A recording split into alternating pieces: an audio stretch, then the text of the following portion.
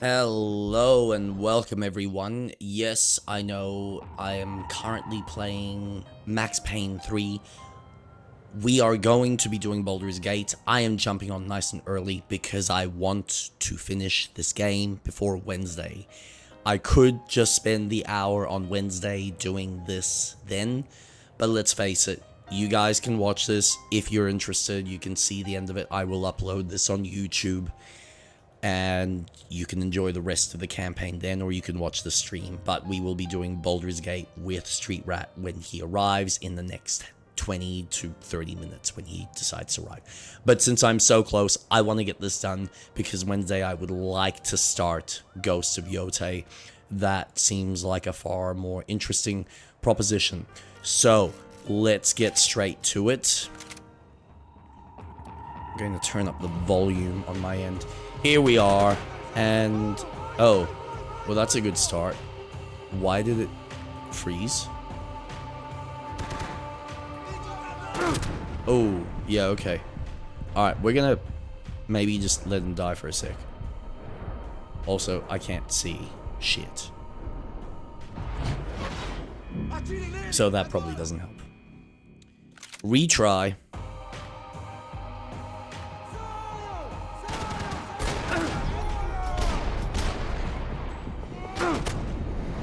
Oh, man.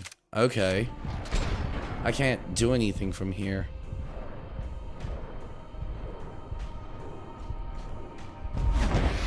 That's very irritating. Ooh.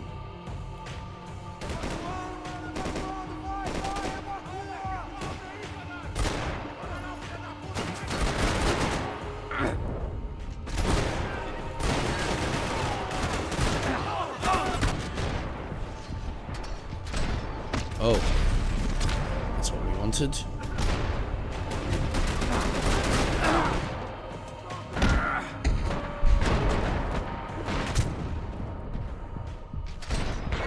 Wait, I gotta wait, I gotta wait, I gotta wait, I gotta wait, there.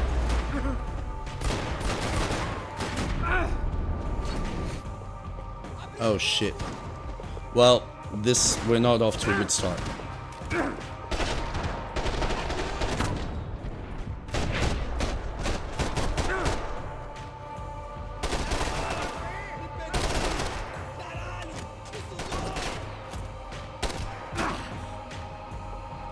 Which one's gonna pop their head out first? Come on. I'm out of ammo. And I can't really do much. Oh, motherfucker.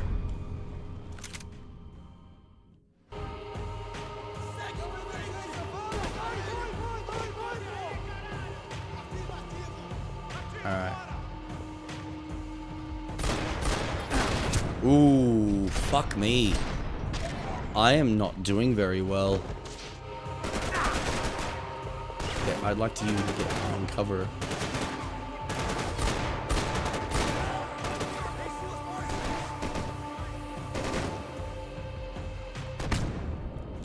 Man.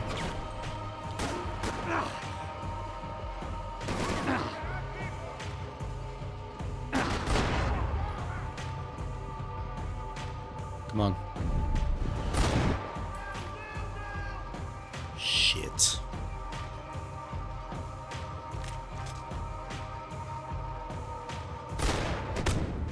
Oh, fuck off. Oh my god. This is bullshit.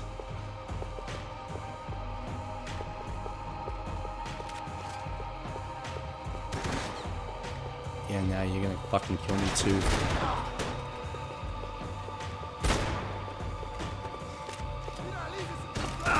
Oh, fuck. Alright, so yeah, I gotta be mindful of those two assholes. Oh, dude.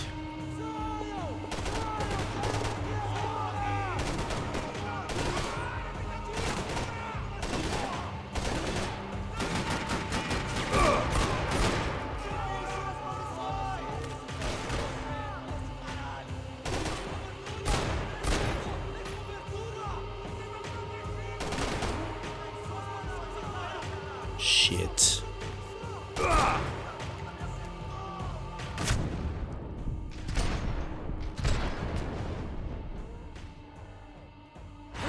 I am wasting more ammo than is necessary for this.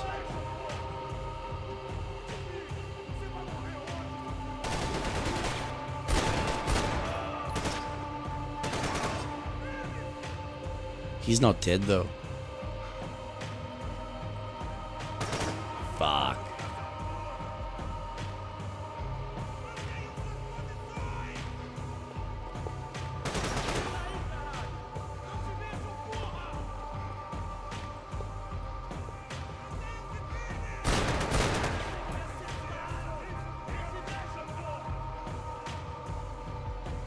Oh my god, this is gonna take longer than I wanted to. Fuck off, man. I know this is the end of the game. Oh my god, don't change my view.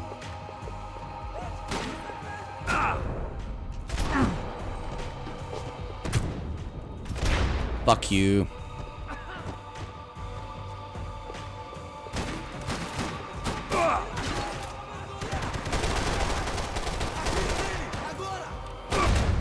Oh, piss off. This is insane. How did this go from being manageable to being a piece of shit of a level? No!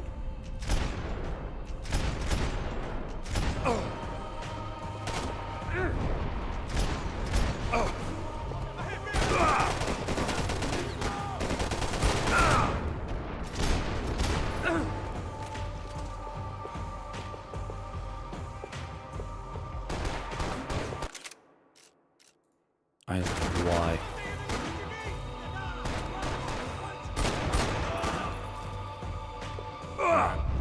Oh, what? From what? From what? How you doing, Impulsive?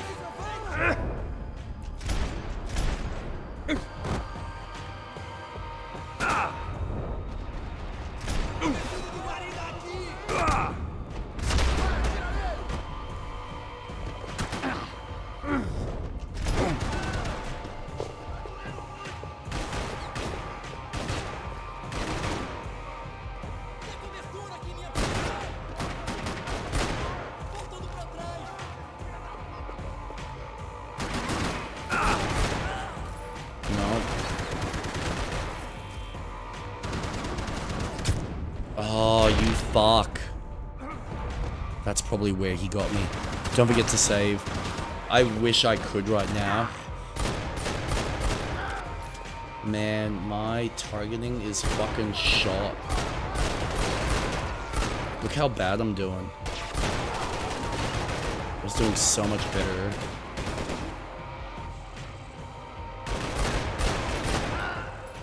Two more.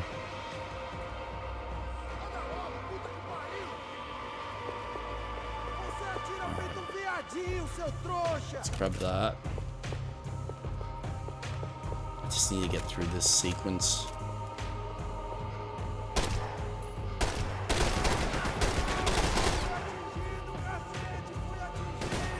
Can you fucking die? Please just die. Don't get up. Don't get up. You asshole.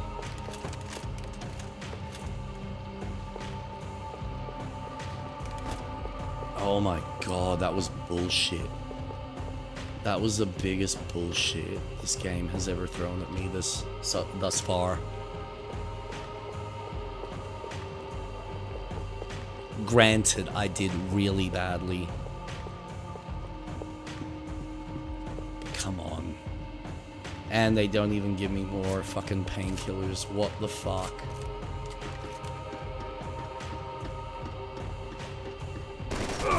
Yeah, fuck you. Of course you were gonna fucking pop out. Sack of shit. How many more guys are there? By the way, if I haven't expressed it, this gun is fucking useless. It is so much worse. Oh, and I gotta do this whole fucking sequence again. I need you to jump, Max.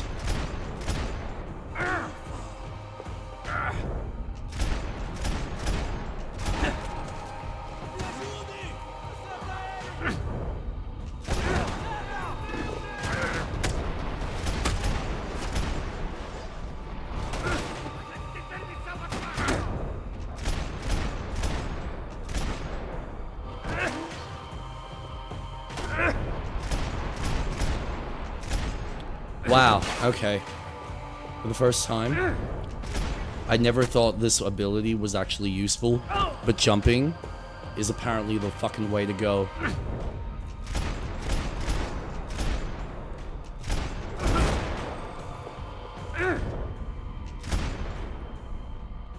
Holy fucking shit.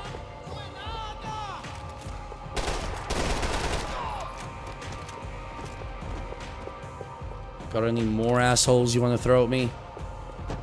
Come on, game.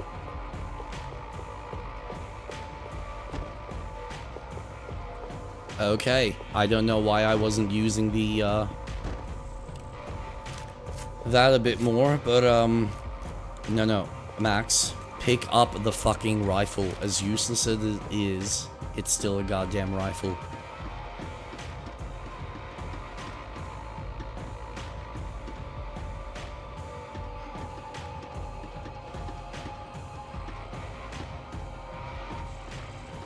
There he is.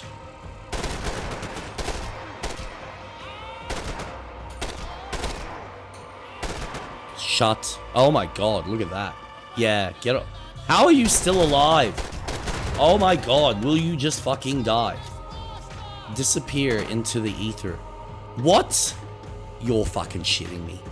I have to go down and fucking kill this asshole. Seriously. Fuck and die. You sack of shit. You were the worst NPC ever.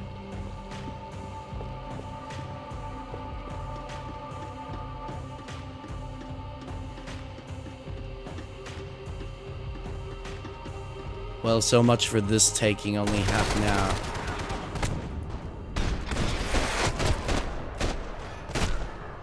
Please don't jump over the thing.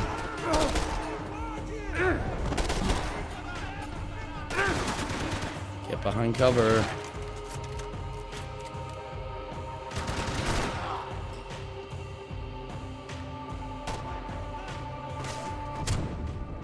Oh, fuck me. I didn't realize he was there. Oh, there's another guy right there. Fuck. Fuck you. Anyone else? I just need to get to the next fucking checkpoint.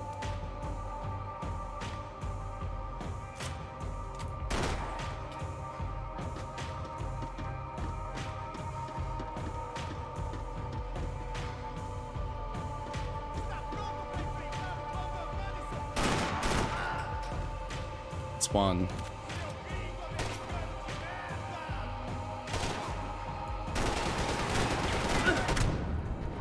Man. Fuck this game.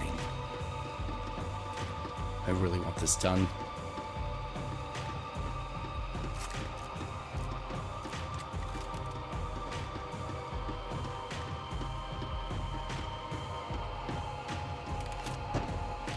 Now all I need is a bunch of these fuckwits just walking through. No? You're gonna give me some respite? Well, that's fucking nice of you. How fucking fortunate of me. Oh, man. This is crazy. Oh, thank fuck. At least it's a checkpoint. With a sunburn, a bag full of duty-free, and a dose of VD. I was making a bet that would put me in handcuffs or a body bag.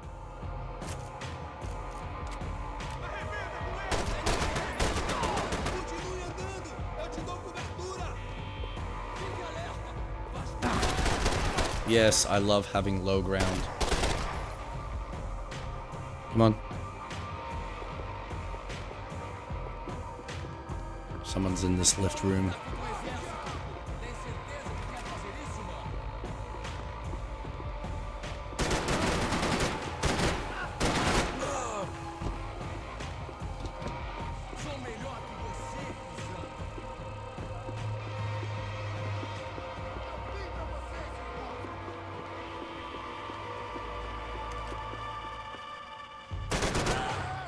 Oh, thank fuck.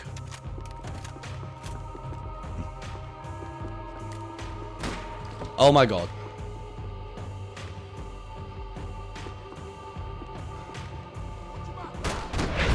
Thank you, Lord. Oh, that is These were so Decker's rewarding. guys. Him and Victor had a private airport to go with their private army and their private Thank you. jet.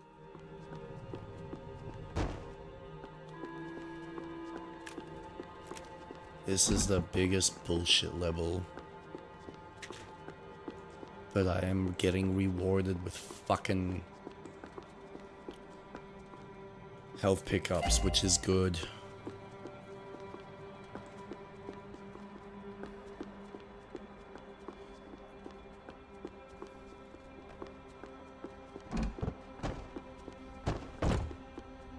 Not that way. The doors lead in the direction of the main terminal. Oh, you were The seriously customer preparing me restroom. something. I could get through to the departure gates up ahead.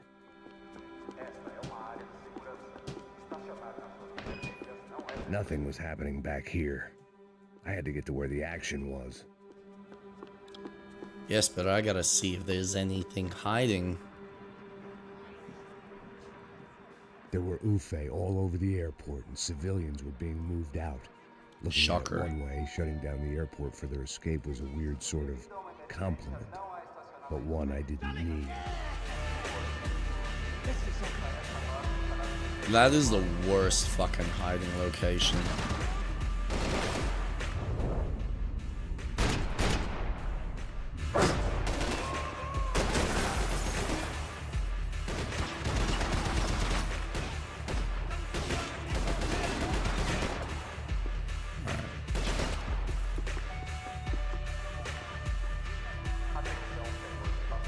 There.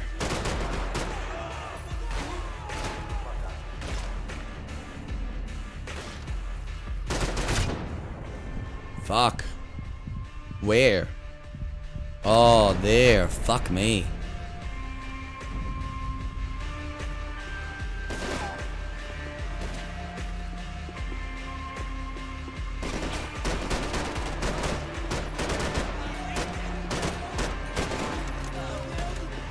Will you fucking die? Where are you? Oh my god, these guys are bullet sponges.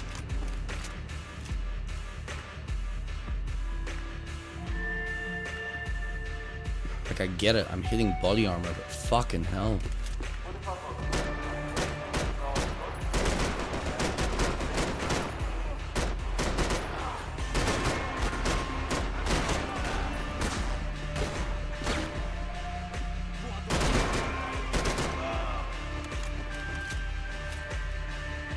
Come on. Show your fucking hit. Now, there's a guy up above me. I just don't know how far.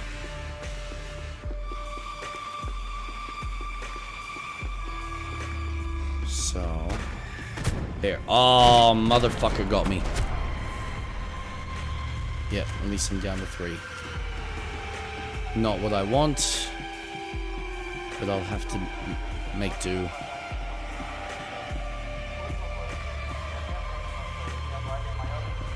The hope is that I find more health vials somewhere around here. Like that. Okay, for some reason I thought this song had a female vocalist. Not a male.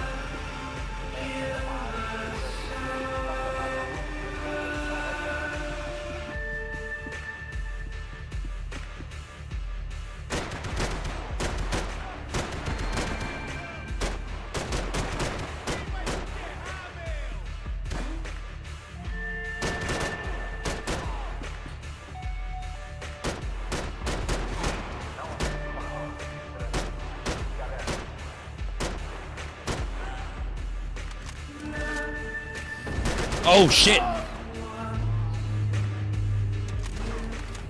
knew it was coming around, but fuck me, that was close. Where is he?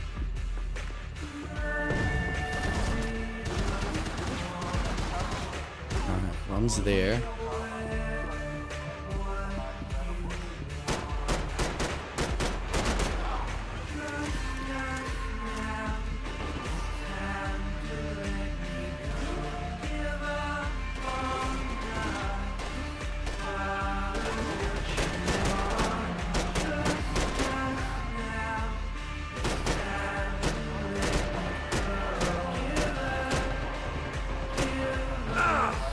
Oof.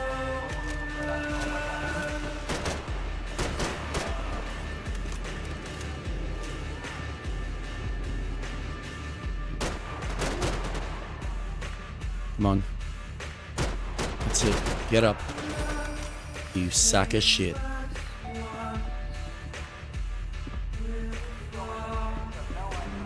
Now.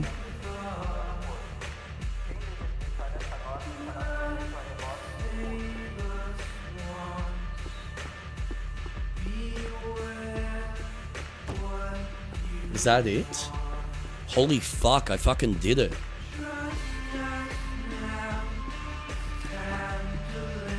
Oh, there's gonna be a bigger guy though. Guarantee there's gonna be a fucking guy with one of those fucking assault. Oh no.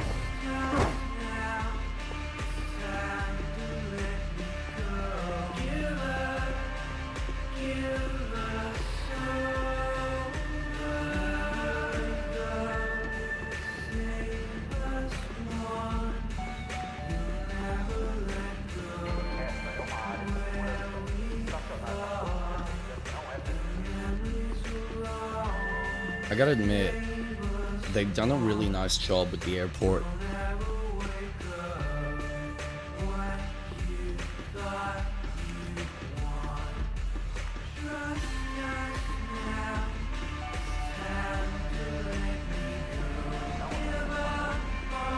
A gate had opened at the other end of the departure lounge.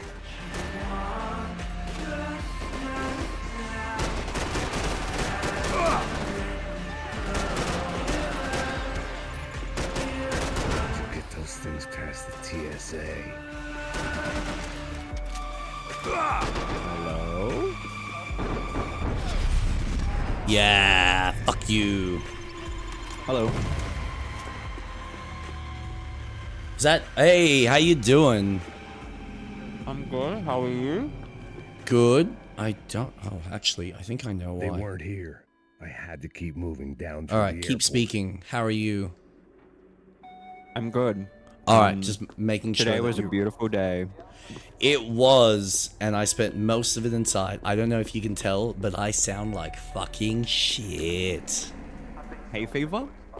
No, actually, a flu. Compliments to Baby Piper, who decided sharing was caring after daycare. So, fun times for me, and Kate's like a day or two behind me as far as her flu and sickness. Oh, You dude. sound good. Oh, I thank you. Yes, I do appreciate having this very raspy, sexy voice. It really suits the ambiance of streaming very well, doesn't it? The tram to the next terminal was down. Some ASMR. Yeah, that's. I'm gonna have to start speaking this low just to make it really sound nice and raspy. How do you boys like it down here? I sound like fuck, what's his name? Oh, I can't even think of the name of the actor. All right, I'm gonna finish. I'm like trying to finish Max Payne 3 so I don't have to fucking do it on Wednesday night. That way Wednesday night's free to just be my Ghost of Yote. But this level is kicking my, it's literally, sorry, I'm just coughing out my lungs. This level is literally the last level, and it's in an airport, and it's, the introduction was such a pain in the ass because you're on a conveyor belt, crouched, and you're in the worst spot with like 5 enemies surrounding you, and they can, out of, like, mind you, I'm playing this game on hard, and it's actually been a relatively cruisy experience. But this sequence is just kind of gone, oh, so now, that's right, you're playing this game on hard. Here's your hard difficulty. We forgot about it back then, but we're going to give it to you now. So suddenly all the enemies are like dead shot accuracy, which is just like unheard of for this whole entire experience. Jesus.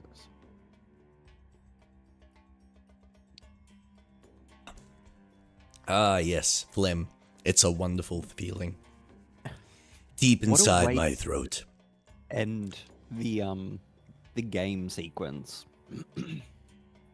Yeah, it's just bizarre, man. It's like, don't get me wrong, it's still hard because there's like they've obviously tweaked things, so you don't get anywhere near as much of the bullet time as you do in the originals. Okay. Even from like a hard difficulty standpoint. Like, I played the last 2 games on hard, and you have far more bullet time that you can play with, which is great. It's fun. It's you're kind of rewarded to use it, and at points incentivized.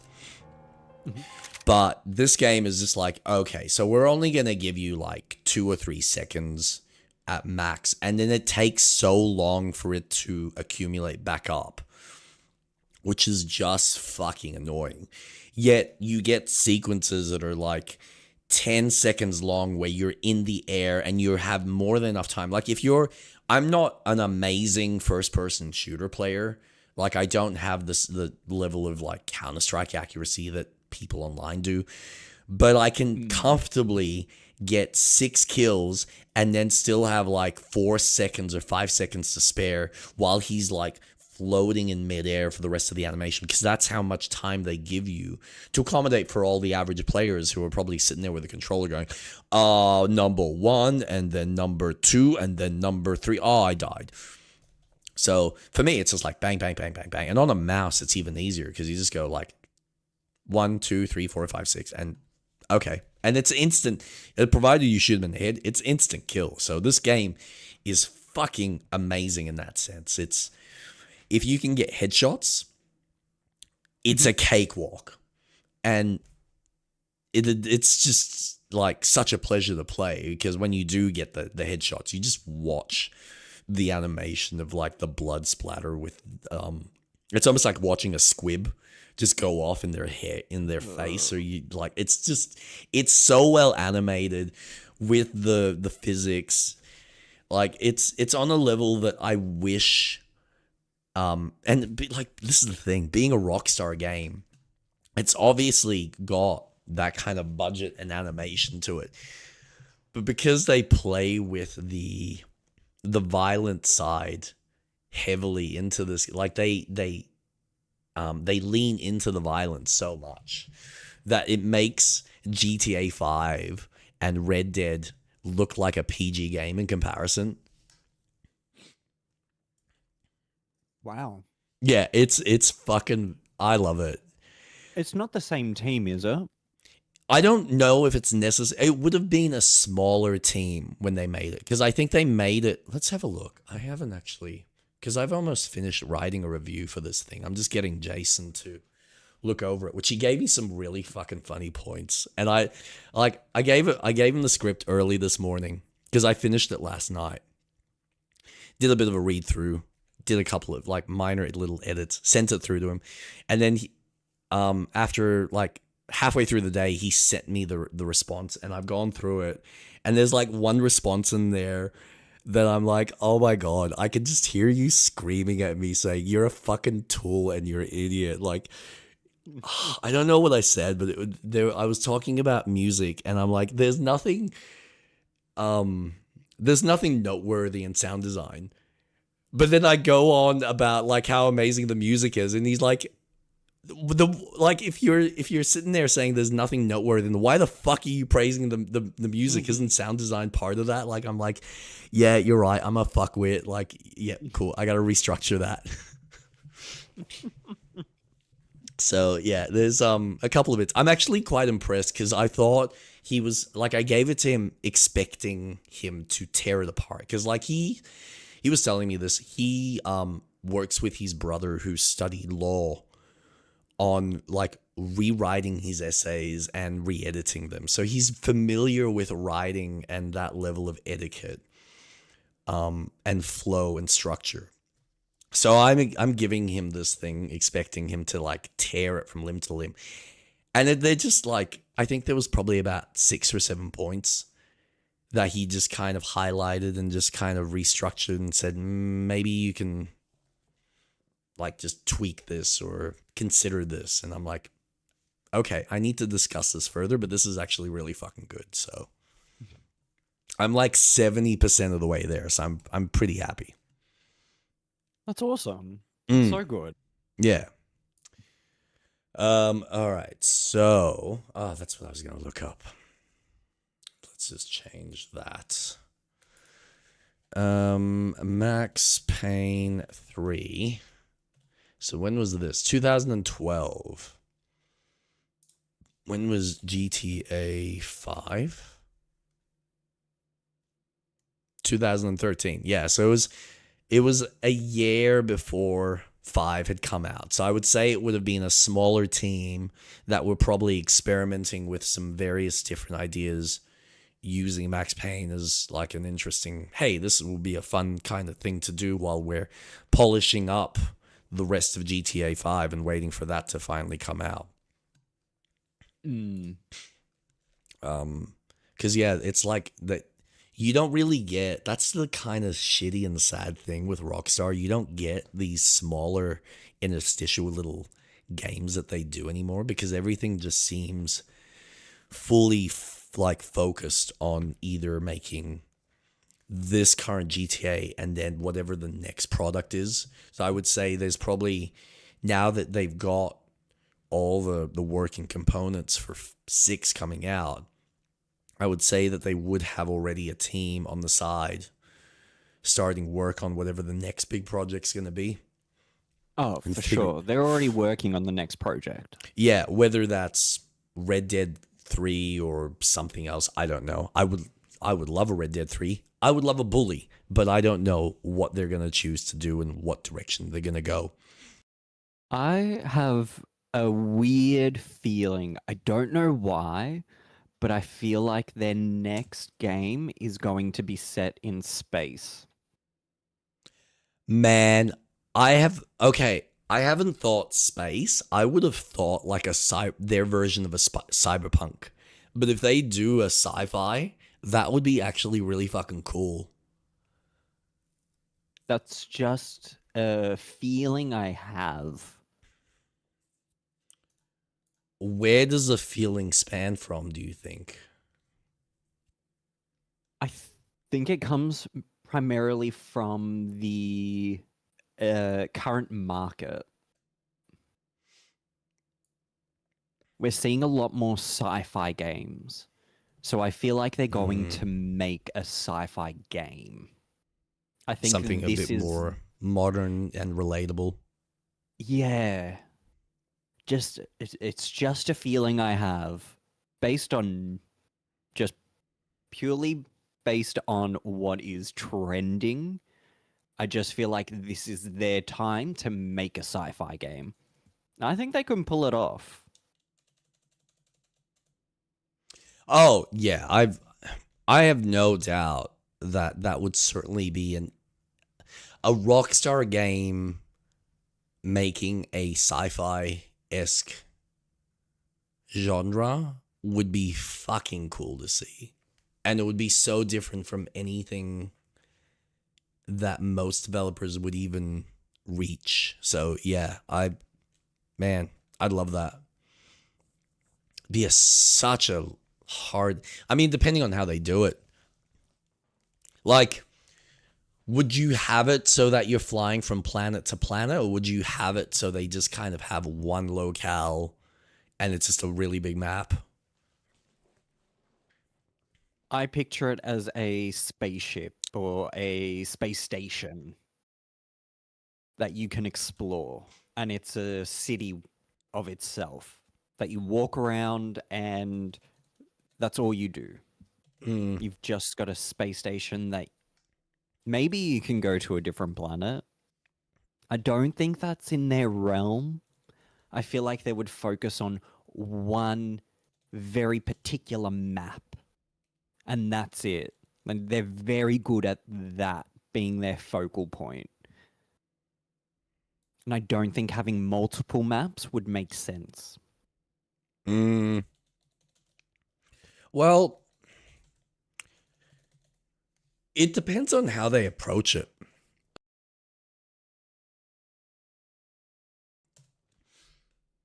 You could theoretically kind of do, I don't know, like you could easily have almost smaller kind of maps. I wouldn't necessarily have them go out of their way to make you fly to each of the different planets. But it would be like a loading screen that would load you from one biome to another. It is very different. Jesus Christ, I'm really dying. Um like I see more of them just approaching, all right, we're going to have our version of a sci-fi world, and instead of it being just on Earth, it's going to be on another planet. But now we're just giving you this very distinct human-esque colony or something set, 100 or 200 years into the future, where you can fly around. You have like the various districts. It's very much like a, single map that you can then fly around in. So you would have some verticality in bigger cities. That way they have the freedom to kind of still play with the same satire that they already have in their universes. Mm.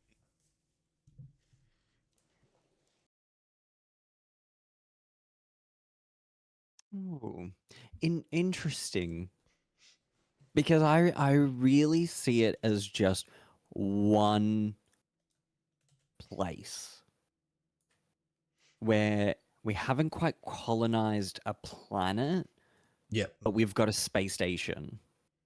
That's as the next step within human exploring space or the greater beyond. I don't think they would do a colonized planet yet, or probably ever. You know what?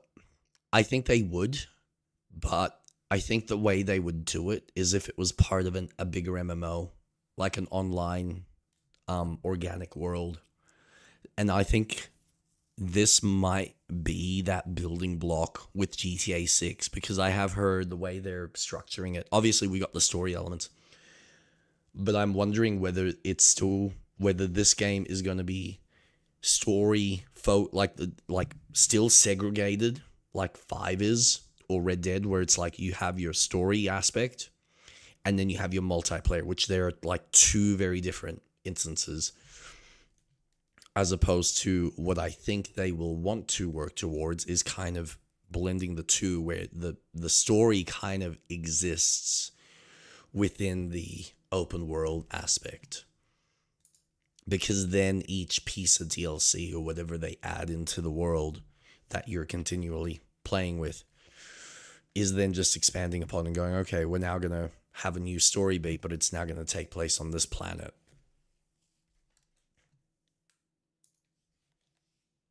Could be cool. Mm, it would be. I'm really in the mood for sci-fi. Yeah, I mean, yeah, I don't blame you. It's, what the hell? Are you there? I'm still here. Okay. All right, that's just my ear that's doing that. Okay. No, I just heard like this popping and a weird, like, high pitched squeal. So I don't know if something changed in the audio. No, that's literally just my ears fucking with me. Yay. Being sick is awesome. Nothing is Isn't it real. just? Nothing is real. Oh my God. This is great. We're off to a wonderful start. All right, we can change that and that to Baldur's Gate 3 co-op and save. And hopefully that updates itself the way I expect it to. Awesome. Uh, Shall we get the game rolling? boop. Cool. I have invited you. Hold on. Let me start the damn game. No, I was gonna say. Damn this cough. What is his name? The Crow. This is where I know him from. No. That's Michael Wincott. Yeah, if I get really low enough, I kind of sound like Michael Wincott.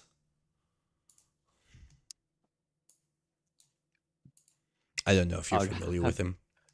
I would have to bring up a video to hear his voice, but it does sound familiar. He does the voice for Death in Darksiders 2. He has... Yep. He's got a very distinct low baritone type of voice with this like husky kind of like he's all down here. You know, when you're like trying to get out of this place, I'm just going to take you out right now. It's yeah, it's really low and ruspy. He played in Nope as the cameraman. He played as the bad guy in the Three Musketeers, like the original, I think it was the Disney version. The good one. Oh, yeah, my favorite. Yeah, film. Like I know it's not the original representation of the story, but it's like the best version that Hollywood, in my opinion, has actually fucking produced.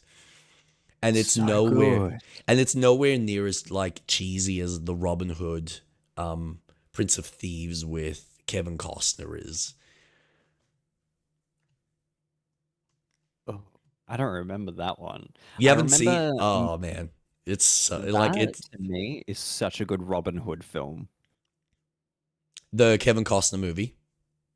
No, the Men in Tights. Oh yeah, I mean, but that's kind of, so they play on this joke. They kind of point this out because you're watching Robin Hood and you got Kevin Costner, who's clearly fucking American, playing a British character, and of course the Men in Tights actors, like, you know, I'm Robin Hood, but I'm like at least British. Because up until then, most of the actors that had played the character had always been American, or like even fucking, what's his name? Sean Connery played him. So you had an Irish person playing the character. It's just like all over the show. Scottish, sorry. But yeah. Dr. Osmond. Fuck, I don't even remember. Oh, he's uncredited. That makes sense. Prophet of Truth in Halo 2. So yeah, he's got quite a decent filmography, but he's got a very distinct kind of voice. Now, oh, I should probably change that. Play. I'm sure people would like to see my Baldur's Gate. Would you like me to send you another invite? I think that should still allow me. Why, yeah. Waiting for host to accept my invitation. Sweet. Oh. Kate did give me. So she's got like this numbing spray for the back of the throat. And I haven't used one of these things in so long, so I forgot what like the feeling and the experience is like, but I've sprayed it. And I don't know what I was expecting. I'm like, okay, it'll just add some coating and it'll feel nice. No, I didn't realize it actually like starts to numb it. Now, it doesn't last long, but it's like with that moment where you realize, hold on, it's like I don't feel anything in the back of my throat. That is such a weird sensation to have. So, yeah. No, that was cool. Okay. before we get into our various conversations, what do we want to do? Like, do we want to check out this goblin camp, or do we actually want to go down, since we're already on this side of the bridge, down around and to that quest marker? Let's head towards the quest marker. And have a look? Yes. All right. But I would recommend going where I'm going. Yeah. Okay. Oh yeah, I'm not repeating what we just tried. That was something out of fucking. Yeah. No, that was interesting. Oh man. So, did you get up too much today? I have. Oh, what have I done? Jeez, I played some more Final Fantasy. So I'm. How are you going not through finished with that? chapter You should no. 11. You should be finished with that. Perception failed. What kind of perception check is there? Hey, there's a rock here.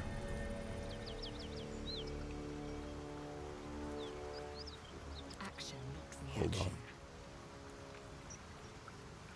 Can I move it? Alright, so, like, no. I need to, like... Oh. Can I pick it up?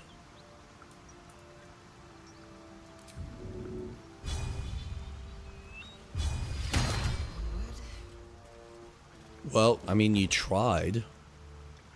Oh, here we Oh, go. a bloodstone.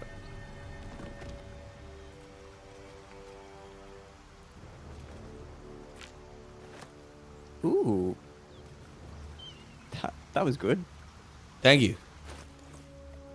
I I can give it to you. Like, I think I've got Oh. another one.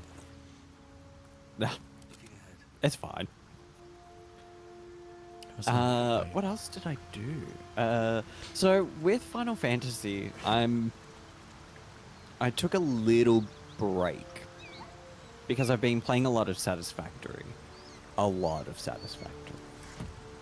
A lot. That game has become your new obsession, has it not? Oh, it's so good. So I have played a little bit. I played a lot during the stream, and I am now in the planning stages of making a forever factory. So I will be able to produce enough power to last me the rest of the game.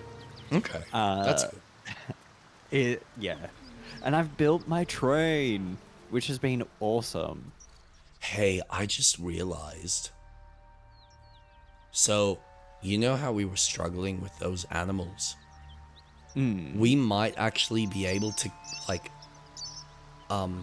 attack them from both ends and sneak up to them Ooh, ambush. if we want to. I'm just thinking, because I'm looking at the fact that we're literally on the other side.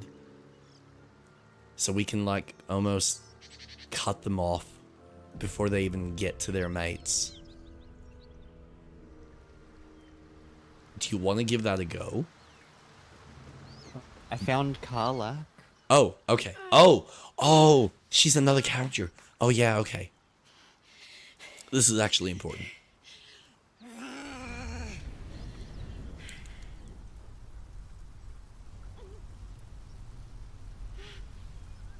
One horn. This is the devil Will has been tasked to kill. It's not with us. Okay. Sorry, I was Ooh. playing with the volume. No, that's Are you alright. alright? Try to douse the flames. She looks dangerous. Watch her carefully.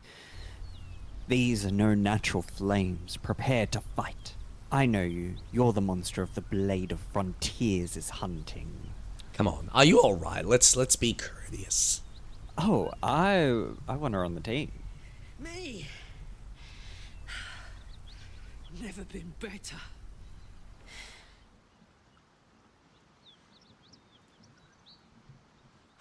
me. It's you, from the Nautiloid. Please tell me I found you before those so-called paladins of Tyr did.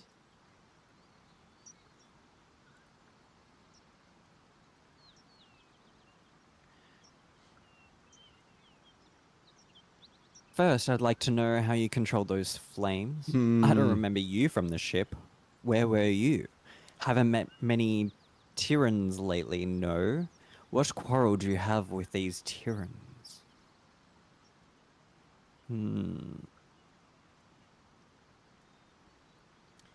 I'm feeling we number go- 3, but we can do number 1.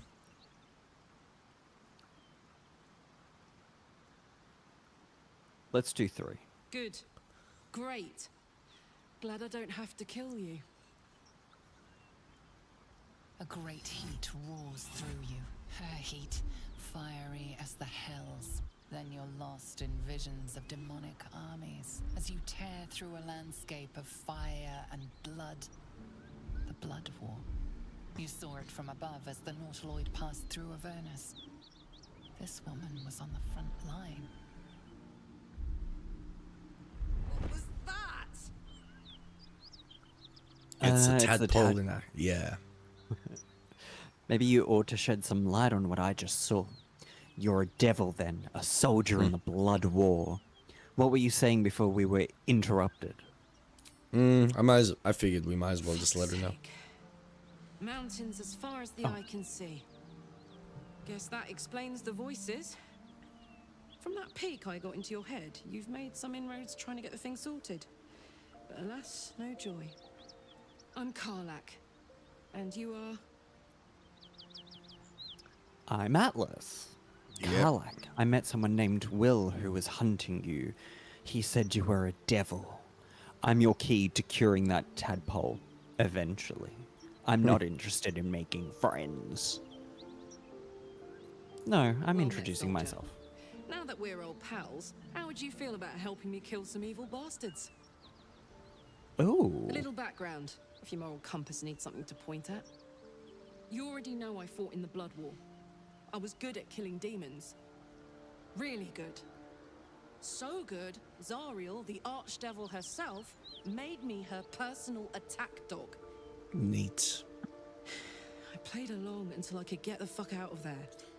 Took me 10 years to properly escape, but now I'm free. Zariel sent goon after goon to hunt me down. But believe me when I tell you, I'm not going. The latest yappy little dogs she sicked on me are nearby. A group of dopes posing as paladins of Tyr. Want to help me take them down? Ooh. Let's send them back where they came from. So you want me to kill the people hunting you? Why should I do your dirty work? I have my own problems. I don't need yours.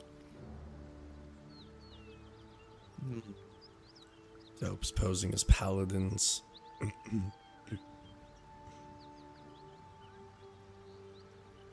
Shall we send them where they... Yeah, you know from? what? I feel like we're already playing very antagonistic. Like, we're chaotic. We're like chaotic neutral or chaotic good. I don't know. Fuck it. Fuck yes. They cornered me outside the toll house. And just she's up the road. fucking badass. Felt Like, they'd I... gone far after Yeah. the scorching I gave them. Mm-hmm. After we've mopped them up, we can work on evicting this parasite and take Faerun by the short hairs. Sound good? She's, perhaps a little rough around the edges, but I suppose I can be smooth enough for two.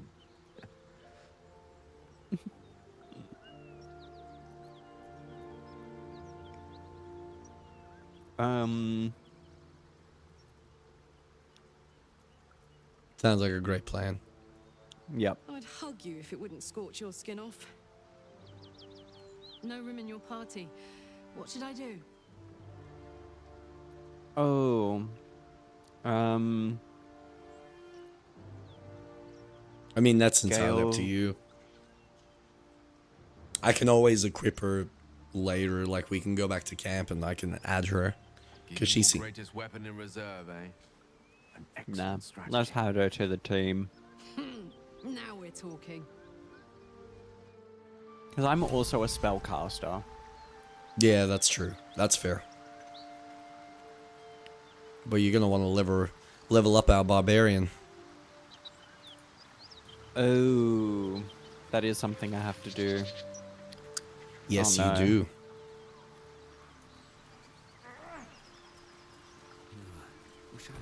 I'm just putting that away.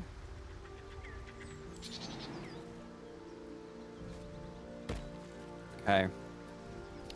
I don't know what to choose. Level 2. Health increased. Class features. She's got danger sense. You sense when things aren't as they should. You have advantage on deck saving throws against traps, Oh, spells, no and way. surfaces. To gain this benefit, you can't be blinded or incapacitated. Actions. Relentless attack. 4 to 15 damage. 1d12 plus 3 slashing.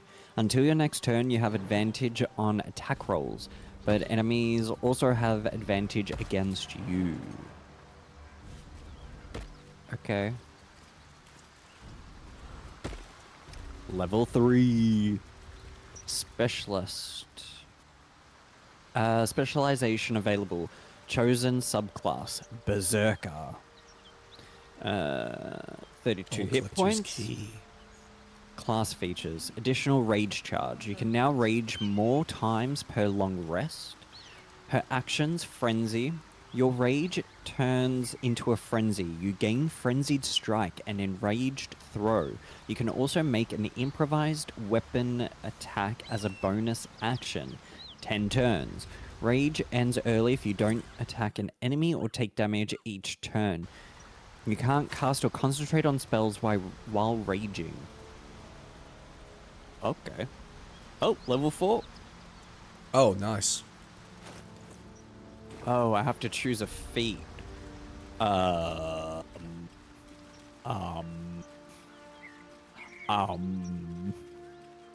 What kind of Okay. feats? Oh, shit.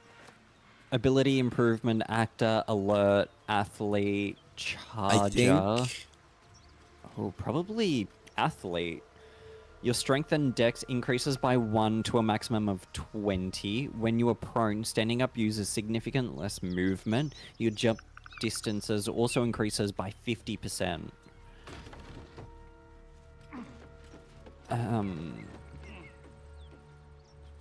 I think that might be a good one. Wait, are you a shopkeeper? Oh, fuck yeah. Something's on my mind. Need any supplies? We've fewer mouths to feed now. Oh, you fool. We'll destroy you. What? What the fuck? Oh no. Okay, I wish I had gotten you to save. I mean, I know you did.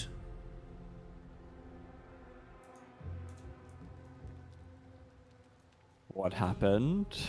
I, might have just talked to a character and I thought that they were just going to, you know, be, pretty cool.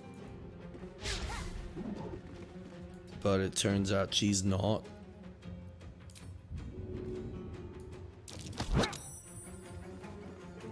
Honestly, that's fine. Let's see where it goes. When making melee weapon attacks, you roll your damage Jack dice Coupland, twice. mess her up, man. That's the plan. Who are these fucking retards? Oh no. Oh, there they are. This is going to turn out very badly.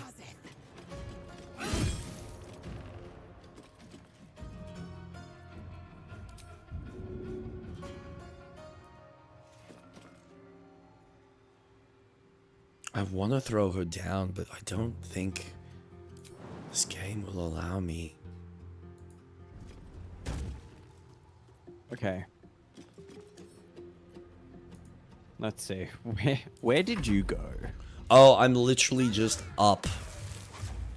Oh, you went up the ladder. What Okay. the fuck have you done? What is that? Hold person. 10 turns. Oh my no. god. Oh, I'm in battle.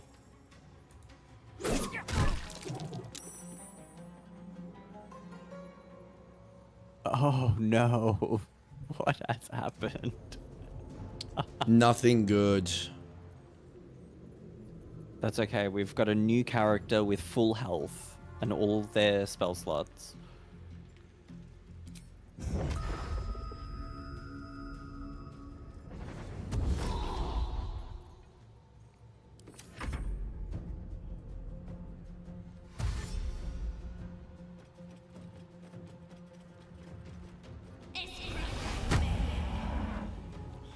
Oh man, she's really fucking up my fighter. Okay, that's good. That's good. Okay. Oh no. Yeah. Okay. Can I go yet?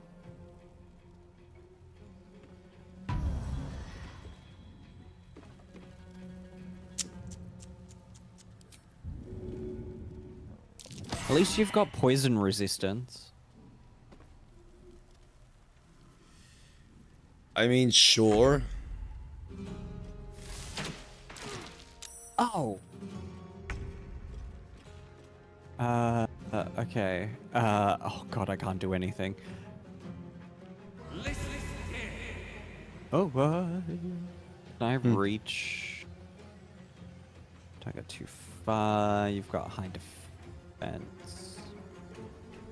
Oh god, what can I do? What can I do?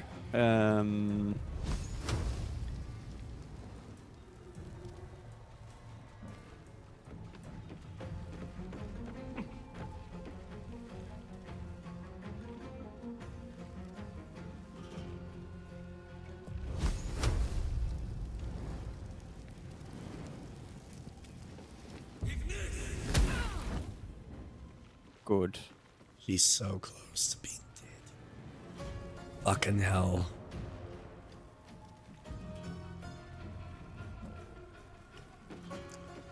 Come on, biatch. Ooh.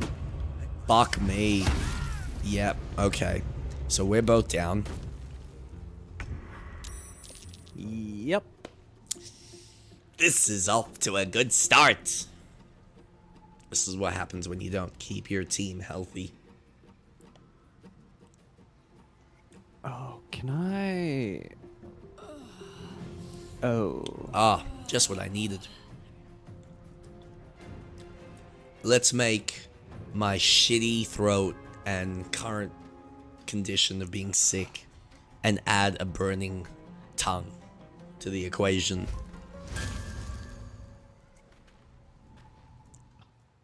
Do not have anything that does...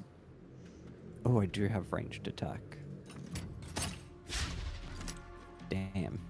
It sucks because I feel like we're really gonna have to have these characters take a break. Yeah. Yes. Oh, yeah. Oh. Okay, I can... Technically, action we can do it, but yeah, I'd probably need you up here so we could deal with this one bitch before dealing with... Oh my god. Level 5? No. These guys are fucking retarded. Fucking Yeah, hell. I don't think we're ready.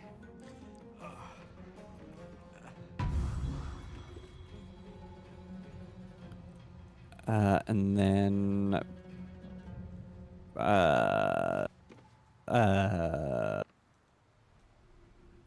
That's all I can do. Thanks, mate. Oh. Dude, yeah, he's fucking... Oh, did he just kick you? What an asshole. Wow, this guy is a douche. What a douche.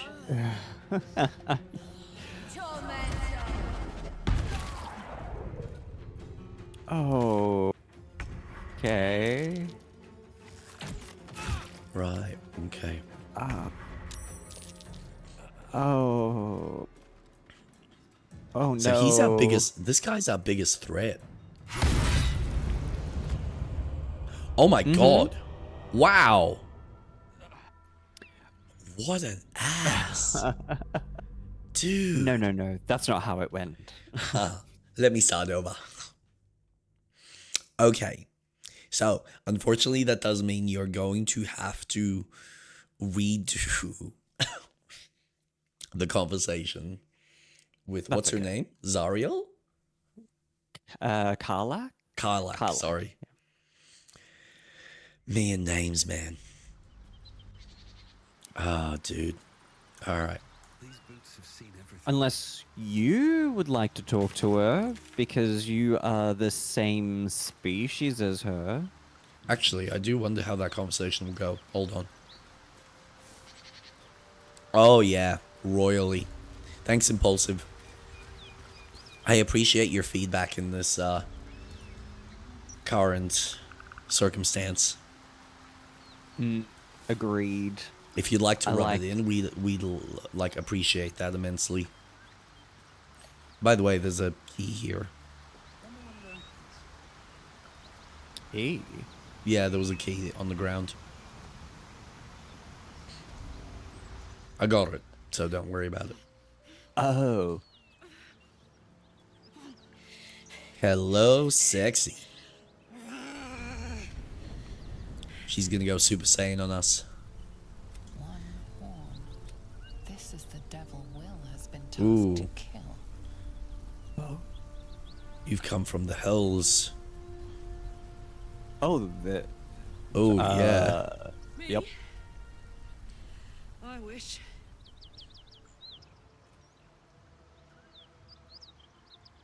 Met some of the Elturians who got trapped in the hells, though. They did less time than me, but no easier. Well, there's a bit more Fuck me. context. It's you, from the Nautiloid. Please tell me I found you before those so-called paladins of Tyr did.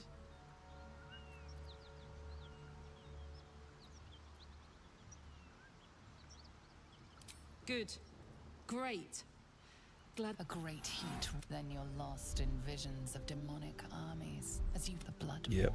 That's all the same. What was that? Fuck's sake. Mountains as far as the eye can see. Guess that explains the voices. I'm Karlak. And you are, well, I'm met, Lucian. soldier. Now that we're old pals, how would you feel about helping me kill some evil bastards? A little background, if your moral compass needs something to point at. You already know I fought in the Blood War. So good, Zariel. I played along until I could get. Zariel sent goon after goon to hunt me down. But believe me when I tell you, the latest yappy little dog she sicked on me are nearby. A group of dopes posing as paladins of Tyr. Want to help me take them down? Fuck yes. After we've mopped them up, we can work on evicting this parasite and take A warrior who winks at her foes while she slays them. You'd be a fool to refuse her. Sounds like a great plan. I'd hug you if it wouldn't scorch your skin off. Looks like your troops all trooped up. You'll need to send someone packing if you want me to join.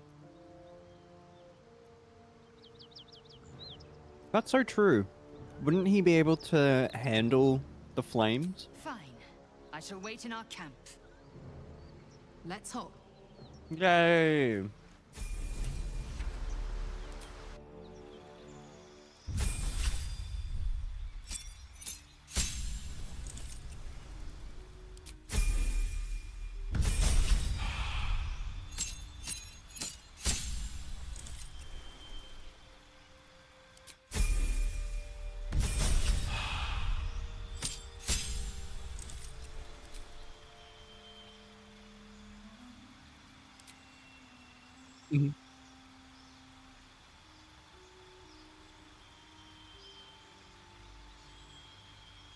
Oh, okay.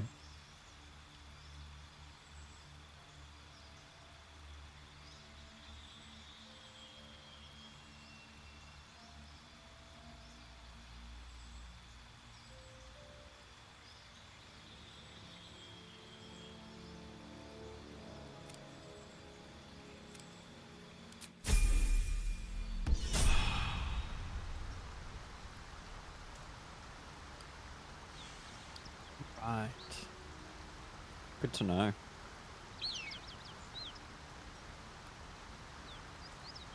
At least that's the way I've been told, because otherwise you end up making these characters that have all these abilities but have none of the power behind them. Yeah.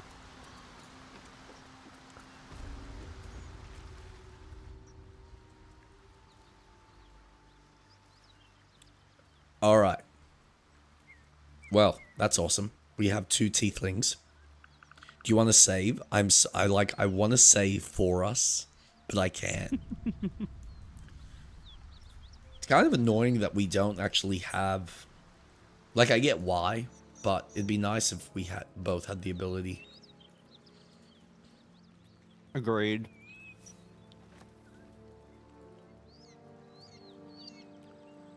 All right, hold on.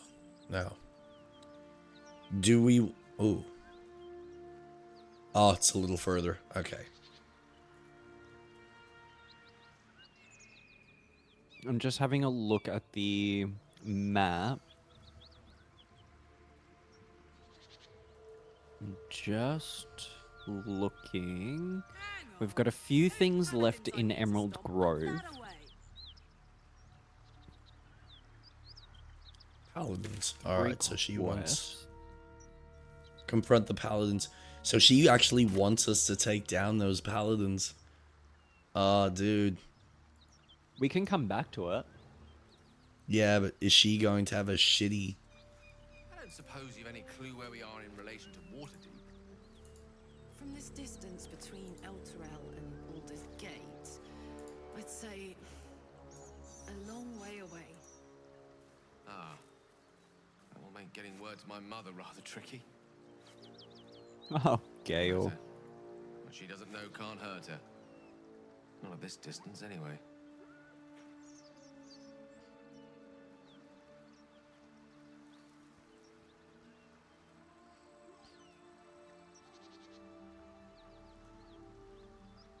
Gates closed.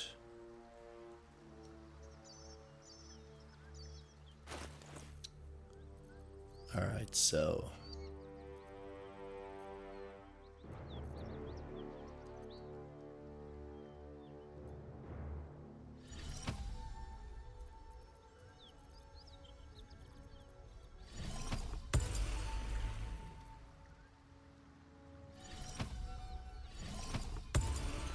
Huh. That's how it works. Oh, it's a poisoned apple. Okay.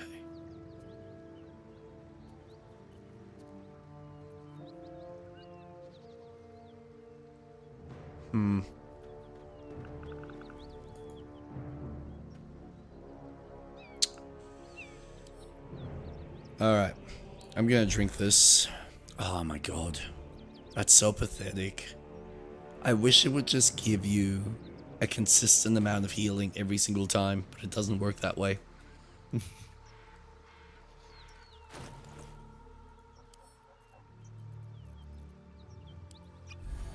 Alright, that'll do. Do you want to save?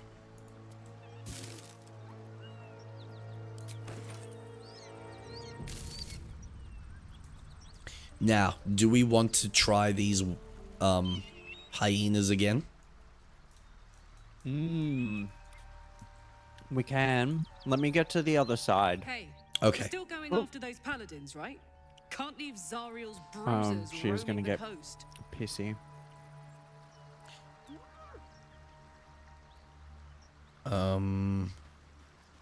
Right, don't worry. We'll go after them. Good news. Can't wait to see him finished. Cool. So she just needed a conversation. Okay. She good, needed good, good, reassurance. Yeah. Yeah, that's fine. I'm happy to reassure the bitch. Yeah, Oh, man. that devil. So aside from oh, and once you get to the other side, you're more than happy. I'm happy for you to save. That way, it's like this is where we start. Mm. And attempt Yeah. the run. Aside from Final Fantasy and Satisfactory, have you been playing anything else? I'm currently going through a phase where no game is satisfying my cravings until Pokemon comes out. Oh, yeah, okay. I'm When's that? I know that October feeling. 16th. So, like In 2 2 weeks. weeks? Yeah, Yeah. awesome. I haven't been this excited for a Pokemon game since Legends, Yeah. Arceus, and Sun and Moon. Oh, those 2 games are my favorites. They are honestly so much fun. I am so excited. I don't care about what people are saying about the buildings look textureless and boring. Okay, I'm gonna be running around. My focus is gonna be on the Pokemon. I don't care what's around Yeah. me. I just Yeah. want to catch. I just want to battle. I want to play this new battle system that they've made. I want to test it out. Like, this is them finally breaking more of their mold. Yeah. Be excited that this is finally something new. While they're keeping turn-based for the Champions game, which will be that multiplayer game that will have all the game mechanics and everything, all the Pokemon able to be in it. Well, Well, maybe not the most. ones that are illegal to use, like Rayquaza, but I cannot wait to see what Legends ZA brings. The latest trailer got me really excited because it was just a quick overview of what to expect while dropping little things, seeing that graveyard and a Ghastly there. I was like, oh, yes, I'm so excited to catch him. Can't wait. I'm honestly really chuffed for it. And at the moment, no game is satisfying me because it's just like, yeah, I just want to catch Pokemon right now. Yeah. Yeah. But other than that, Saints Row, I've been playing the 2022 Yes. one. Yes. Yes. You were telling me that last week. How are you finding that? Really fun.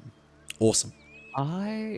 I think it's a solid entry to the game series. I think the community for Saints Row, because I read through their subreddit for the remake, just to see how I'm playing it compared to other people. Yep. By the way, did you save? Let me just quickly check. Yes. All right, cool. Should I take the ones at the top or No. focus on the Let's focus on the bottom ones because we want to stab these 3 bodies as quickly as possible and prevent any of them running up the hill, because then we can focus on the ones up the top in a very different manner. Well, I am kind of in position. I'm currently in stealth. Yeah, same. Carefully now. I'm assuming you pop down to save. Yep. Yeah, alright, cool. Just so I don't do my usual thing of moving in without... Oh. He's moving a lot further up than I thought he would. Gale, I'm sorry, we're gonna have to detach for a momento. Do you have a potion that you can pop?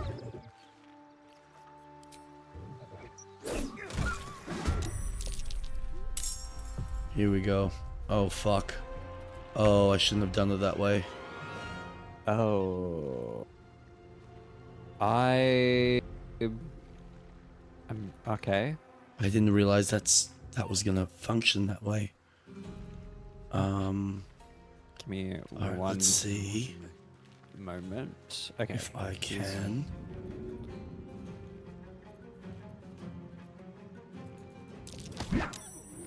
Awesome.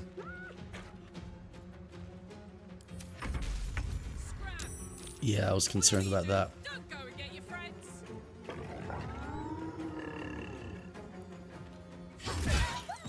Awesome.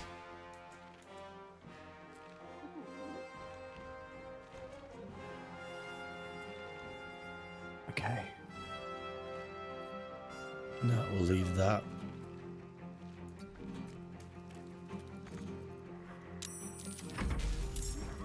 Oh, fuck.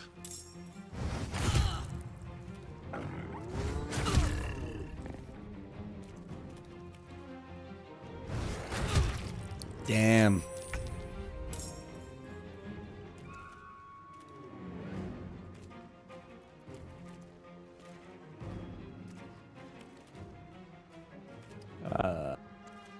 Oh.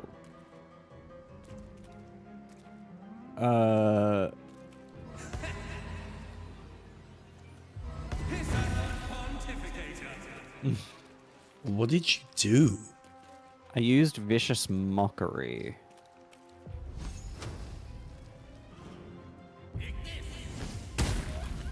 Oh, nice.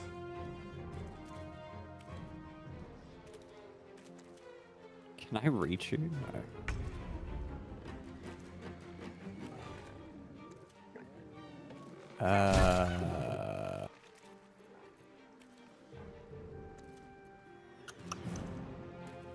Secondary resource combat.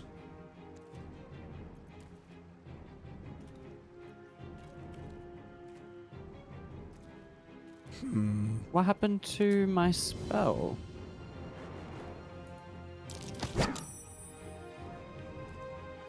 Alright, so that really does nothing for me.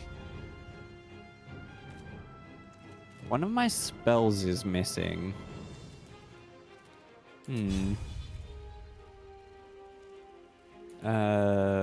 What are they weak to?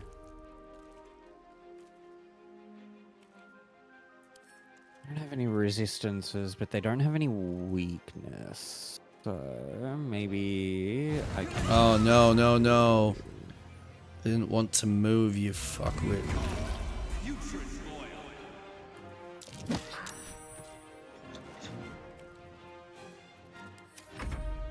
Oh.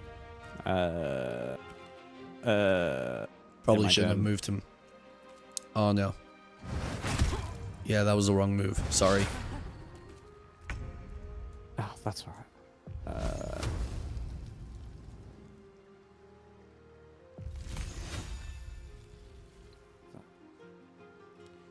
Deal with the one that's closest to you. Oh yeah, for sure, for sure. Oh, come Damn it. on. That's bullshit.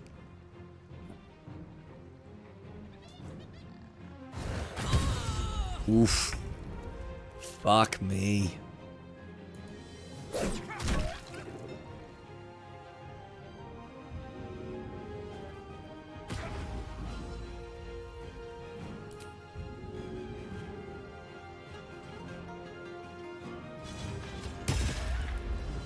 Okay. Nice. Oh my god, what is happening? Okay, that's good. That's good. Nice.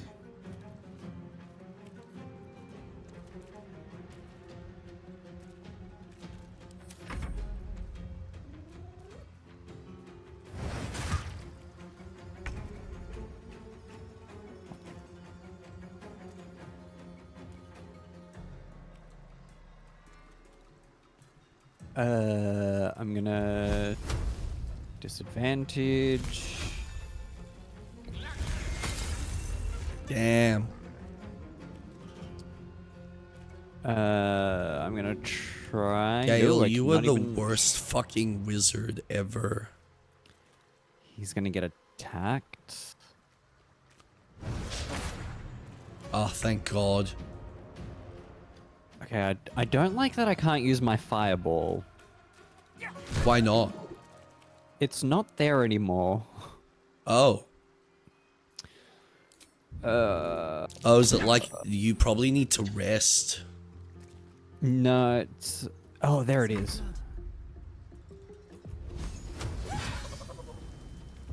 I will say, she's fucking strong when she gets a hit on. I imagine once you get her in frenzy mode, she becomes insane.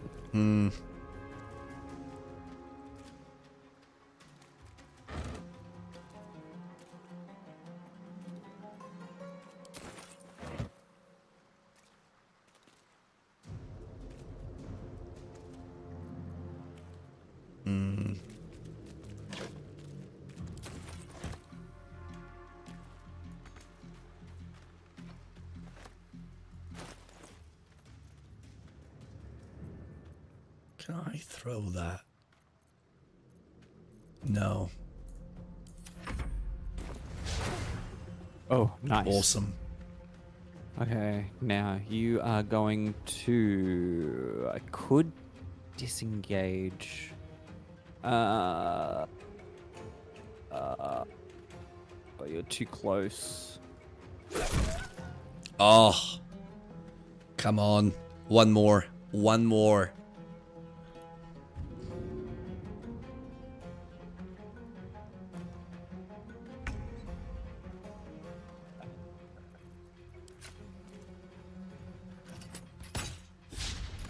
Oh, come on. You're an asshole. Heating up. Actually, I want to... Oh, nice. That's perfect. Oh. Wonder how many more newborns are around.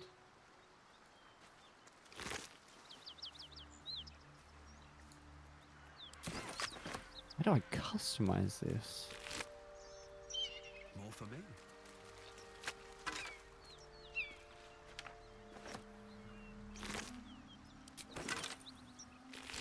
Moving in. Quite exhausted. A good night's sleep would do me wonders.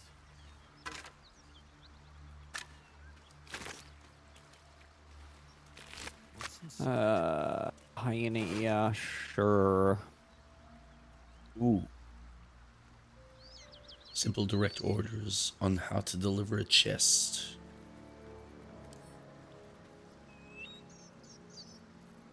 Examine.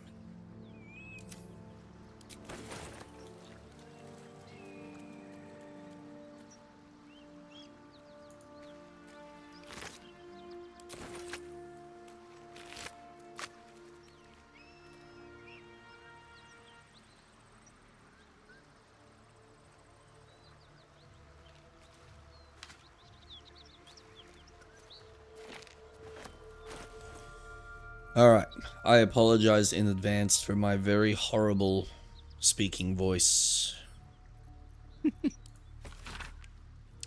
Baldur's Gate, a bastion of commerce and culture, rewarded only with corruption and catastrophe. Crime, poverty, taxation, burdens unfairly heaped upon the shoulders of the common citizenry. Thieves and outsiders grow fat on the teat, while native Baldurians starve in the streets. For too long, the Grand Duke and his parliament of peers have left our gate unguarded.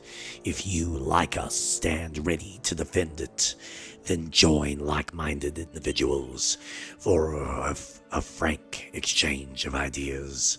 Join the keepers of the gate.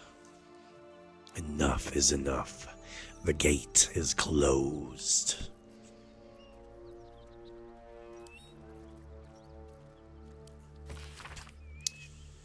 That was good. Thank you. I got more.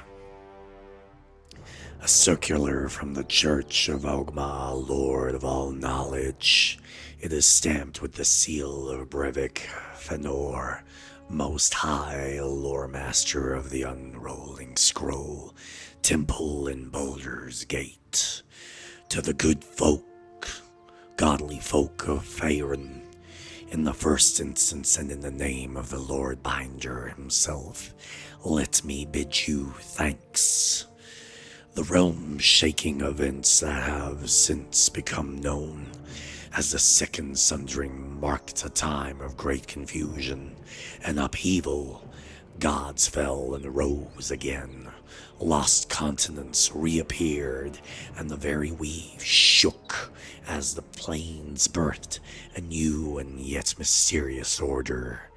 Such chaos is often anathema to God Gogma's sacred pursuit of truth and knowledge.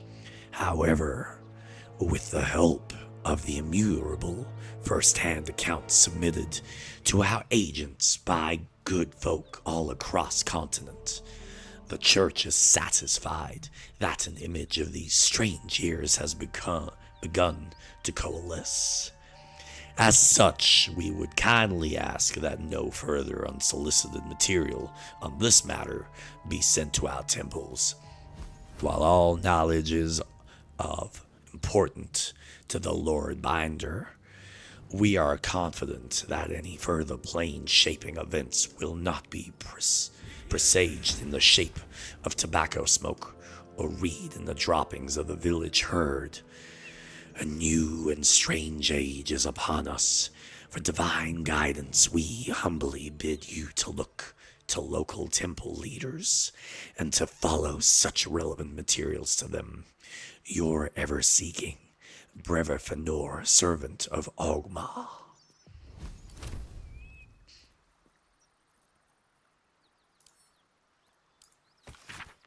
Ooh. Deliver the chest to me unopened. Read the first sentence again. Open it, and I will know, because you will be dead. This is not a threat. This is what will happen if you open the chest.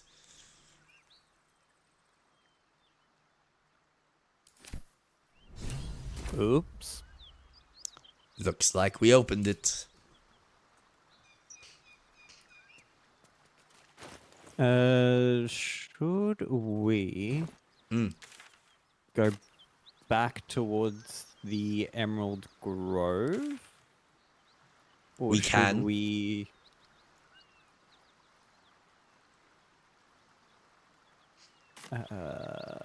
What are you thinking? I'm just thinking because they're time sensitive, so every time we long rest, that story will progress. As opposed to everything else. Yeah, I mean, sure.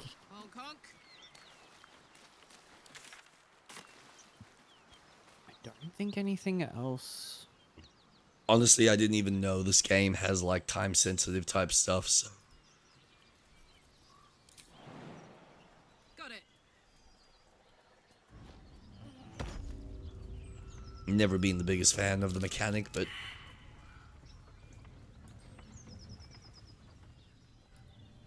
Open up. So confused. Why did my hotbar change?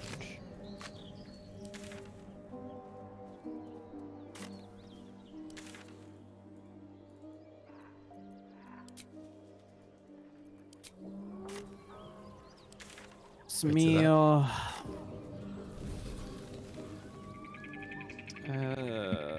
what are you complaining about? My hotbar changed. I've lost the 2 potions that I had that I split. Now they're not showing up. My cantrip to use Fire Blast is gone. Baldur's Gate 3.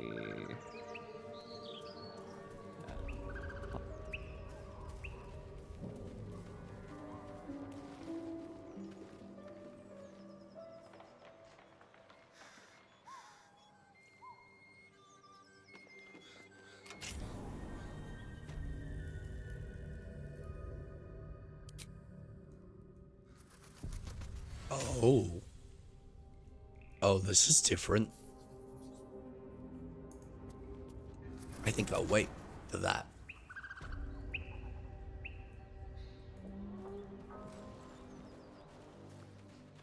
Let's go 3. Missing cantrip.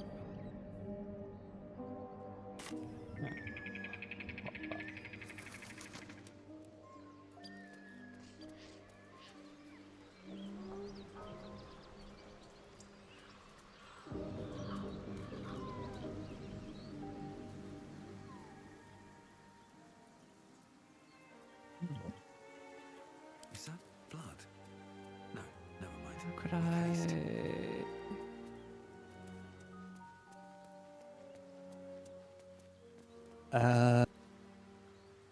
I did it! Awesome. What did you do? I figured how to get spells and cantrips into particular parts of the. Oh, the toolbar.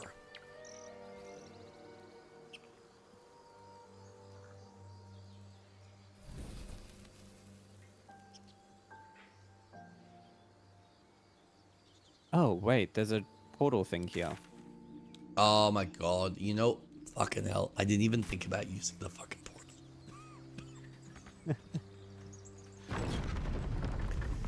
And I'm sitting here thinking, God, wouldn't it be cool if there was like an actual fast travel system? There fucking There is. is. Yeah, I'm an idiot. Love it. Love it. Emerald. So yeah, Scroll. honestly, man, I haven't been playing too much. I was obviously doing Fantasy Life I, and I've Have gotten you further. stopped? Yeah, I think I just hit a certain point, so I'm putting it aside at the moment. Just because, hold on.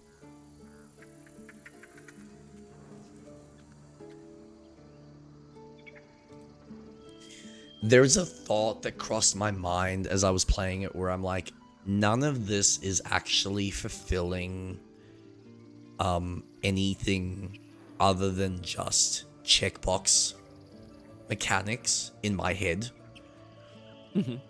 So like the story is inconsequential for me. It's like, okay, shit's happening.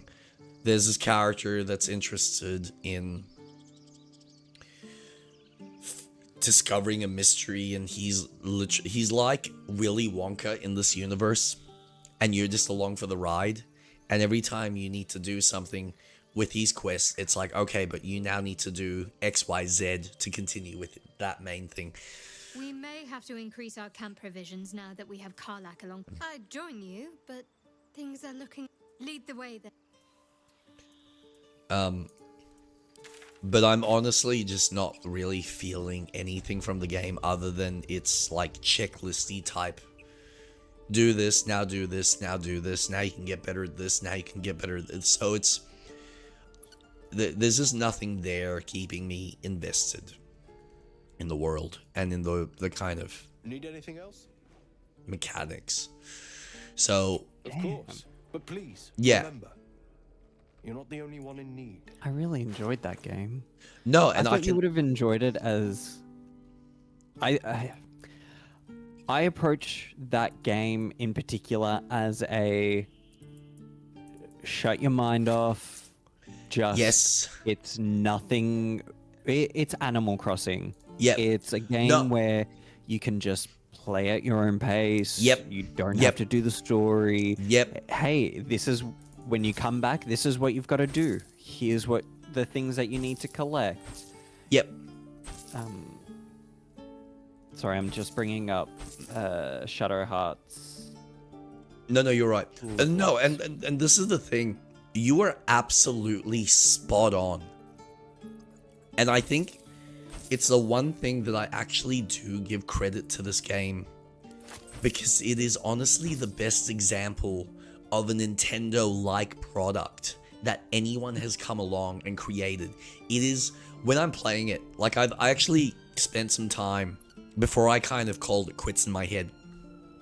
Because so this was the other thing. I finally, once I did this section of the map that I fully explored, and I'm like, where the fuck do I get the iron ore? And I had to look it up on a walkthrough to figure out that there's a specific well that you have to go down. So it's not like a main resource that's in this new area. You specifically have to go out of your way, down a well, and then grind it there because there's no easier access to it. So it's not like this easy. So other than continuing exploring the main open world of Gargantua or whatever the fuck it's called. Ginormous. Whatever fucking unobtainium like fucking Avatar uses, like bullshit, you know, unthought of naming conventions. So that space, when I looked up on a guide, okay, yeah, there's ore all the way up in this top little corner on the right. And as I'm exploring that space, I realize this map throws you in the wrong location. It is not, it's weird, but then I love it at the same time. And I love the fact that it does kind of just go, we're going to give you this world. We're going to actually make all the zones low level. And then as you play through and you do these little interstitial fucking quests on the map, you have control over how difficult you can make each of those zones. And I thought that in itself is such a Nintendo-like approach, and I think it's fucking dope.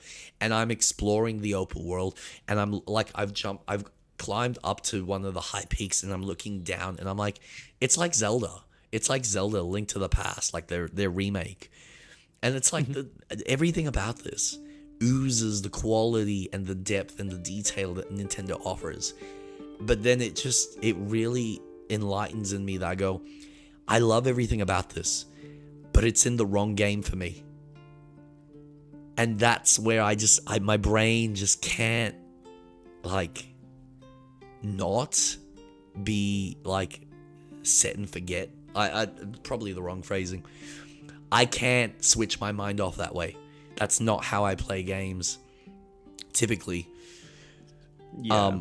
Like, it's just not me. Unless I'm playing something like that while watching a show, but even then, I'm still more focused on the game than I would be on the show, or vice versa. So it's like, well, now I'm just not really getting the full sense. So I love really getting deep into it. And when I get deep into this, I just go, there's nothing there. This will be a fantastic game for, like, yourself. I completely understand. And for other people that like something to play while they're watching or streaming something. So it's a wonderful game. And I think for the price, it is expensive, but there's so much game to it that I can't argue the price that they're offering, plus all the multiplayer aspects to it, which is really cool. But it's just the wrong mechanics, or the right mechanics in the wrong kind of game for me. So yeah, I highly recommend anyone that's into this and doesn't have a Nintendo Switch, pick it up on Steam, pick it up on PlayStation or Xbox.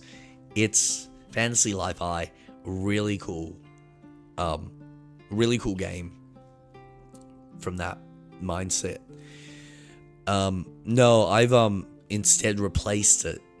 And not to say I won't go back to it. I think it is the kind of game I might consider going back to when I'm in New Zealand again later this year, because it is kind of I can just play this and still be part of a conversation. Like, I'm not going to be too invested in what's happening in the game to be too concerned or worried, or even just like at the airport where I'm not having to focus on story elements or world building or dealing with a specific boss, because it's like you said, it is switch off and play, and it's really good for that. Oh yeah. But no, I've since started Hollow Knight again, because obviously Silk Song is in the air, and I'm like, well, I've never really played this series. Like, I started Hollow Knight ages ago, put it down because I'm like, this is hard in a way that I'm not connecting with yet, but I can appreciate. And now I'm going back into it, and I'm like, fuck, okay, something about this is clicking more this time. So I'm kind of enjoying the experience of it, which is cool. But I'm still early, so I don't really have much to say. I've done like 2 bosses, like, and they're like interstitial, like nothing burger type bosses. So it's like, yeah, whatever. Nothing of importance. Do I need that? I don't think so.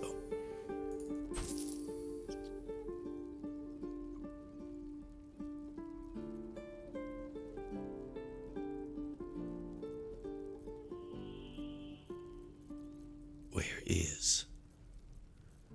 Hold on. Because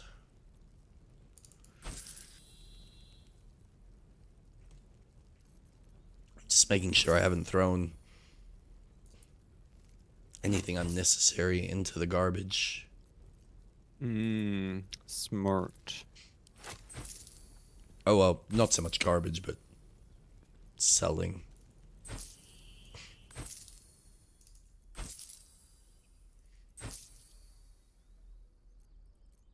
Actually, is there much use to me having a fishing rod?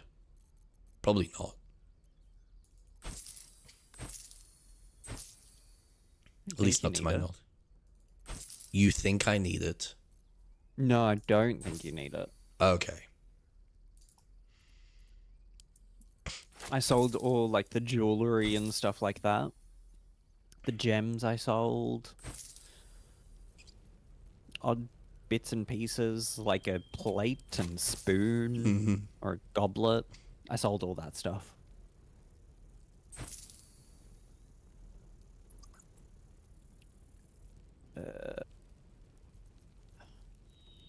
Common prayer, often handwritten.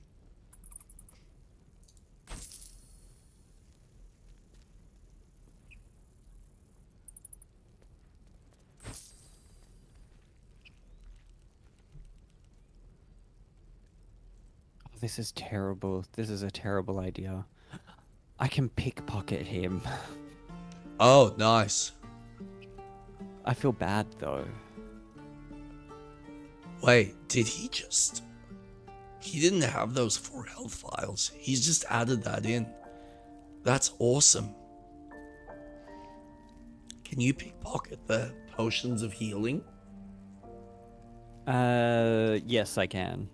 Fucking take it. Okay.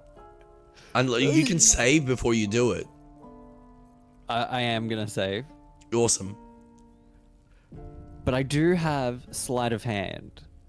I mean, so I dude. do have advantage. Yeah, no, try it. Fuck it.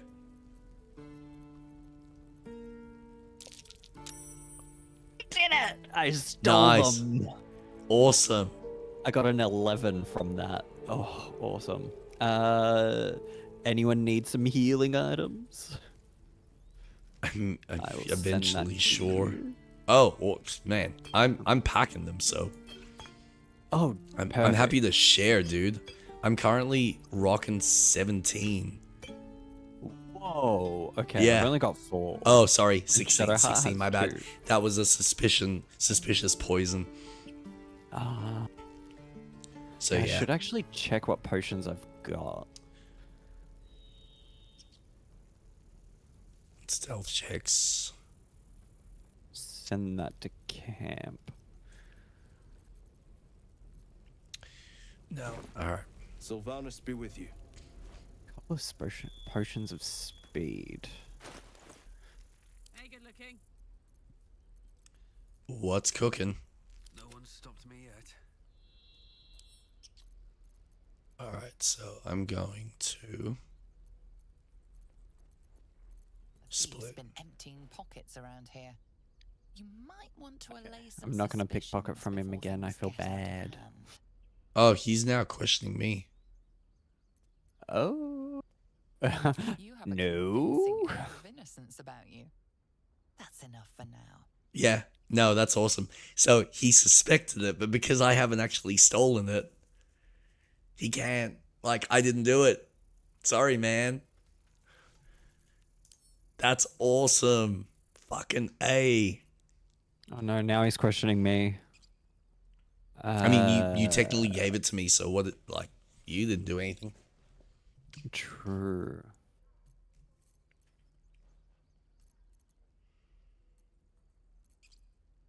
Persuasion. Oh. Can I add a bonus? DC 15. I need a 10 or higher. Or 11 or higher.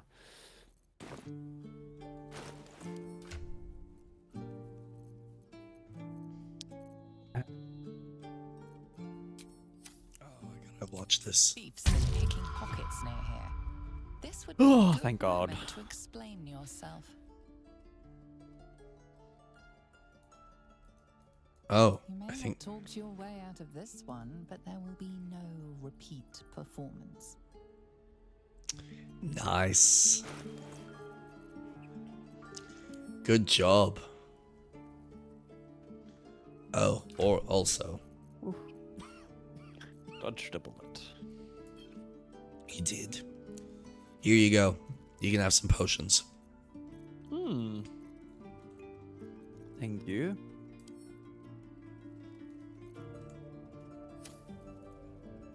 Soldier. Alright, so what's the plan? Are we resting or are we doing some other quest in this area? I think we should talk to people. I don't think we're going to get into any Talk to altercations Zoru. here. Find the healer in Nettie, confront Kagan.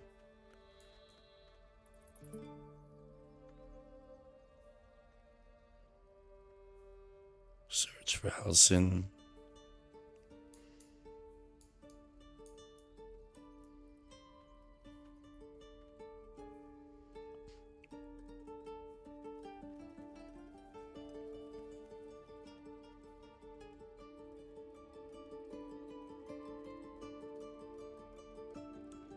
Should we...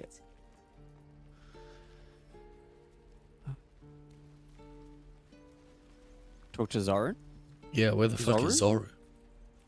I think he's through the doors. Which doors? Head down. Zoru's here. But we've already spoken to Zoru. Or do we need to How much do you think have... we've got before the goblins come? Oh. Shame the goblins didn't kill me. We should be getting drunk at least. It's no fun waiting for death sober.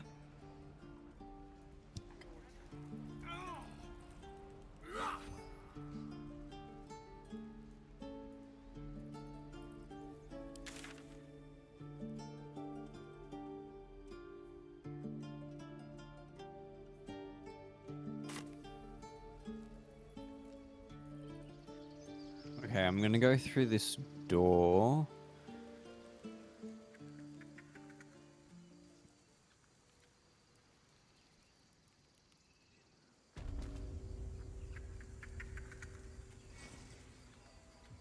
Ugh.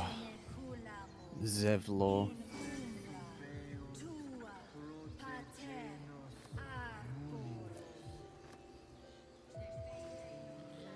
Hello.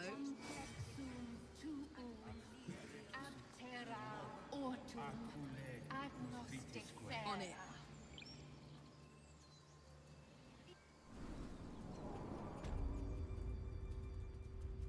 I'm sorry.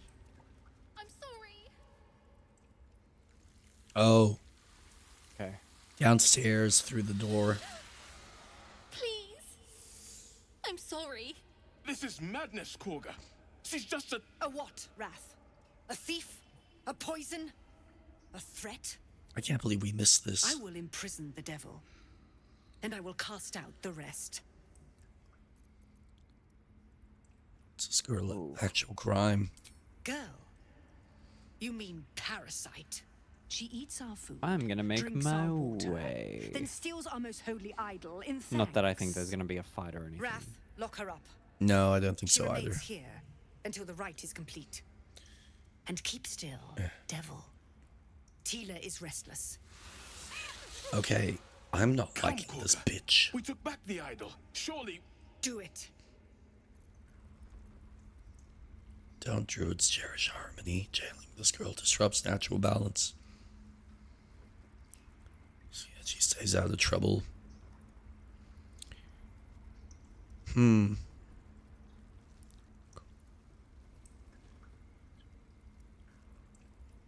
Ooh. Oh, man.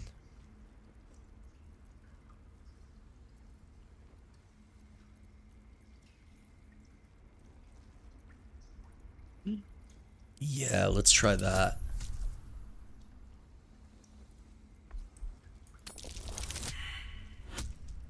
Oh, no.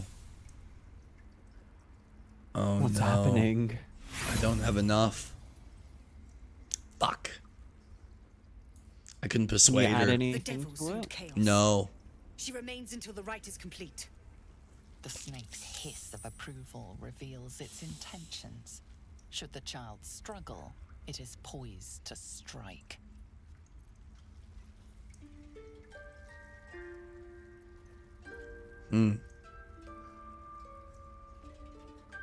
Oh, no. Oh, this is no fucking way. Fuck. Are you gonna read her thoughts? Yeah, but I don't want to piss her off like I did the fucking goblins last playthrough. I have heard quite enough. Now, Wrath. But the choice is a choice. No.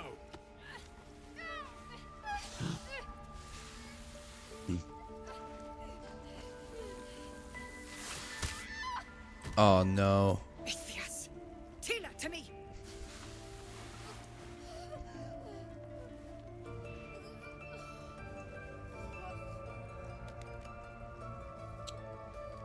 Fuck. Gone. By the gods, Korga, what have you done? Bury the remains. Continue the rite. And the parents? They're just outside. This What a outsider will take word once I've spoken to him. We must focus on the rite. You know what? She's That girl in front of everyone. Korga, we are This guardians, road not work a dead killers. child. Spare your tears. The longer She we knew the stay here, danger. the closer She we still come tried to to run. reaching the same fate. Dude. Go on. Say it. You think I'm a monster?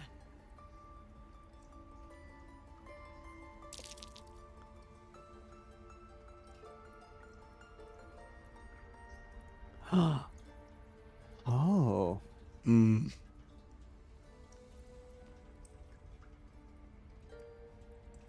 What?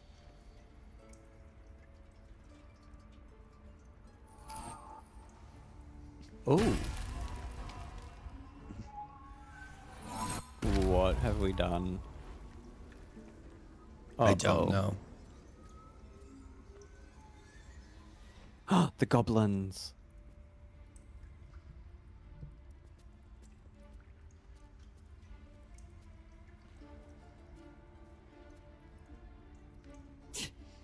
That damn nose of yours has gone poking in our business. Mistress Olladin, I can explain. Shh. No need. It couldn't be helped. Korga, what is the meaning of this? You think yourself quite the spy, don't you? Go on, tell him. What is happening? Yeah, because I found a letter.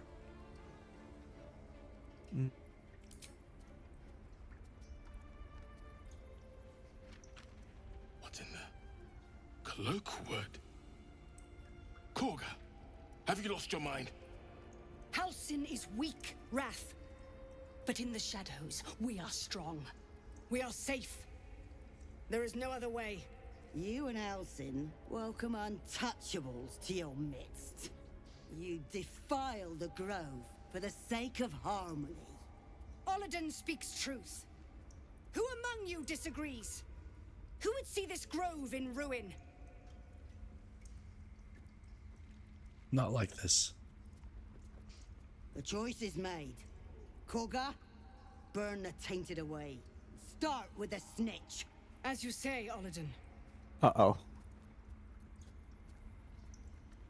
The corrupt. I think we're going into a fight. Yeah. However, maybe you can talk your way out of it. Damn it. Fuck. You know what? This is... I don't want to use this that often, but...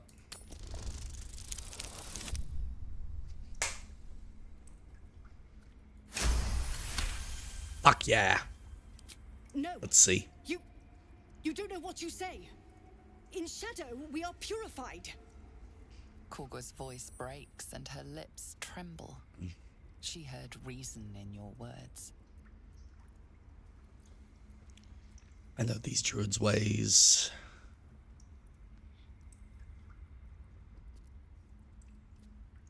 Touch is faded to decay. Oh, man.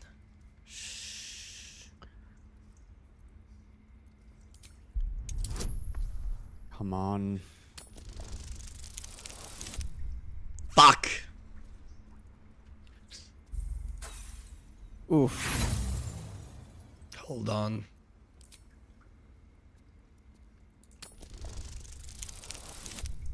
It really doesn't want me to fucking get it. The shadows God. don't corrupt us.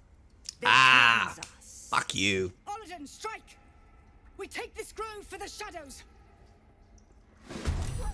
Oh, jeez, Louise. Yep. Okay.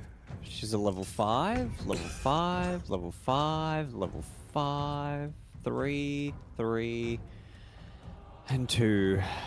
Okie dokie. Ha ha ha ha. So maybe something we should have done at a later time.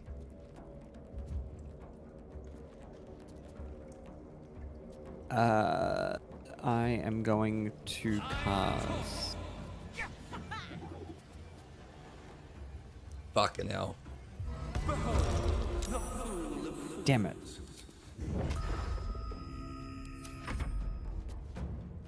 Oh. No. Oh no. Never mind. We're gonna die anyway.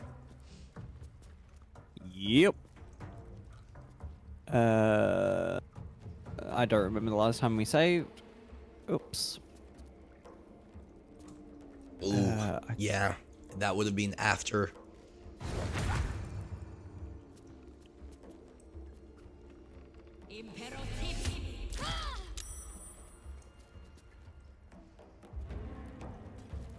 I mean, at least we've got a few other characters to help us, but yeah. Yeah. Oh, good. Don't hurt the dog. Ooh. Oh, fuck you.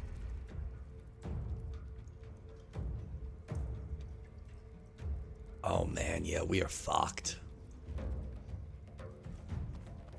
Okay. We are going to cast.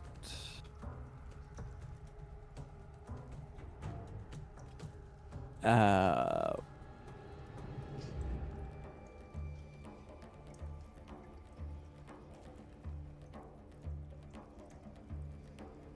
gosh, what can I do? What can I do?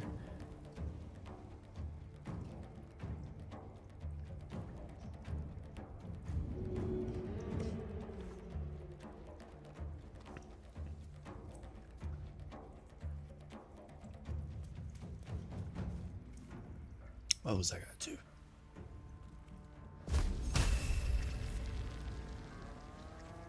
Be close.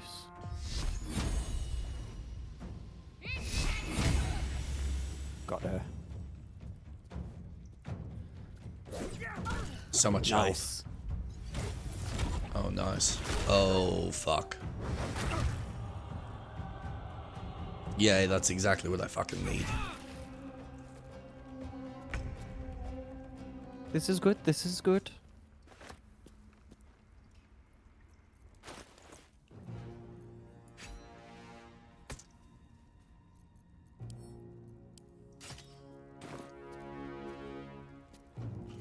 We got this. This is gonna be fine.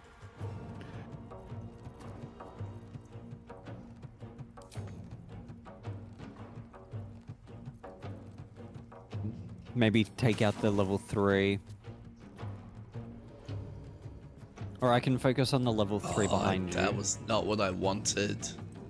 Fuck. That actually would have been useful for the other weapon.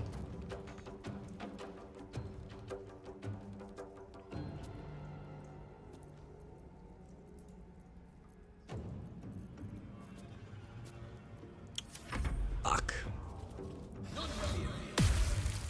Ooh, perfect.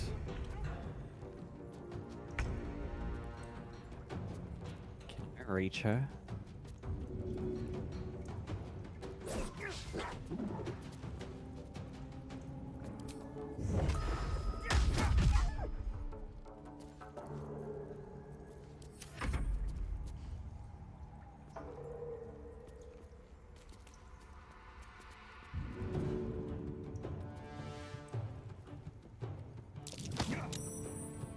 Oh, I know. you Fucking sucks.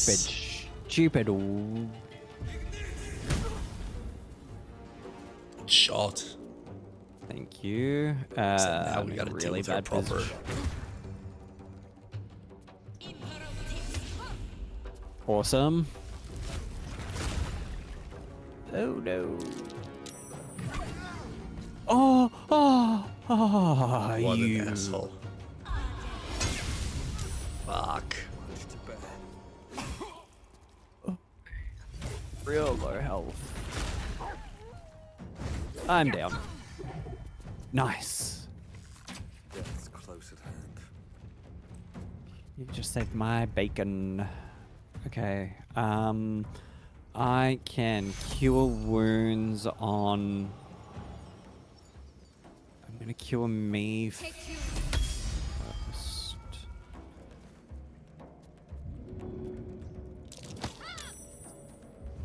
Okay.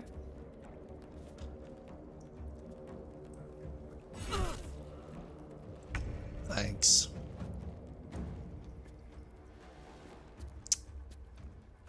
Damn. Can you attack? I mean, I can. Just not much I can do. Nice.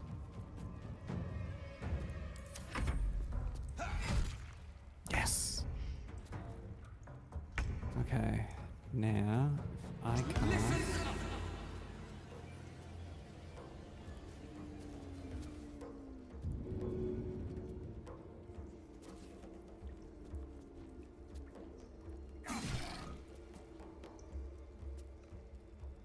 Okay. And if I... Fuck me.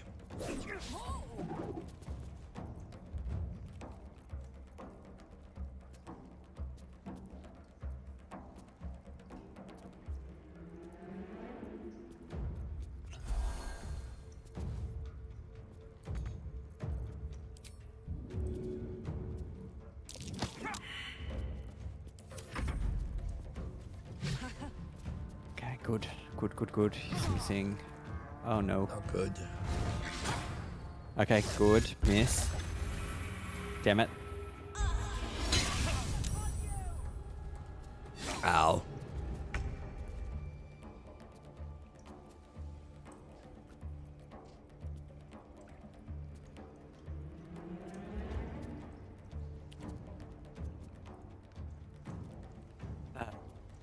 Ugh.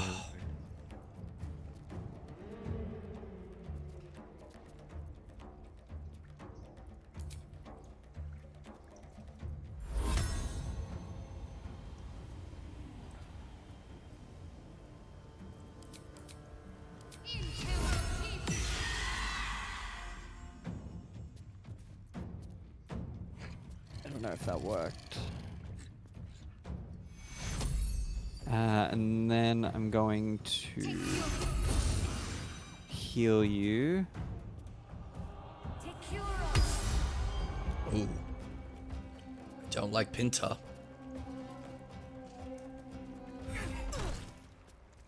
Fuck you.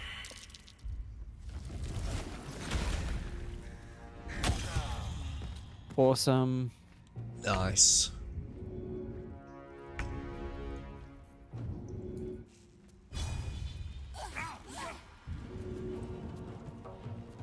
I think I do. Okay.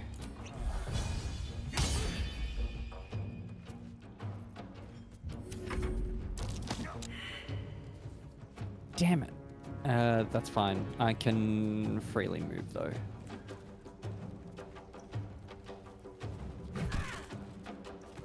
Fuck. I was gonna heal her.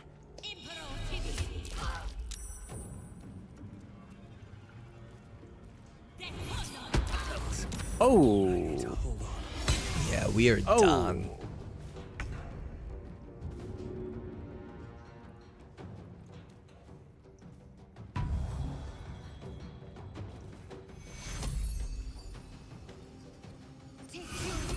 I have an idea how we can handle this.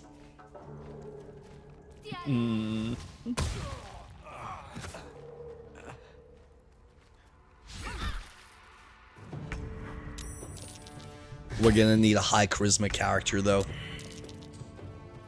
Me? Yeah. My charisma's at 17. Well, I believe it was higher than mine. Cause yeah, my charisma's 10. And hold on. Yeah. Zariel's only got 10 as well, so Yeah. It would make sense that I have high charisma considering I'm a bard. you're a bard. Yeah. So you're gonna actually have a better chance of convincing Bitchface to fight alongside us. Okay. I will... Let's see where we're at with the reload. Sucks, but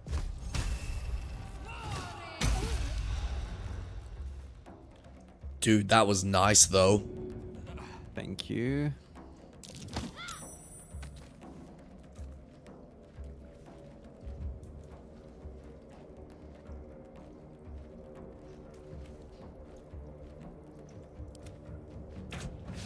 We'll just play this out. Oh, that's fine.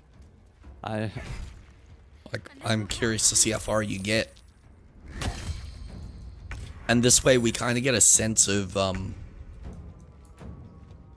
what their abilities are like.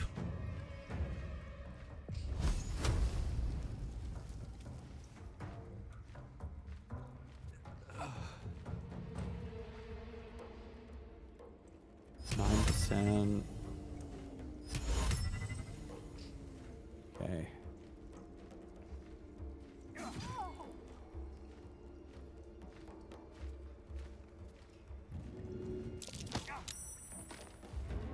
Yeah. Nice one. Awesome. That poor bird. It's fine because he'll... Oh, there I go. Okay, now.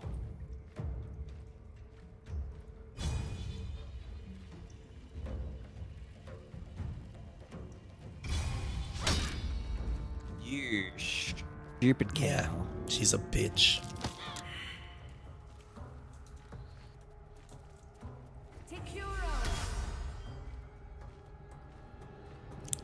That fucking Pinta. She needs to die. Okay, it's not that bad of a save.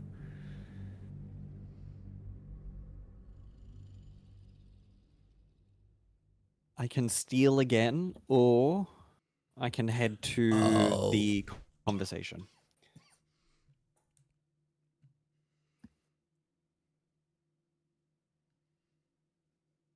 Oh, that's taking a while to load. Yeah, a lot of information to reinstate. Yeah, fair enough.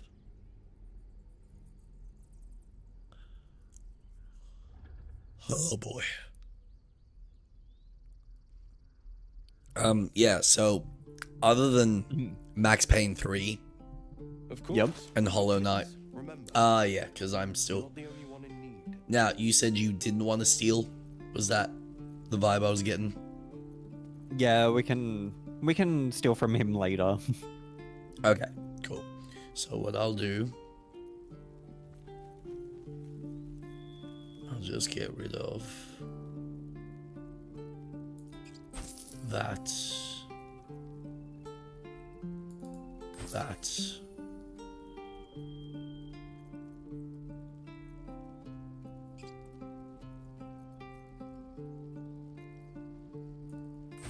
That's crap. That's crap.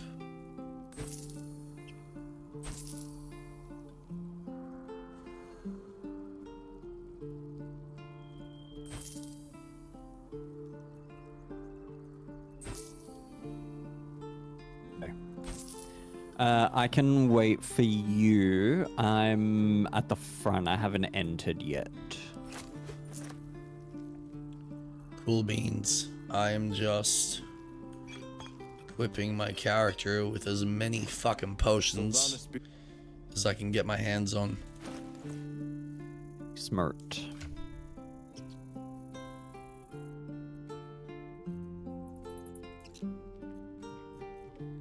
Actually,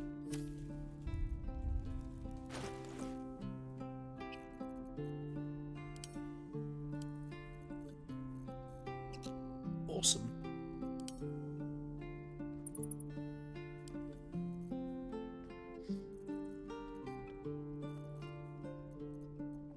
I'm sorry, wait, what?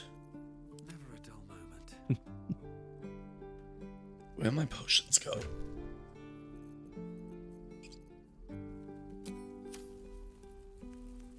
Need anything else? Of course. But please, remember, you're not the only one in need.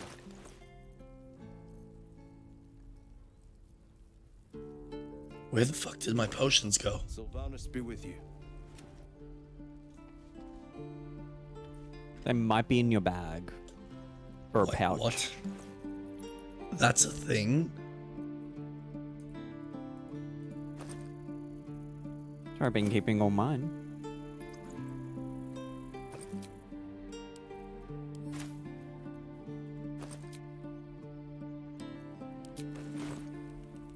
No, that's not it.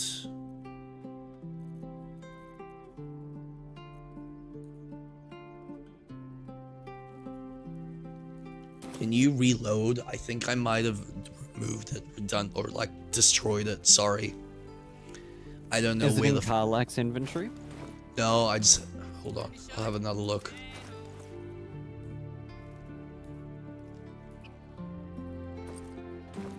Nope. I've done something to it, but I don't know what. Shouldn't have wished to live in more interesting times. That was fucking stupid. Sorry. I don't know what I did. It's okay. It's These fucked. things happen. Sometimes we buy an item and send it to the void. Maybe you accidentally sent it to camp. I don't know what I did. Man. Also, a lot of the food stuff that you have, send to camp. Yeah. Well, the food stuff is typically in the backpack, so I don't know. But that's used for long rest. So the more we have at camp, the better our long rest is. All right. So any sausages, cheeses, Of course. anything that Please, says remember, camp supplies, I'd You're not send the it only back. one in need. 86 it. All right, get rid of that. Get rid of that.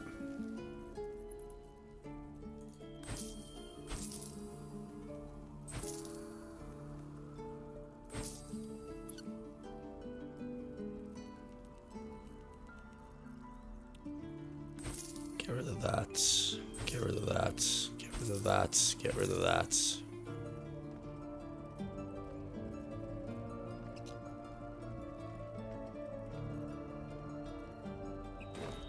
Sylvanus be with you.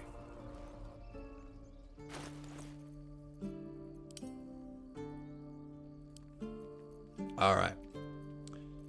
Now I'm good. I don't know what the fuck went wrong there. That's alright. I had my moment with the hotbar before. Yeah. Weird moments with the game. I'm going to split this. And then give this to you. Have to keep going. Alright. I'm coming. Do you want to create a save? Will. I could go for a good meal. I'm just checking. I'm just cleaning my inventory, actually.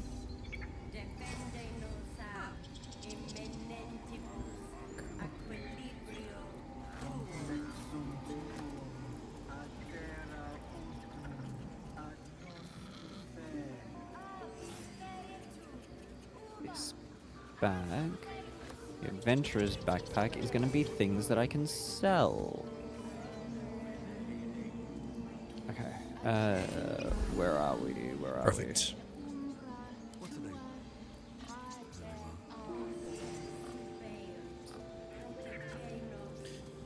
Hello, me, Shadowheart. So yeah. Aside from like any gaming stuff, because again, it's really just been Max Payne, which is for the most part been fun. Even though I think the game mechanically and visually is a masterpiece in production. It doesn't hold a candle to something like Uncharted or even Last of Us from a story or set piece kind of aspect, but what they get right mechanically works really well. It's just unfortunate that the story itself, even being a Rockstar game, is kind of bland and uninteresting. Do you find the third one to be the weakest? Story-wise, yes. And I think A what, Wrath? it's not just the fact that it's thematically different, because, and I have this specified in my review, there are themes that are explored based on the location that it's set in, because it's set in Brazil. So he's essentially gone to Brazil to work as a bodyguard for this family called the Bronco family, which are made up of three brothers. One who's kind of the main head of the family. He's gotten most of the wealth, and he's essentially a property tycoon. And then he's the middle brother who's a politician, and the younger brother who's just the party head. He goes off and gets high on fucking crack and cocaine, and gets drunk every fucking moment he has. And along with him being the party head, the two girls that are associated, which is Falcone, I think his name's Falcone, Bronco's wife, who's the trophy wife, and her sister, Fabiana. No, I think Fabiana's the wife. They're kind of the main ones that you're protecting, and the wife gets abducted. So you have to try and rescue her. That's where everything kind of starts. But as you play through the story, you start to uncover and unravel all the kind of deeper, kind of conspiracies and some of the deeper illicit shit that the family is actually doing. So, like, they have this whole group of work. They're essentially like the military police, who they use in these low poverty points in Brazil to grab as many civilians as they can capture, shove them in a van, take them to this abandoned hotel where they essentially strip them for body parts. Oh. So they're just like delicious. so they're essentially have this whole organ transplant like program that they're then selling.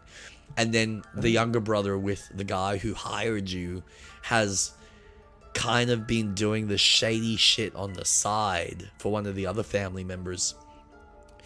But because Max is so fucking wasted from all the alcohol and intoxication that he's like been in since he's retired in the police force, he's got like all his memories just fucking scattered. So it takes until half of the game where he starts to piece this all together with this other police officer that starts to like help him out. But the police officer knows how corrupt everything is, so he's only got so much power, and he's relying on Max's fucking Bruce Willis vibrato to just solve everything by shooting down everyone. But it's just one of these things that, despite, like, it's this unfortunate thing where the themes and the world building is so fucking cool, but none of the characters have any depth and are unique in interesting ways, which is strange for a Rockstar game. Like, they have created such memorable characters, even in some of their earlier works, and yet this game is like, he's the druggie that's, you know, the annoying shitty brother that wishes he was the rich one, and then you got the older brother that, you know, controls the empire, but he has no idea what the fuck's happening underneath him. And it kind of feels like it's done on purpose to establish how fucking wasted Max actually is until he starts to make sense of everything. But it becomes this unfortunate thing where there's no string to attach yourself to any of the motivations of the villains, and so you're just kind of along for the ride through hordes of enemies that you obviously are shooting down.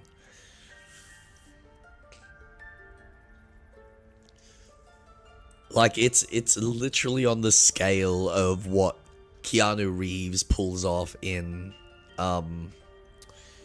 what's that series called? Yeah, in John Wick. It's like, yeah, I'm literally just gunning these like military police. Like, in one stage, you're literally in a police station, trying to take down one of the head like, not detectives, but he's like one of the head police officers of the station, because he's corrupt as well, just to get to the source. And it's like, man, I'm literally just gunning through every single officer here in Brazil. This is great, but it's so fucking unrealistic. I love it. Like, it's so it's very much rooted in its like action. It feels like it does play like an action film, like Die Hard. Yeah. Oh, 100%. But there's just nothing as interesting from a character standpoint. Like, Max is cool, but he doesn't really have these fun moments with any of the characters, because most of the time he's just moping and complaining or just half drunk. So it's like, I don't...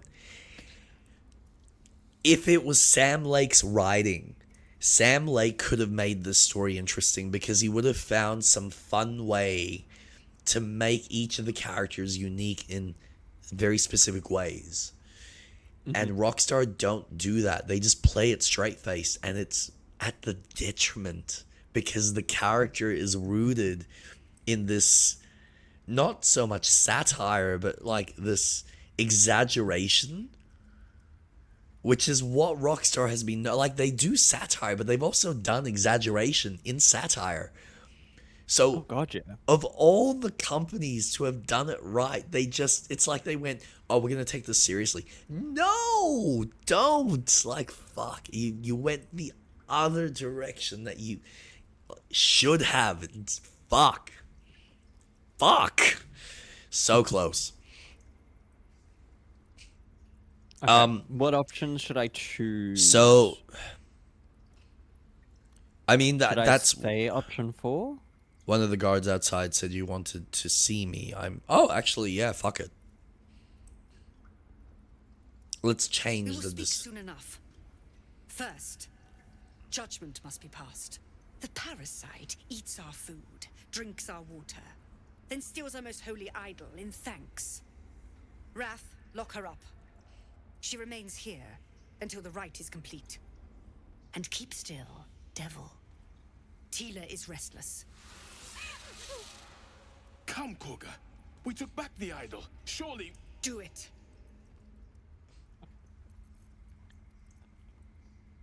I mean, got you Bard fuck persuade. it, do it.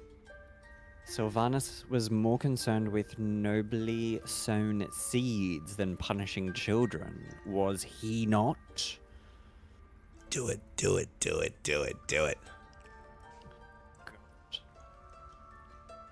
I'm gonna use guidance. Oh, I can't see the roll. Usually I've been The able to words see of the Tree roll. Father, spoken plain. It is as you say. Sifisif, Tila to me. Out, thief. My grace has its limits. Ooh. Thank you, Koga. Master Halsin... Halsin isn't here. Keep his name off your tongue, lest Tila pierce it. Okay. Okay, nobody talk to her. Save. Save, for Christ's sake, save. I'm saving. I'm saving. I'm gonna talk Alright. to Shadowheart. Yeah, talk to her. I want to see. I know that look. You're wondering why I was in pain before. Let's just clear the air about that now. It's just an old wound that hurts me from time to time. Nothing to be concerned about. Oh, there is so much more to that. It's nothing to do with the Oh, tadpoles, at least. 100%. In case your imagination is in danger It's of that getting away cube from that me. she's holding. It's just something I have to live with. How badly does it hurt? Are you sure it's not connected to the tadpoles? No, don't worry about the tadpoles. How badly does it hurt? Quite a lot, if I'm being honest. But it always passes quickly, so I can manage. I don't really see the point in even asking that question because I know it's got nothing to do with the tadpoles. You can ask it if you want, but it seems redundant. A little exposition. Positive. You can trust me on that.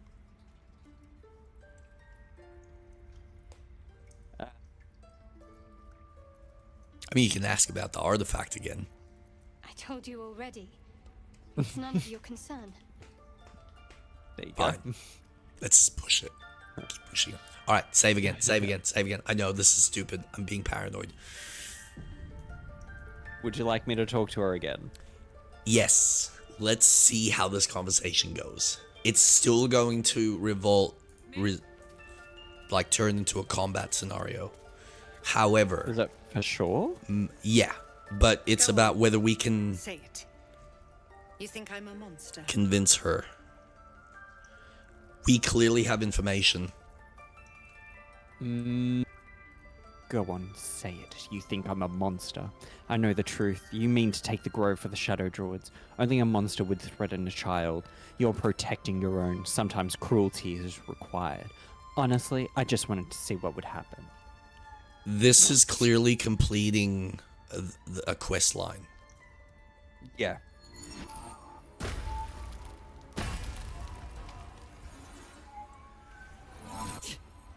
Mistress Olladin! No need. Koga! You think yourself quite Oh, a but I don't have the spry, letter. don't you? Go on. Oh, no. Tell him. We do. We share the letter as a group. Oh, okay, good.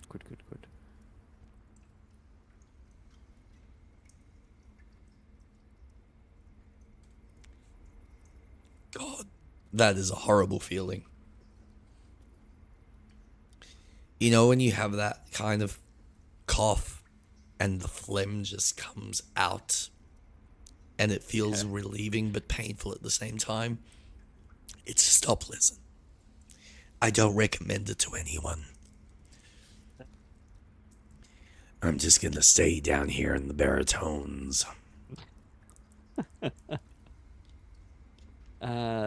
Take this letter. This is a new Jake Starvik signing on. Cloakwood. Korga, have you lost your mind? Halsin is weak, Wrath. Don't be afraid, Impulsive. I got your back, boy. There is no other way. Who will? Welcome untouchables to your midst. You defile the grove for the sake of harmony. Olladin speaks truth. Who among you disagrees? Who would see this grove in ruin? I would. The choice is made. Korga, burn the tainted away. Start with the snitch. As you say, Olladin. Okay. I can persuade her. Yeah, you can. Do it.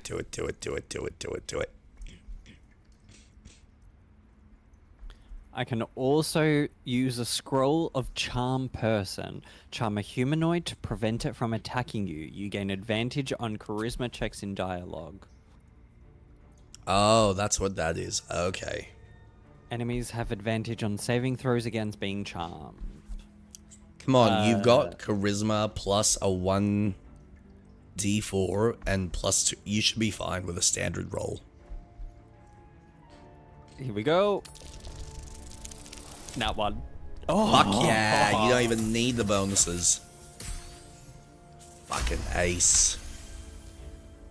Now you just need a convincer with a 10 and above. You don't know what you say. In shadow, we are purified.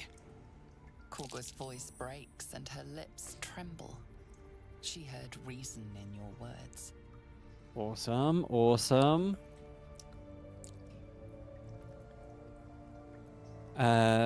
You know I'm right. Don't let the shadows corrupt you. Okay, let's do this. Let's do it. 10. Come on. You got it. Yes. Yeah, fuck yeah. Oh, you had a better one than I did. Fuck you. It's because I'm a boy. Yep. When the darkest hour fell, it was us that brought light. Sylvanas demands we illuminate shadow, not hide within it. Oh, was I so right? Careful, Korga. The shadows don't forgive. I belong to the shadows no longer. You've no power over me. You have no power over me. Question my power. Fucking David Bowie, man. Grant me your wrath. Yeah. But hey, now we only have to fight 3 people.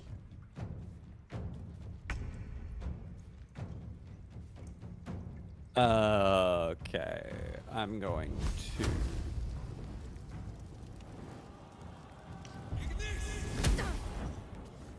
Yeah, get rid of fucking Pinter. Take her out. Fuck Pinter off to the Shadowlands.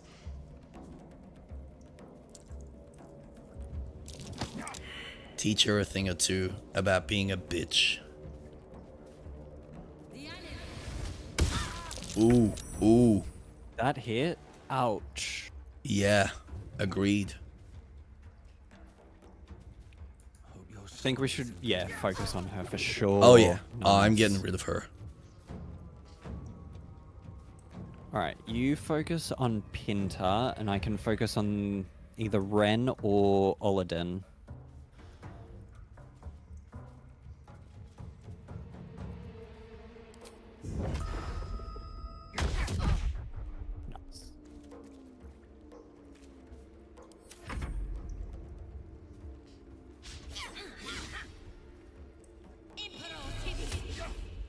Yeah.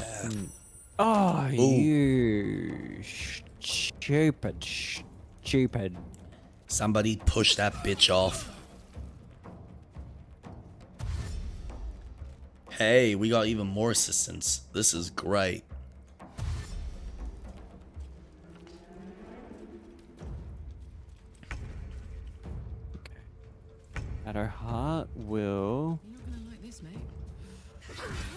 Bye. Push her.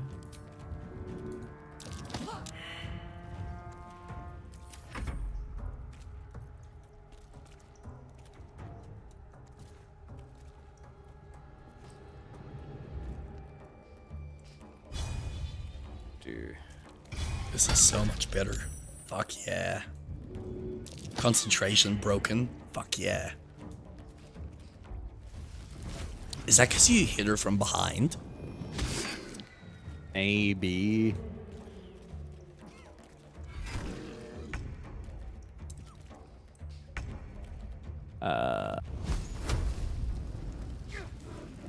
Oh, fuck off.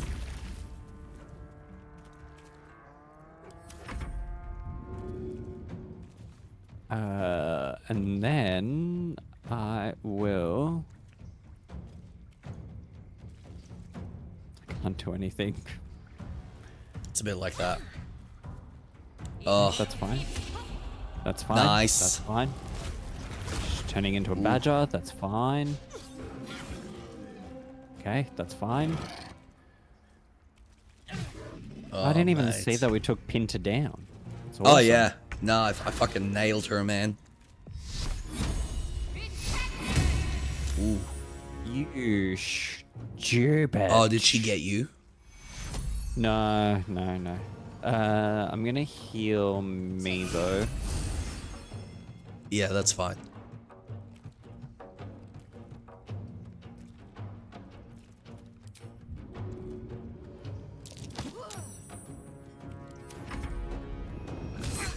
Oof.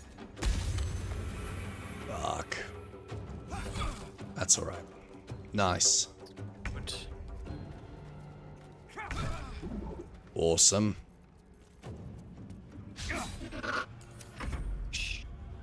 Stupid. You're too heavy.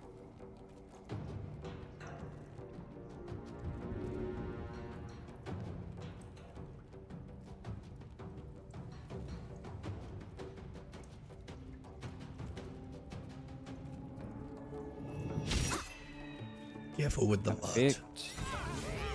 Yes. Done. Okay. Oh, Everyone's making sweet. a move to her now.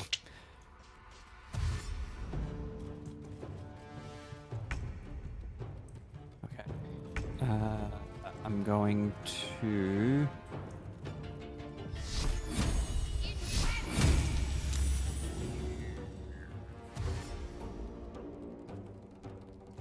Jimmy on the go. I can't push, can I not?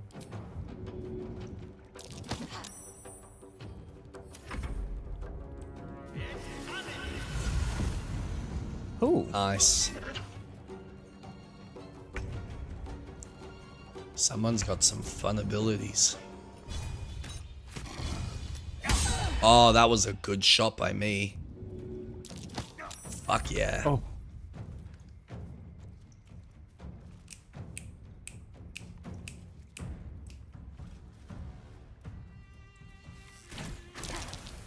Ow.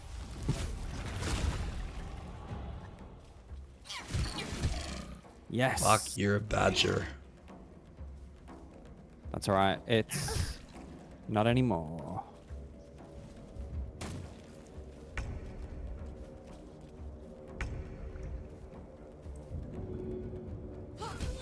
Yeah. Yes.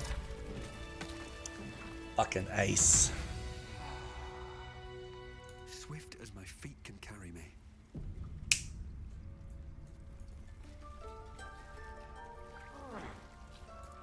Ralph Go on. thought me a danger.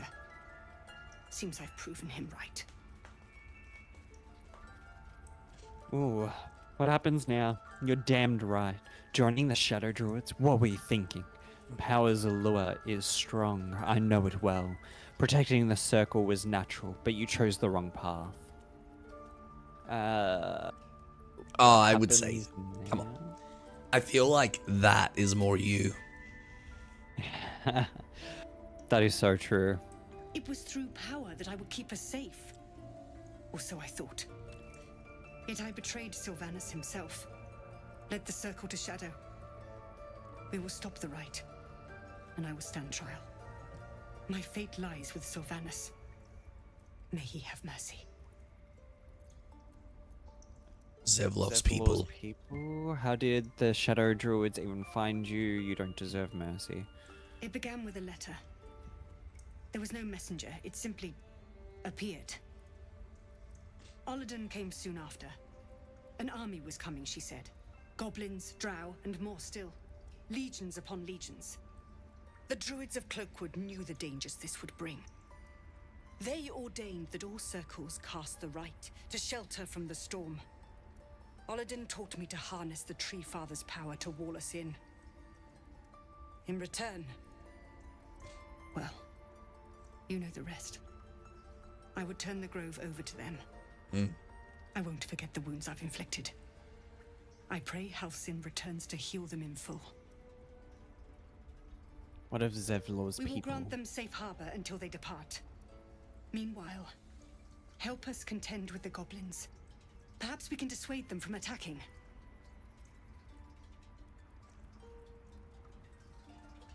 Okay, maybe we can... Alright, so maybe there's something to your suggestion with rescuing what's her name. Hunt me, grab my tail, shout until my head hurts. Yes, I think we should save that goblin, which I need to break her out. Yep. And lead her to safety. Alright, so we'll do that next. Stupid or a liar. Neither is needed here. Go. Alright. Tree Father, keep us all.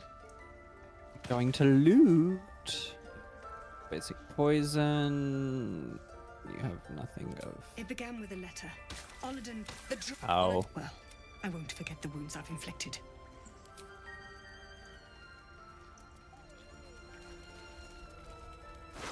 Anything interesting?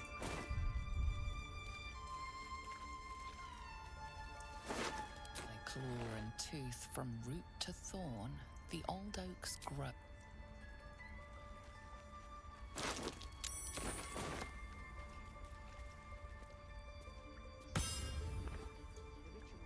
That's not what I wanted.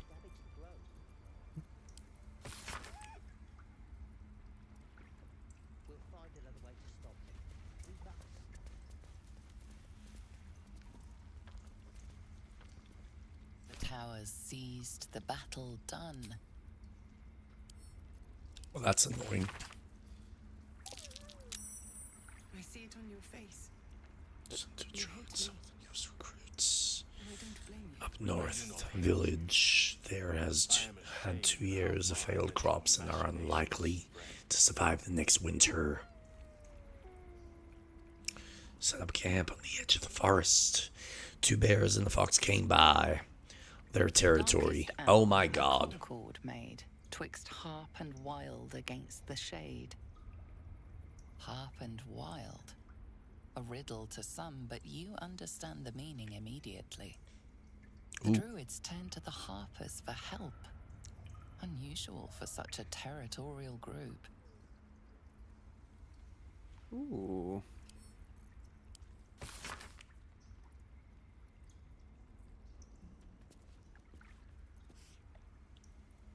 This did not go well after telling me where to shove it. They said they'd cut down half the forest and burn out any wildlife that dared to stick around.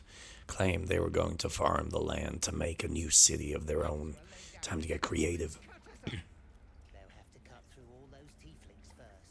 Like that'll do any good? It was steep. First you save us from goblins, then you bring Koga back from the brink. You're making your mark.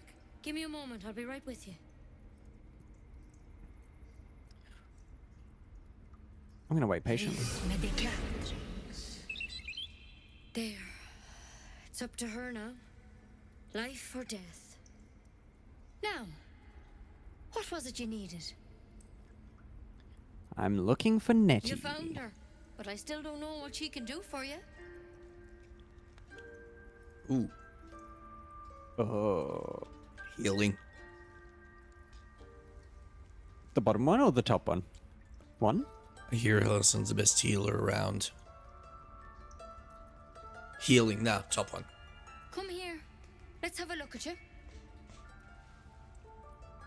You seem healthy enough. A bit tired around the eyes, maybe.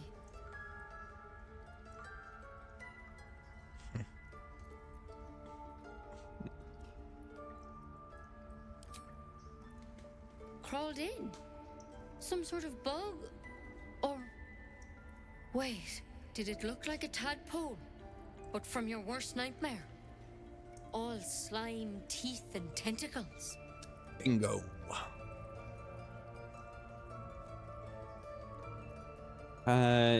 You know of them. Can you help me? I'll do what I can. Come, follow me. I might be able to help.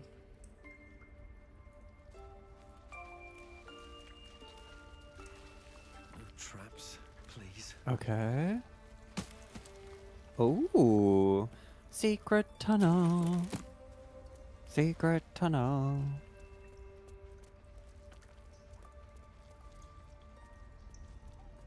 This one had the same problem as you. Attacked us in the woods together with some goblins. Tadpole crawled out of his head soon after. The Drow and I have some kind of parasite. I'm hoping for a less grave cure. So you killed him and laid him out on the table. Is everyone being captured by mind flares these days? Didn't think it was a common experience.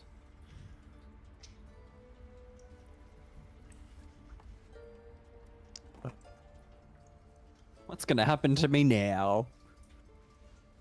She's gonna poke ya. I'll do the best I can. I'm no Master Halcyon, mind. He'd have your tadpole out like that. Still, we have options. You don't have to be here for this. No, I'll stay. I'd rather know exactly what you're up to. All right. Let's see what we can do. Thank you. I'll take anything that can help. I mean, you've already gotten your eye surgically removed, so like, fuck it. You might as well be our fucking Now, guinea pig. Guinea pig. Any Yeah. symptoms? Strange events? Ooh. That's infected. Victims Yeah. can identify each other. Not that the others know they're victims, of course. How'd you pick up the parasite? Halcyon was desperate to find where all this was happening. A mind flare ship. I was kidnapped and A infected. mind flare ship? But Master Halcyon was sure. Look, you've been straight with me, so I'll be straight with you. You're dangerous. If you transform here, we're all dead. But you seem like a good soul. You deserve a chance to save yourself. This is a vial of wyvern poison. Swear to me, you'll swallow it if you feel any symptoms. I thought you could cure me. What about the branch of yours? I swear. Yeah. All right, hand it over. No, I'm not taking poison from a woman I can't trust. No, I'm not a misogynist. The thorn? Coated in a fatal toxin. It was a last resort. In case I couldn't trust you. So she I wasn't have gonna a kill ya. cure. Only a way out. I'm sorry for misleading you, but I had to be sure you weren't a threat before I told you everything. Now, do I have your word or not? I hope Swear. it doesn't come to that, but thank you. Here. You know, I've spent my life treating folk and never once saw a mind flare infection. Then suddenly, there's dozens of you. Maybe more. Master Halcyon and I were tracking them, studying them, trying to figure out what the hells was going on. Because you should all be changing. There should be a small army of mind flayers out there. But you're not. Weird powers aside, you seem perfectly normal. What do you mean should be changing? Yeah, I want to know more about this. Mind flayers reproduce by infecting someone with their parasite. 7 gruesome days later, the victim transforms and a new mind flayer is born. The thing in your skull, though, it's different to anything in our records. It's one of their worms for sure. But this one gives you powers, telepathic connections. And it doesn't turn you into one of them. Not yet, anyhow. So you think it's only a matter of time? That's good news. You said you were tracking other victims. Did they change? Ooh. Could be, but there's a lot we don't know. Infected, folks like you, have been converging on an old temple of Selûne, and I've no idea why. When Master Halsin heard the adventurers were heading that way, he saw a chance to get answers, joined on the spot. Whatever he found there, he didn't make it back.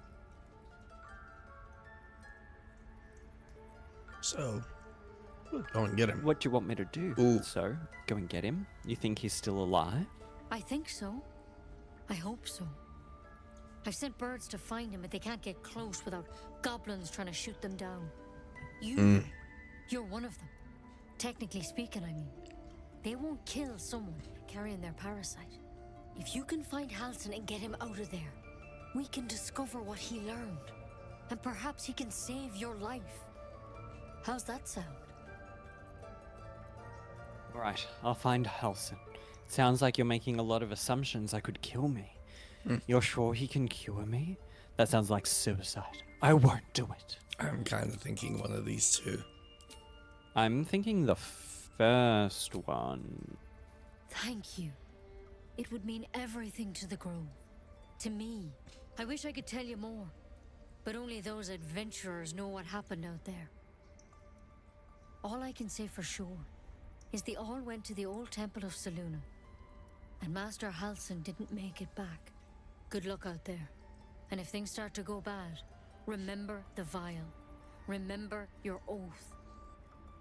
Yeah, fuck the oath.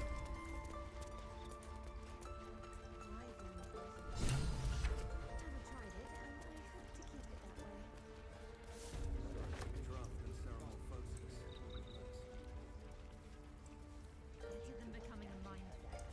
Keep it, in case things start to go very wrong.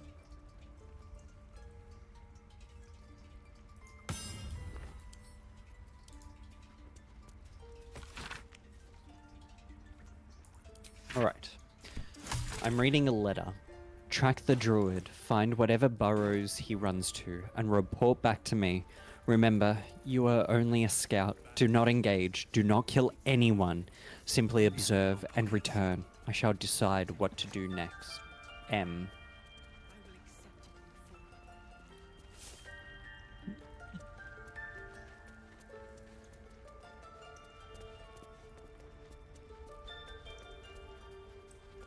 Oh shit.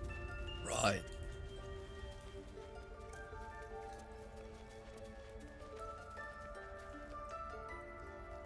Good call. Good call. Yeah, just in case.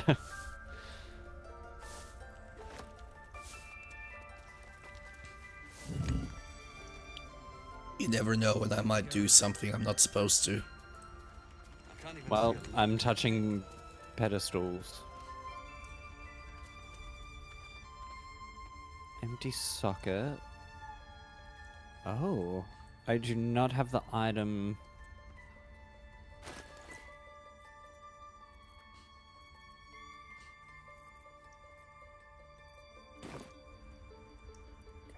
Yeah, I wonder what goes there.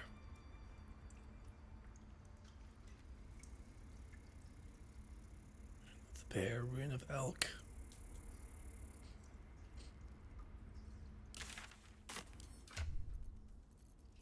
It's a rune of something.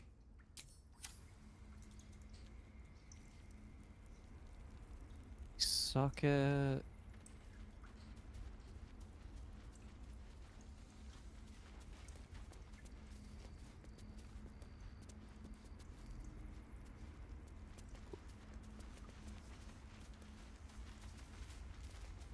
Extraordinary happenings. While meditating in the forest, Nettie and I were ambushed by a pack of goblins, led by a drow. We had no choice but to defend ourselves, but that is not the extraordinary, or rather disturbing part. On the Drow's death, a parasitic creature emerged from the corpse and attempted to escape. I managed to capture it and have the host cadaver here in my study. I've told no one of my fears. Nettie suspects but knows better than to ask. I will investigate further before informing the others. Kaga will demand answers I don't yet have. I had better record any further findings in a separate volume and keep them upon my person, lest prying eyes jump to the wrong... I need a quick word. You may have one over Korva. Wrong conclusions.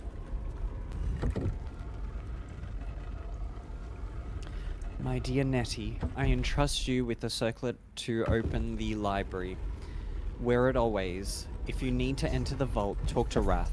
He has the rune, but won't give it to anyone, so be sure to have good reason to ask. Protect my research while I'm gone, and take care of the animals. Don't give fish to Tuffet, she's getting lazy. Master Halson. Right, so Wrath has the rune. Okay.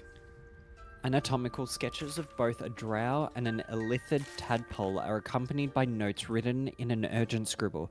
The parasite was nestled deep in the brain matter. Illithid, undoubtedly. Yet the host seemed unaware while alive. No visible signs of ceramorphosis on the cadaver. Most strange. The final note is a single underlined word.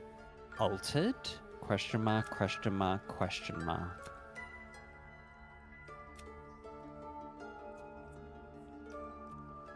They still need to reach Baldur's Gate, they can't.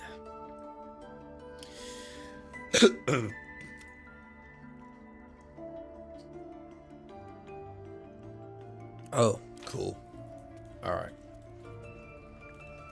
I'm gonna go upstairs and report something.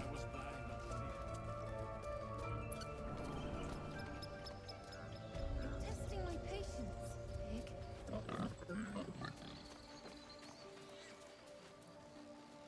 was trying to help. You nearly died. Did you hear me? What would your mother and I have done?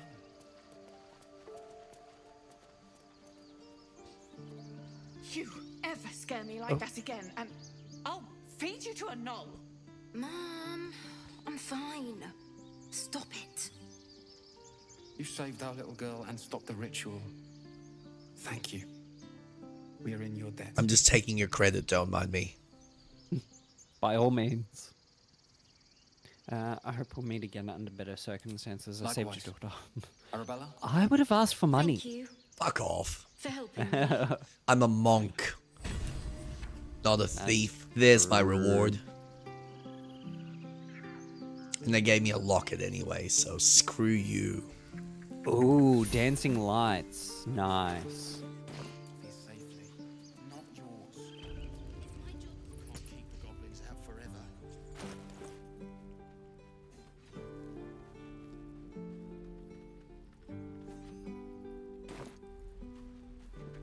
Ralph. Die if I met heroic and reeking of this place. I'll never get the smell out of my clothes.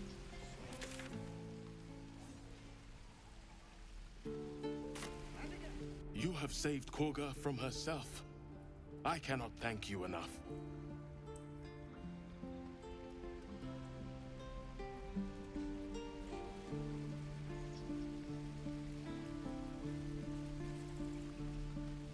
We should be getting drunk at least. No. Alright, you've got nothing until the fight happens. If a fight's gonna happen.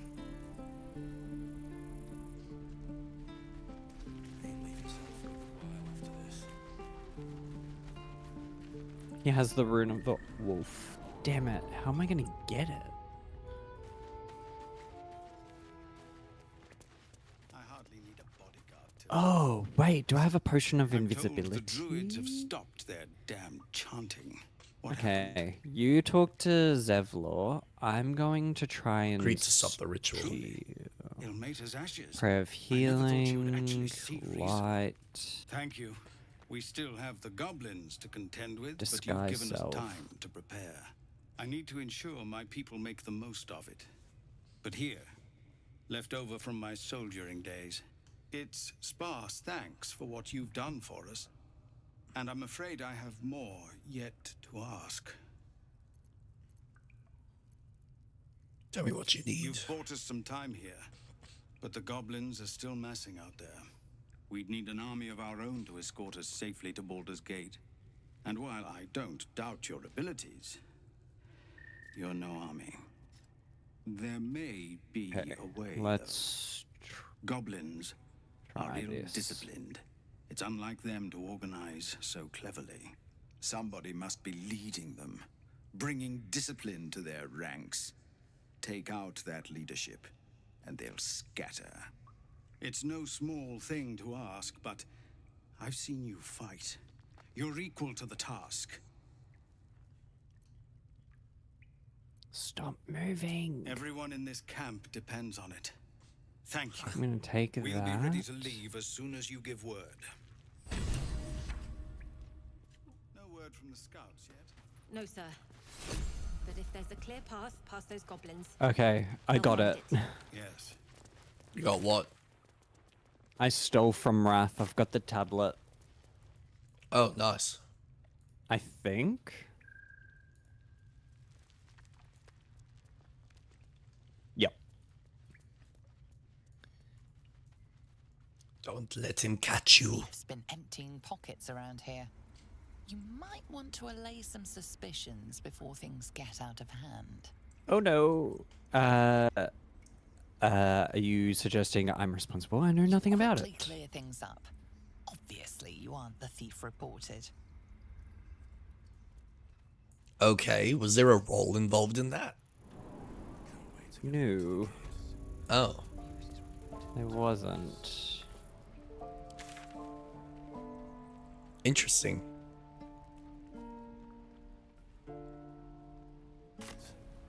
Okay, I can combine them. I'm gonna just save. Awesome. And I'm going to activate. Thought I sensed an infernal around here. Activate. I spent a good bit of time in the hells. Activate. Enlisted against my will And by activate. the Archdevil Zariel. Same as you, I suppose, if you're from What? Baldur. The devils were delighted when your city was Oh, swallowed boy. up. I thought they had you for keeps. Oh. Glad you got out. Well, I got lucky. It looks like you did down too. we go. And you brought some infernal machinery with you. A little gift from Zariel.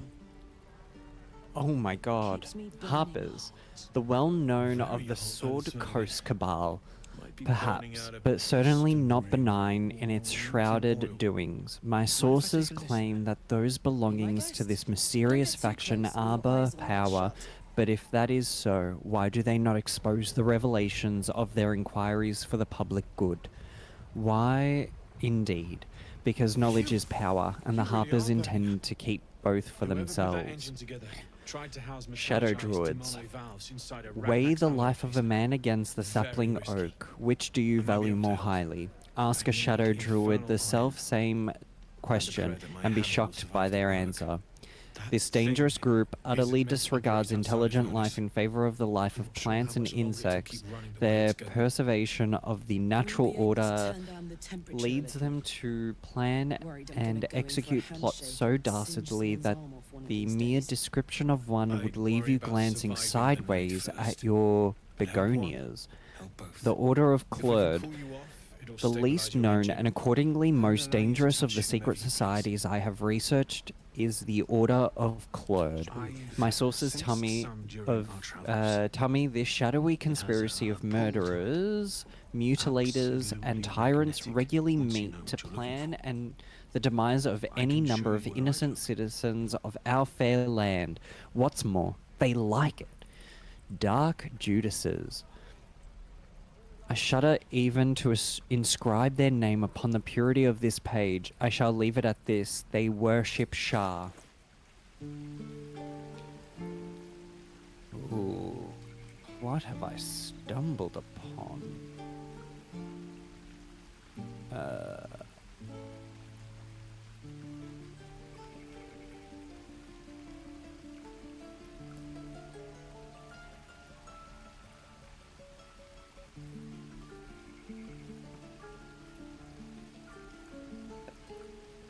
that. I will take that. I'm just stealing. I will take Awesome. all. Oh my god, there's heaps of stuff. Oh, there's another wyvern toxin. Take that. I'll take all that. I could use the target practice.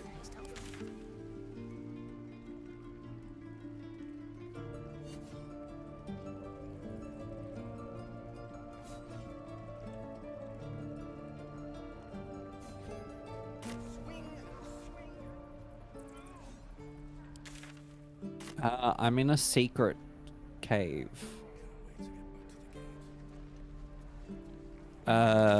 You can. There's really not much here. We're exposed now. Yeah. Yep.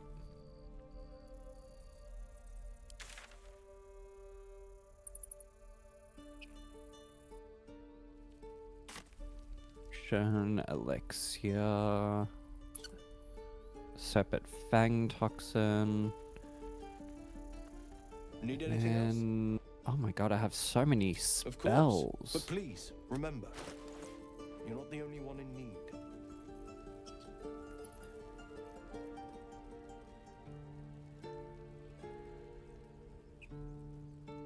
Okay.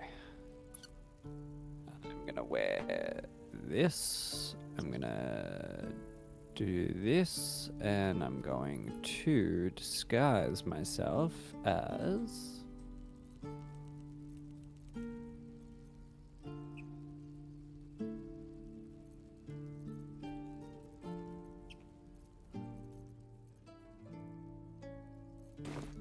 Sylvanus be with you. Can you disguise yourself? You can? Oh no, Shadowheart. Amazing. We should be able to just leave without being suspicious.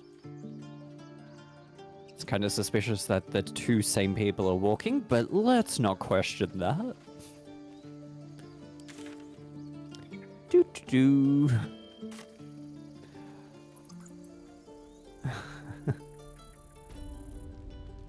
And we're out. I can't believe I got away with any of that. You. Thank you. Break.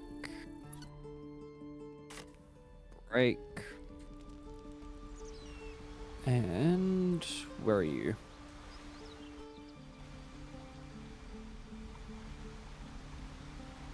Okay. I can head up to the goblin.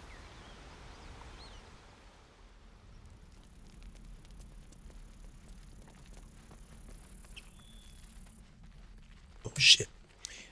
Let's meet in the middle. Because there's a quest that we need to do. The middle? Yeah. Were they doing the ritual? No. Can I mark? I don't think I can. Oh, at the blighted village? Yeah. Okay. Oh, so you can see that. Cool. Oh, yeah. I'm there already. If you open the map and click on the fast travel, it takes you. Oh, right can there. you? Oh, really? Oh, shit. That's awesome. All right.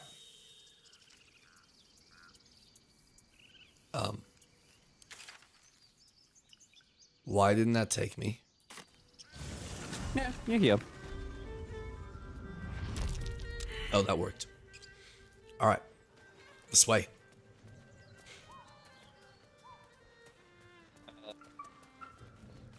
Oh.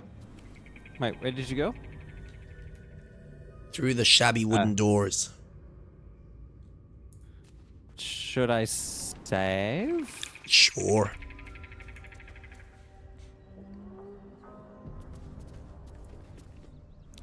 We need to get some iron so we can help our new tiefling.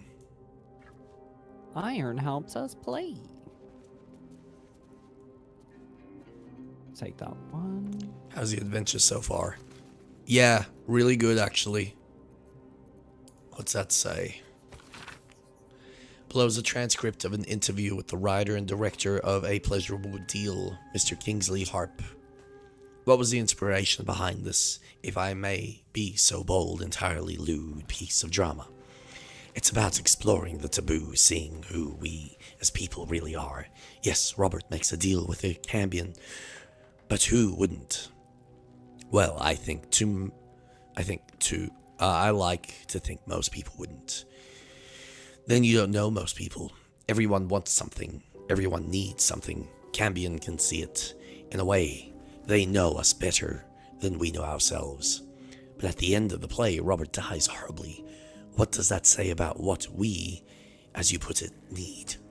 You forgot, Robert dies because he broke away from the Carlyles. He didn't stay true to the deal they made. So you're encouraging people to make a pact with Hell's offspring to give up, as Robert did, his soul. We only have one life. Why not make the most of it?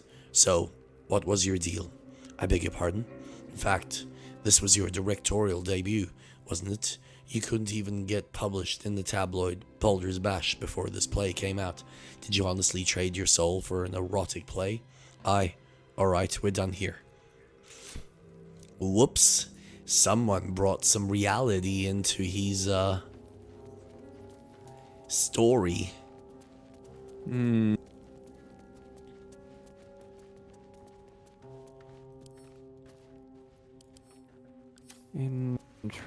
Interesting. I think we're gonna find a few discoveries down here. Oh, fuck me. Well, not gonna complain.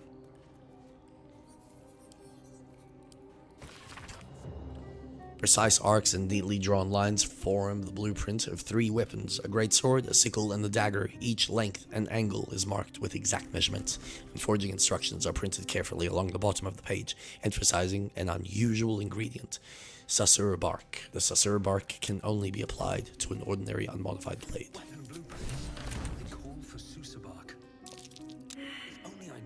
Oh.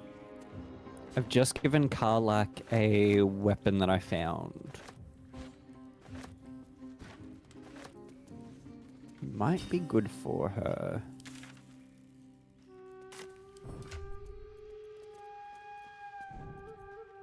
Oh.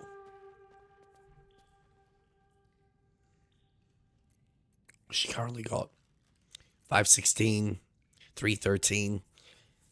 I mean, it's certainly good if I want to do bludgeoning, so I'll keep that in mind.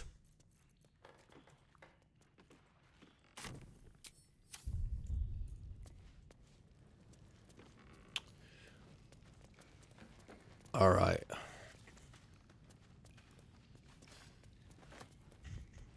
Where are you disappearing to, Impulsive? You can't disappear.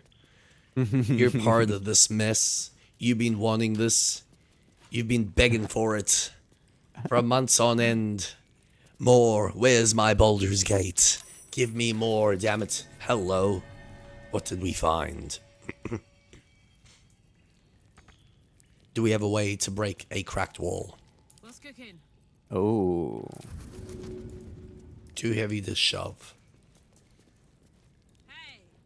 Maybe?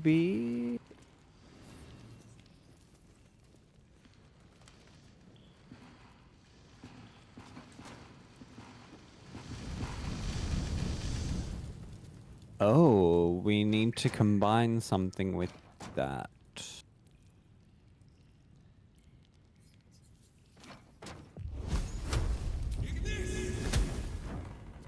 Immune to fire damage. Oh, does she have an ability that can... Concussive smash? No. Throw? Oh, it's gone down. It'll just take a little bit of effort. Oh, I mean, okay. Sure. Just attack. Well, I thought I was being stylish. You were. No. No, no, no, no, no, no, no, no, no. No, no, no, no, no, no, no. Oh my god, I'm getting PTSD. Nah. What do you mean PTSD? I've done that. I know what's to come. Oh, it's not fun at all. Alright, but do you want to save so we can at least attempt it or have a look? Sure. Sure. Have Is fun. it that bad? Depends how you tackle it. There is a way of doing this without spawning other things, and I got the achievement for it. It took me about 10 tries to do. There is also an item that we can find that allows us to walk through webbing. Yeah. Right. Something didn't like that.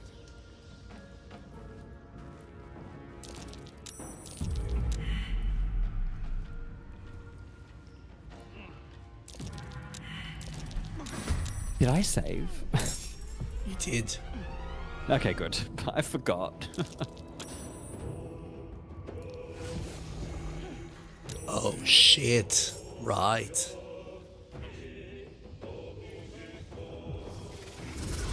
Oh, that's nothing.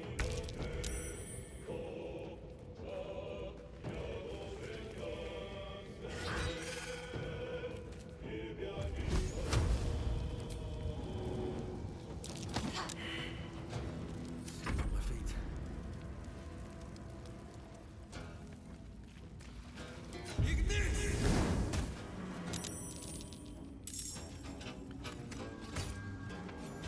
Nice. Must be on my way.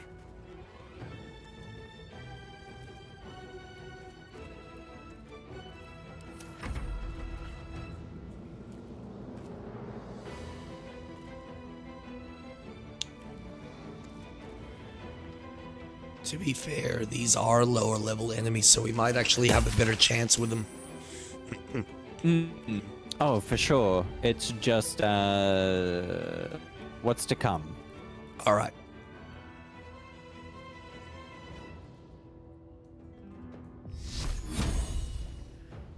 I can't do much.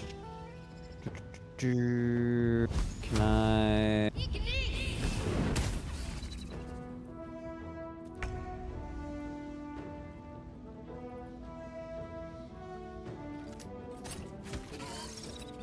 Fuck yeah.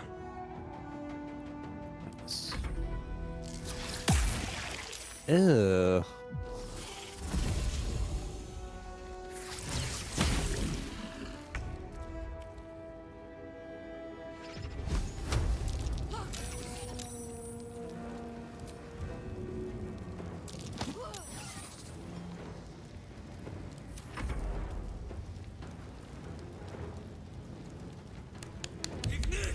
Come on. Yeah.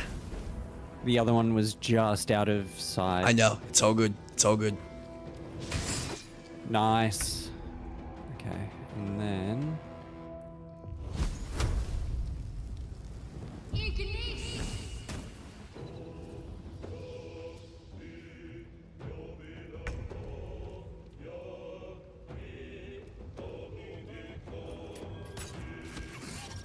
Goodbye. Awesome. Ugh. Okay, so they explode poison.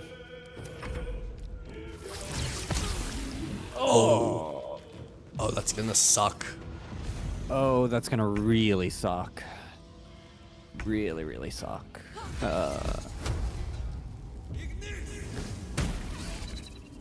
Awesome. That was Is she good. warning something? She might be getting more help. Yeah, little baby ones. Ah, itty bitty baby ones. Ow. Fucking bitch.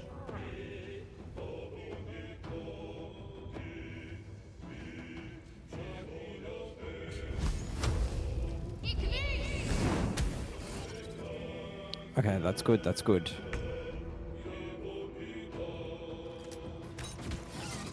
Nice. I need to find a way forward.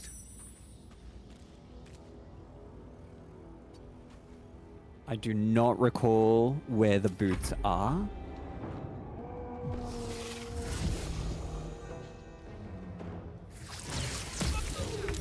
I need your help. That's the least of my concerns right now.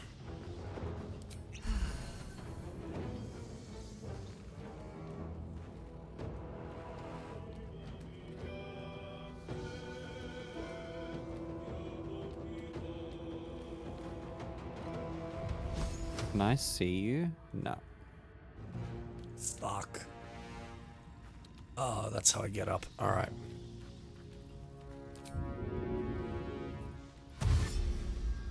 Tactical.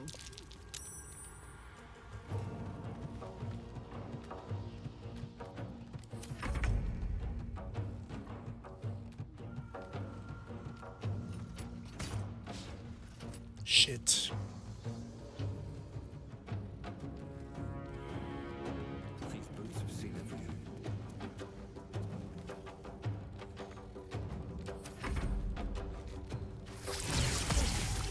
Oh, Lord.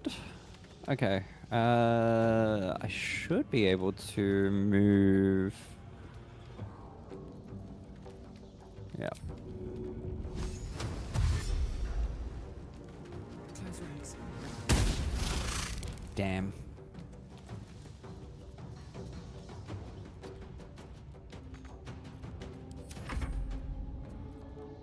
Can I see? Damn it. Still out of reach.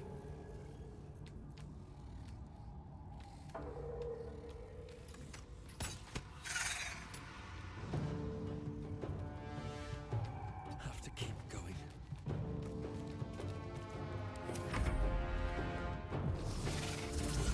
Oh, awesome.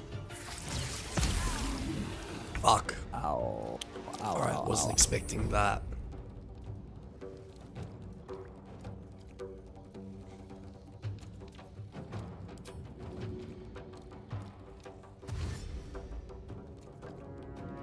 Maze eye.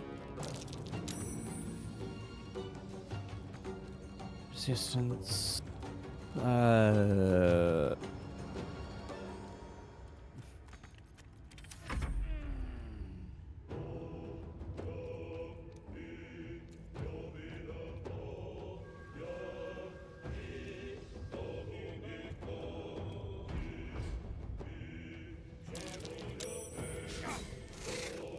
Fuck.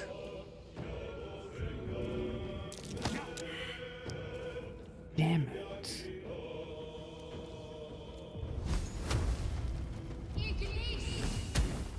Nice. Okay, we're getting somewhere.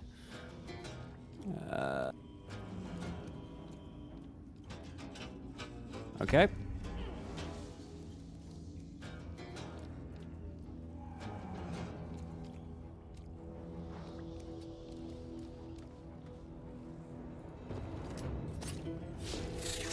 Fuck. Okay, that's alright.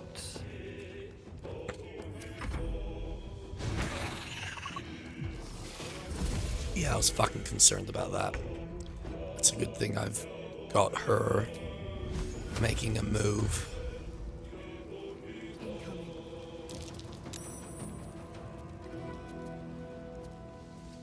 Okay, I won't burn the cobwebs.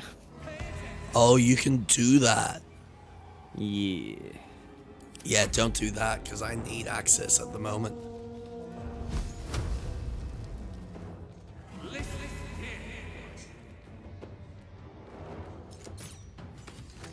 Oh, nice. Oh.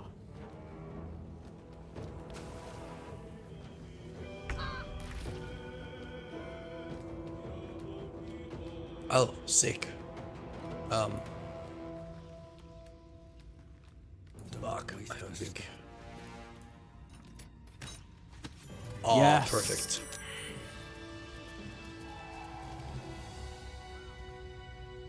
Oh, I didn't realize there was... Oh, I could have gone that way.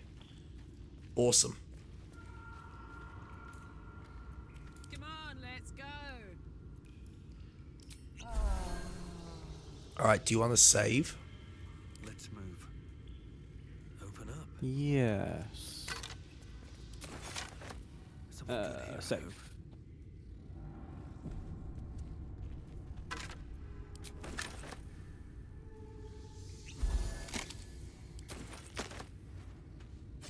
Okay. Oh shit. Oh, yeah. Right. Okay. Yeah, and that way goes towards...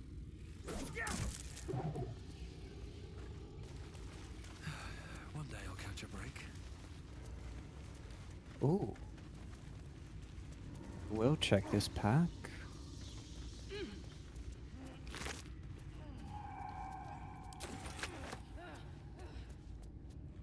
By the way, Ukta, 13. how do you yeah. how do you do alchemy? Is that only done in camp? Ooh, I have not tested alchemy yet. I assume so? Spiders. Just started my own campaign doing monk, Path of the Drunk. Finally have some use for that wine. Do you get like stat bonuses if you use the wine? Because that would be cool. It typically tells you if you've got something if you hover over the item. Oh, no, sorry. 1371 DR. Oh, sorry. No, it's alright. I'm asking impulsive because he's doing like a drunken run. Let it be known that I left my homeland because I was bound to my master and not because I chose to. Were it not for the oath I swore, I would still be home, serving the Zolkers, and not tending to hog pox in the crude hamlet. However, an oath is an oath, and I will serve him, as it is my duty until I am released. The early journal entries are written in a delicate, intricate script that gets rougher and wilder the more pages you turn. It ends with one hastily scrawled entry.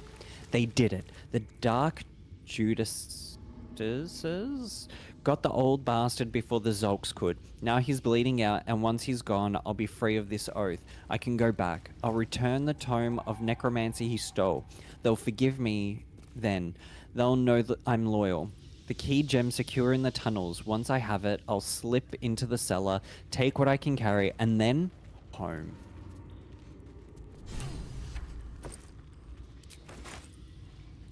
Secret tunnel.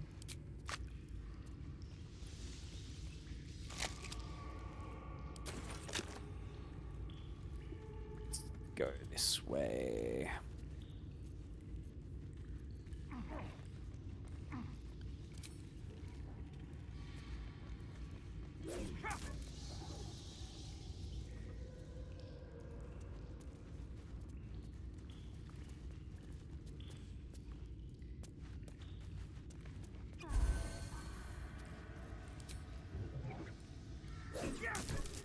Shouldn't have made me your enemy.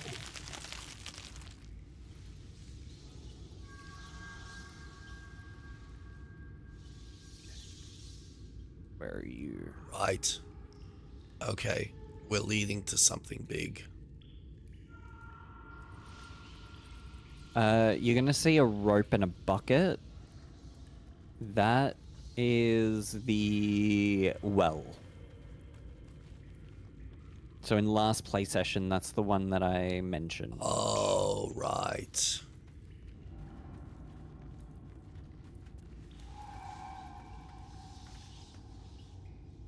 it's down here. That's cool.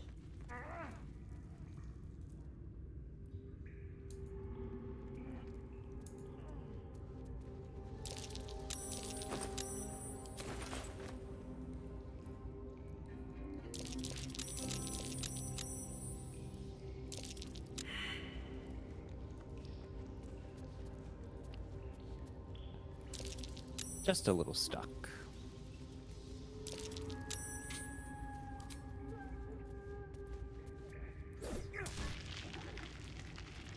Oh.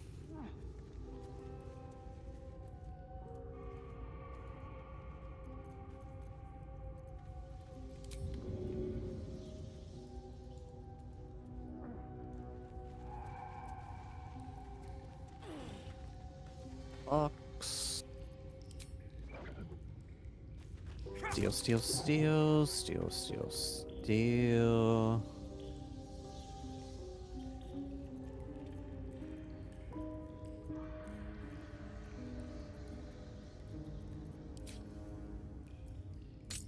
Ooh, soul coins. Academic disclosure. This research was funded independently and conducted at a site in Avernus, the first plane of the Nine Hells. Candlekeep does not encourage or promote the entrapment of mortal souls. Soul coins, as a concept, are one of a merciless simplicity. The sum of personal and magical essence, the soul, is bound into a minted piece of infernal iron and used as currency by devils and their cohort. They are frequently traded, for their value can purchase mercenaries, magical items, and even fuel the strange engines in the hells. However, there is a fascinating culture surrounding soul coins as well. I spoke to a devil who admitted she has one coin that she will never sell, for it was the bargain that got her promoted out of Lemur status. She connected me to a half-elf warlock who had promised his soul to a coin after death. I was able to look at his contract, which it reproduced below. The next 50 pages appear to be painstakingly written legal document in Infernal, with a headache-inducing number of footnotes. What's this? Disorders of the nerves and the mind. Treatise. Oh my god. There came to me a woman, whom I shall henceforth call R, greatly distraught at the unusual tempers of her husband, whom I shall henceforth call B. 3 months prior, he'd suffered night sweats, crying out from sleep that he bore the mark of chaos. 2 months prior, he'd taken to calling himself by the name Sarvok. 1 month ago, he'd speak of little else but the throne for which he is destined. I attended to B at the couple's farmhouse. He sat calmly at the table, an unknown book clutched to his chest. I detected no curse, nor loathsome spirit upon him, nor the presence of magic. Yet upon shining the light of candle flame upon him, he raised the book high and exclaimed, "The deaths they bring shall awaken the Father, and through them he will rise." I snatched the book from his hand and flung it into the hearth, where it burned not in red or yellow flame, but pure black. It left but a single scrap reading, "He foresaw his coming death, and seeded his essence across the land." B shivered and sighed, as if waking from nightmare. He had no memory of the book, nor the words he had spoken. Diagnosis: unspecified neurotic enthrallment. Treatment: herbal tincture of garlic and drace, sipped thrice daily until exhaustion lifts. Ugh.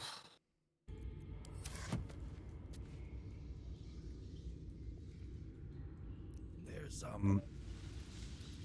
the wicker chest on the right is probably worth you grabbing.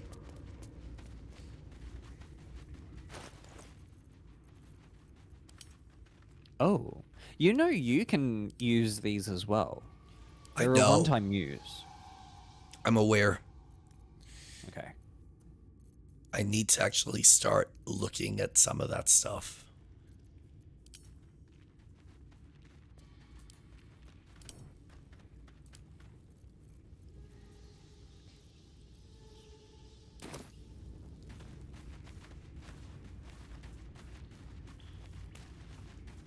Torch, and water. Okay.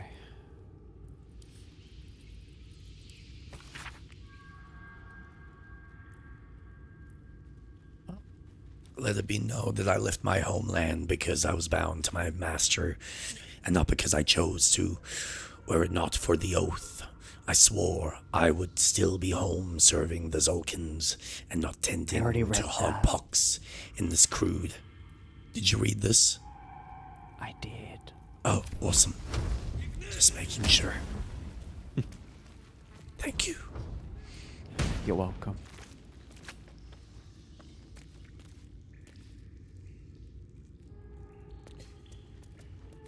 Alright, well. Is there anything here?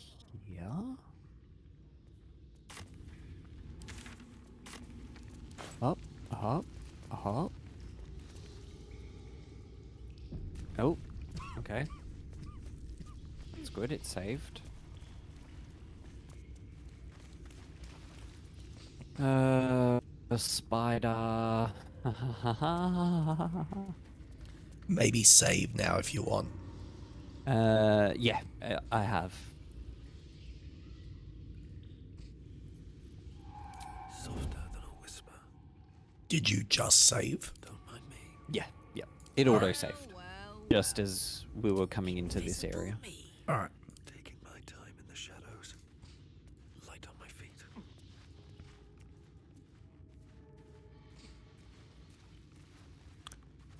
Because I want to see... Oh, fuck. What is that? Right. That's the main attraction. Gotcha. Yeah.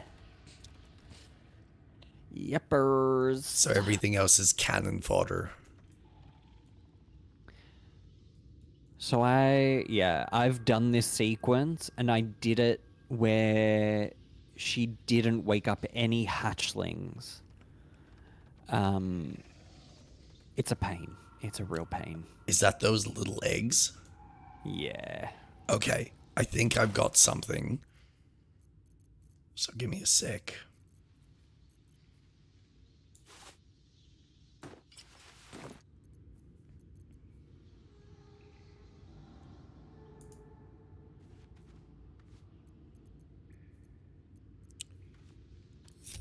Gonna disconnect. Alright. Chuck down another save.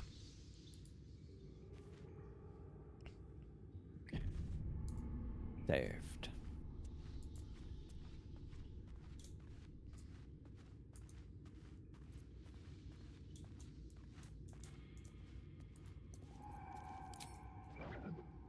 Oh, Mind Flare Parasite Specimen. It's a rare item. Hanging suspended in murky slime, the living tadpole looks like some hideous cousin to the slug, only gorged and slick with remnants of brain fluid. I can consume it. Now's not the time. Now's not the time.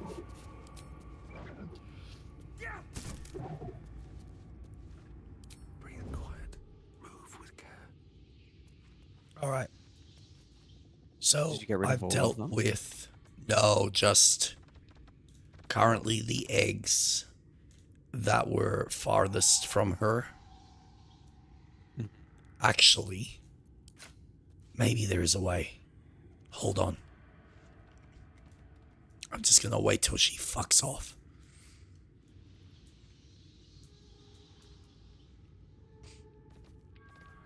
You've made a grave mistake.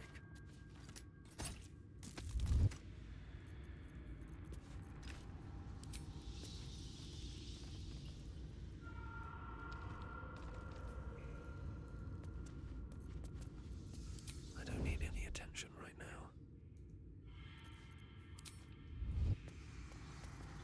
This calls for careful footwork. Here we go again. I'll strike you down.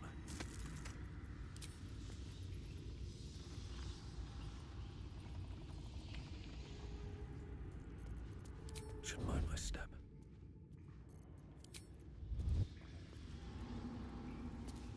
Alright, so... What do I have that. to lose? Fucking hell. Path lies before me. Oh. Can't risk being in open view. If you need me to, I can always destroy the web that she's on so she drops. It does start a fight though. that might be worth trying. Let's just, Take out the spider egg. yeah. There's Is a there couple over here. Draw any attention. Where's here?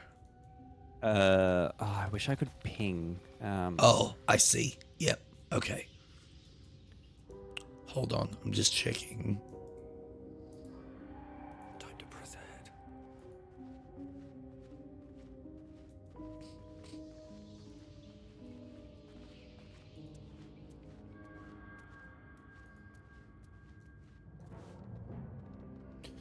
I know this is technically considered save scumming, but do you want to drop another save? Yeah, this isn't save scumming. Save scumming is when you keep reloading, isn't it? That is true.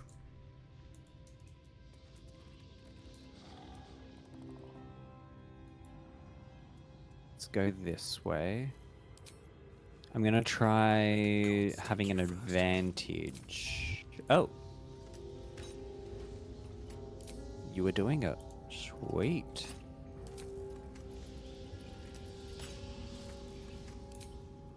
Just gonna...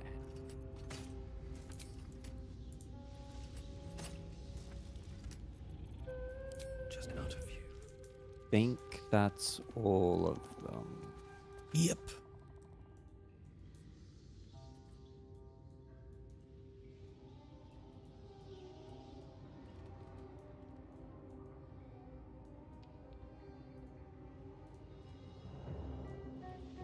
All right.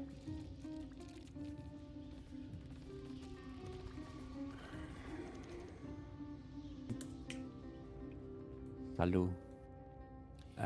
Chuck down one more save, and maybe we'll give your plan a try. So I guess when she's on one of the webs, see if you can destroy it.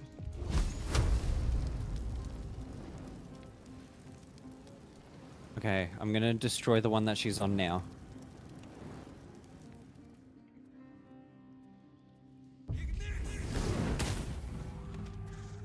Okay, she's Nice. prone. Okay, we're not in fight. We're not in a fight. We're not in a fight. Breathe deep and move. Some. Fuck. Okay. wanna say Oh, I could probably destroy the one that she's about to go on now. Okay, maybe I can do that as well. That might be... Well, we'll see. Oh. Oh. Wait, what? Nope. Oh. How did that see us? No idea.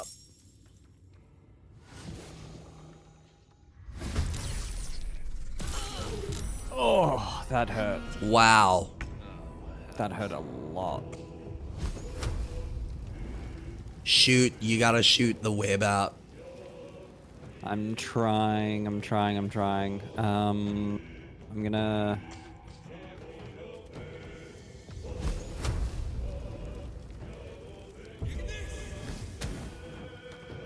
Okay, she's down Awesome. again. Fuck, she's actually nearly dead. Okay.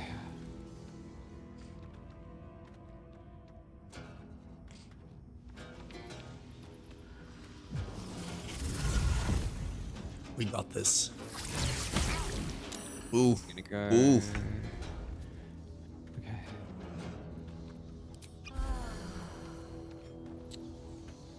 Fuck you.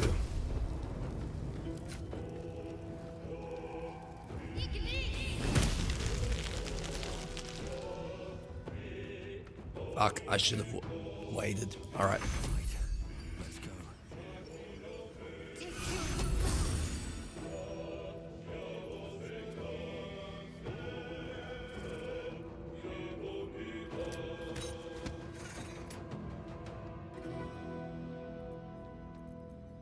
Okay.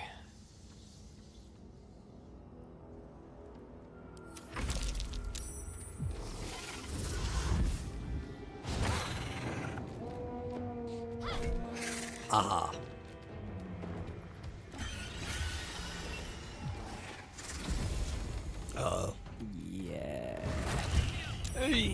Oh, wow. Fuck you.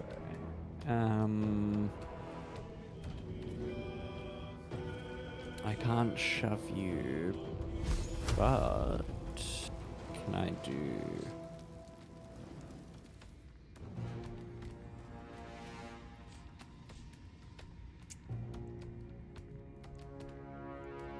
I'm gonna bonus item antidote. Where's my antidote?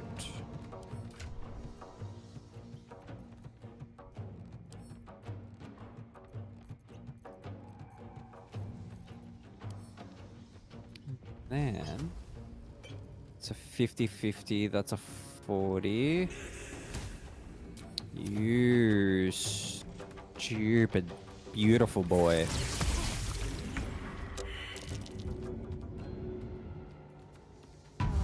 Oh. Shit. Okay.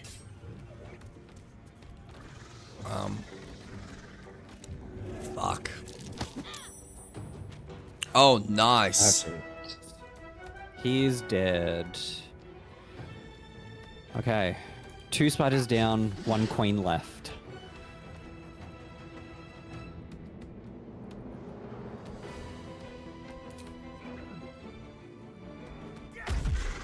Nice.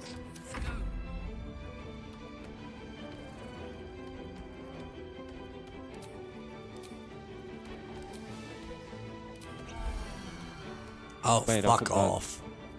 How does that not give me more health? Did pretty well. 14? For something that's designed to give me, like, up... Oh, man. This game can go fuck itself. Ah, you...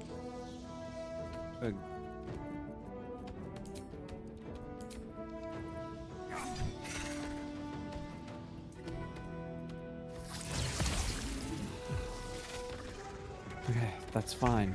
Yeah, run away.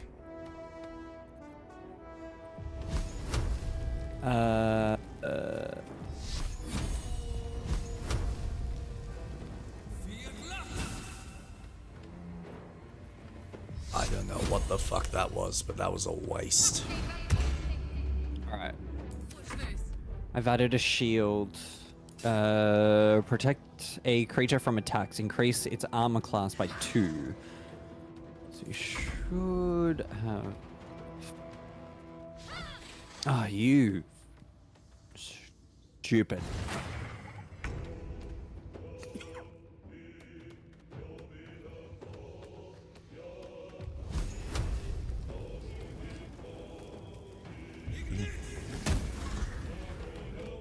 Awesome.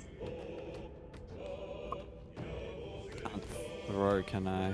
Throwing is an action. Damn it.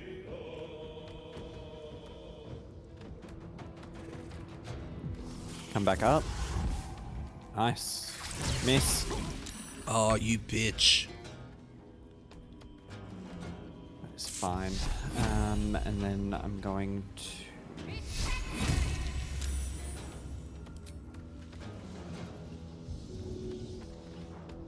What?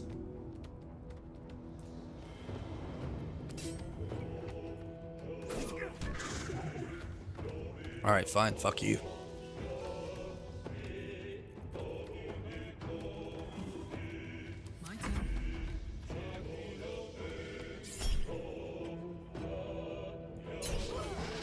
Oh, come on.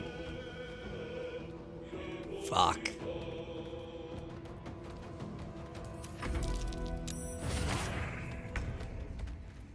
That's right, focus on my monk.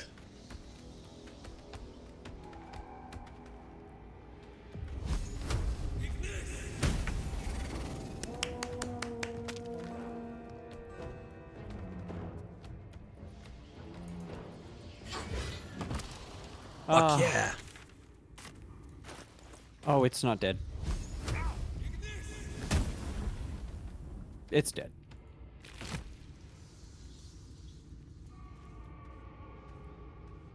Poison trails when Cast the a spell that deals poison damage. It deals an additional. You know what? If you want, you can take it. because you might find that useful. If you don't want to use it, you can give it to Gale. Time to pack it in for the day, I think. I can't believe that went so flawlessly. That took me so many tries to do. But That's because we're that. like one level above. Apart from the boss.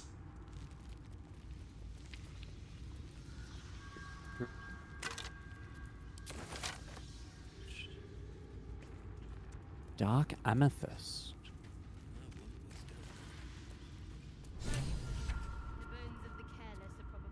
You can't shake the feeling that darkness seeps out of this heavy orb-like stone. Sweet. I'll take it.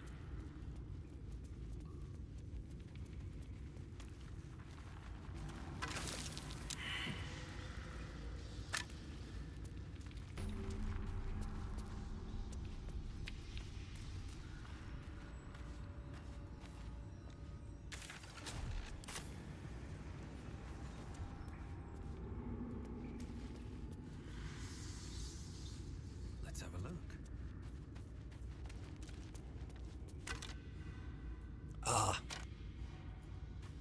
That's where I need to be.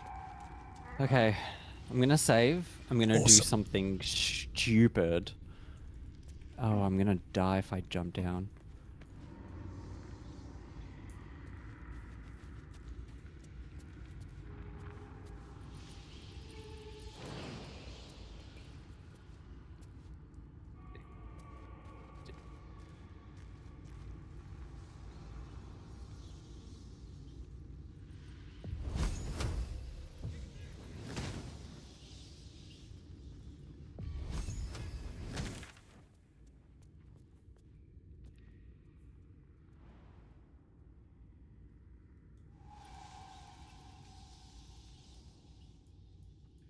Oh. Right. Oh, there was something to the hearth. I see.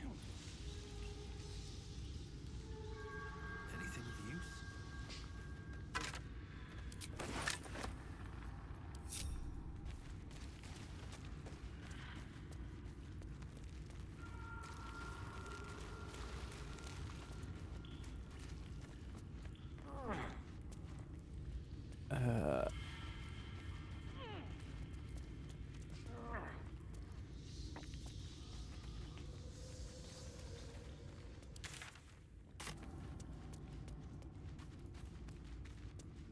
Man, well done. We're actually, for the fact that we haven't even rested yet, we are fucking kicking ass. Yeah, we're doing well. We are doing well.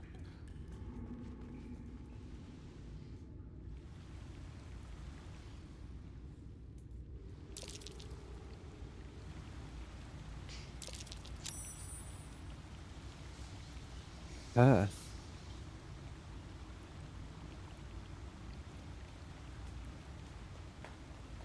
Maybe it's that gem that I have.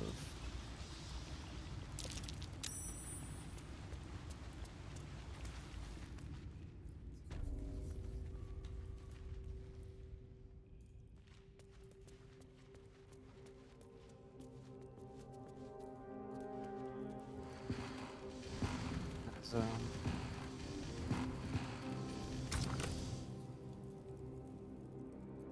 okay, where did we come from? Where was that hearth that we explored? That was in the Emerald Grove, wasn't it? I think. Wait.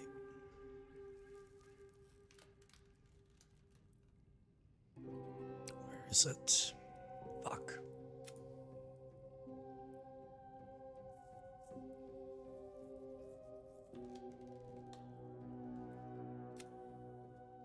Inspected Carlin's engine. He said he'll need it.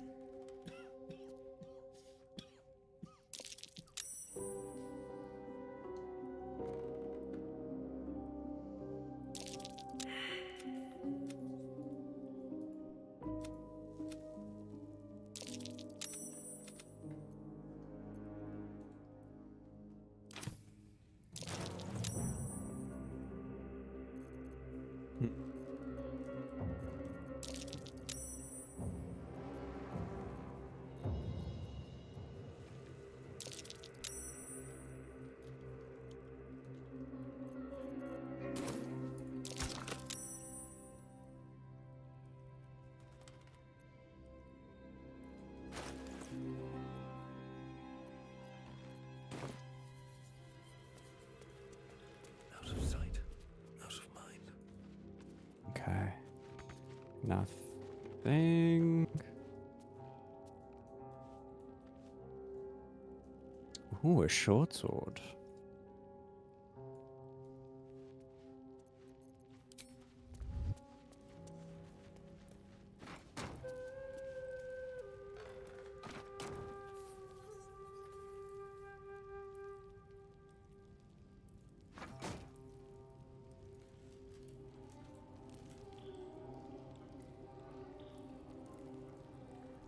Light on my feet. So I've got a +7.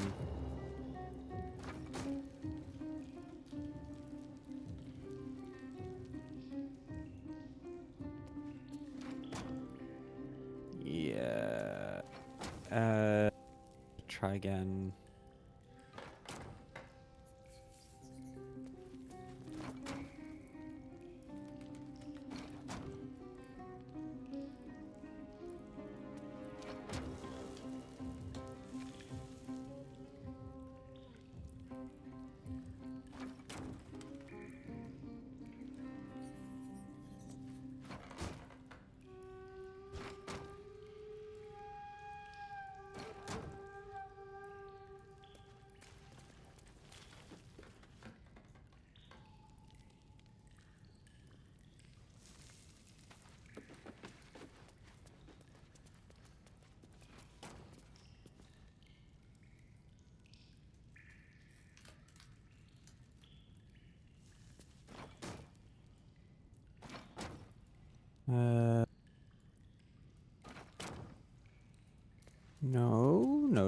No.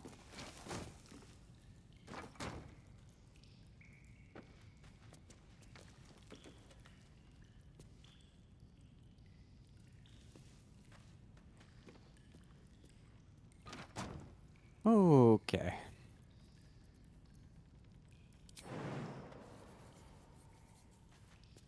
What are you doing?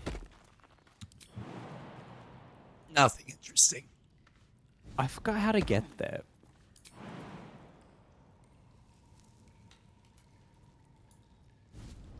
But it's through here. Okay, I've got something that might work for the hearth. Maybe. Furnace? Furnace.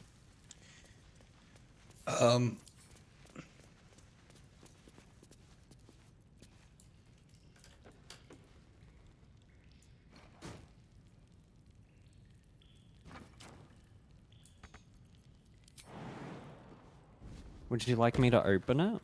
Do you have a lockpick? I do. And I've got sleight of hand. I had a feeling.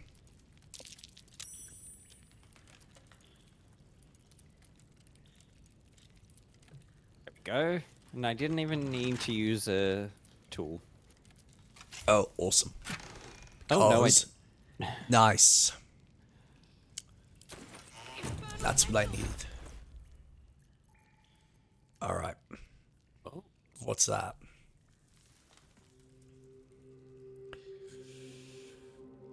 Weapon enchantment +1. What's your, for Shadowheart, what's she using? She is using a mace. Oh, okay.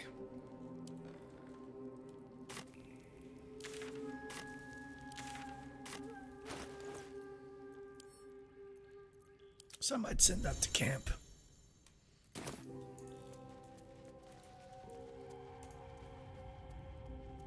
Awesome.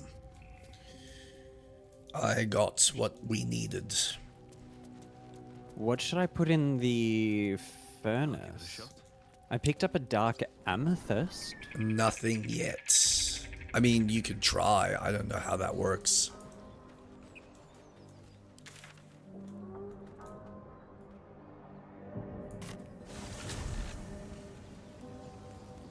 No.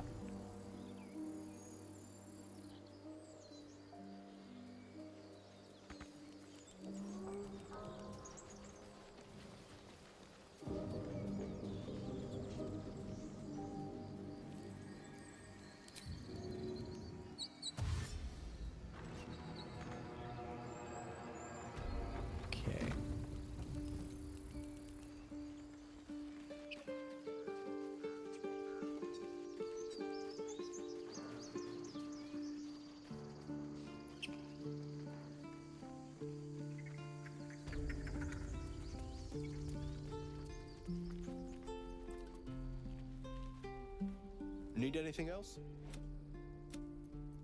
Of course. But please, remember, you're not the only one in need. So I assume there's nothing else here?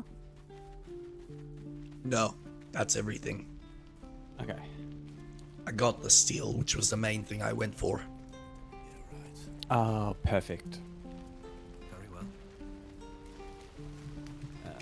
Where did you head off to? Back. I'm in the hollow. How fares the search? Please let this work. The weight of it. And that blaze of chaos. Can't imagine this where my heart should be. Must be Let's quite the go. experience. Do. Give me just a moment. Walk through all the bloodshed. And I think...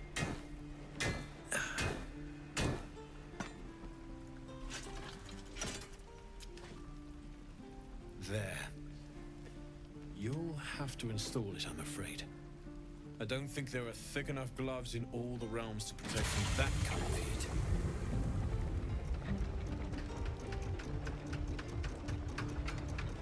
I love the trickery of game design. Good. What has held whole, but I feel led you less to that statement? What happened? changeable. Cheers, mate. Pleasure.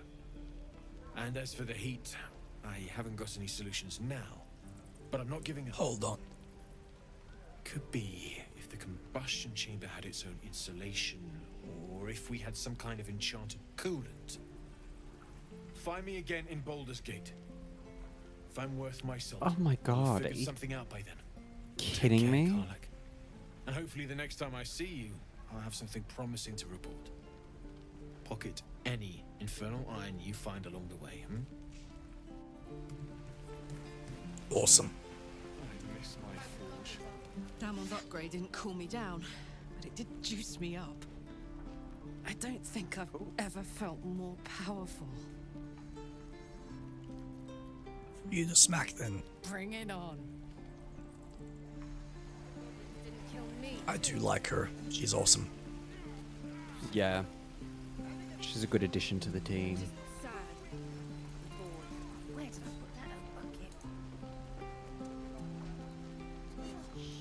No, so the reason I said it,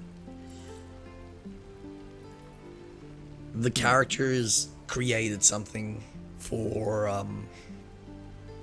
Karlach, and she's taken the item, but of course we as the viewer don't actually see her putting on what she's meant to put on herself.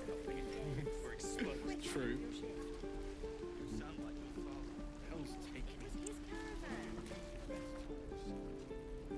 It's like that sleight of hand of just, you know, use your imagination. She's putting something on her chest. We are not going to the effort of wasting our time animating this one sequence.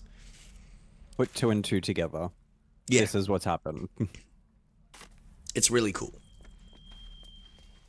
Would you like me to free the goblin?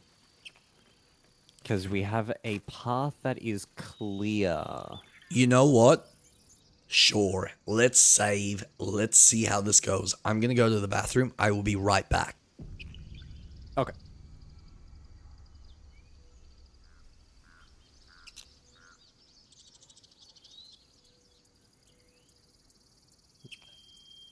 Get this ready.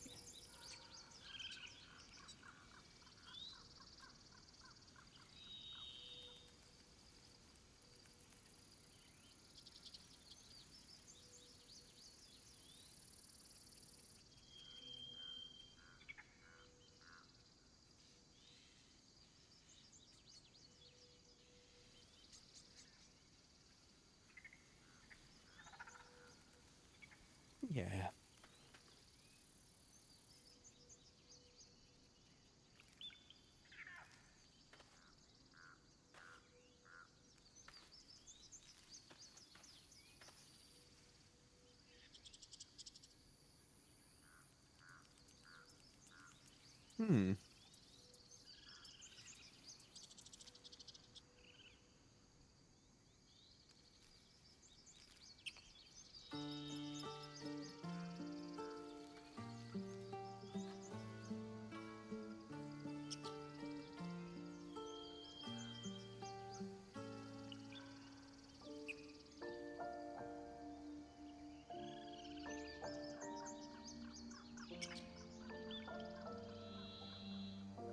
actually gonna throw money.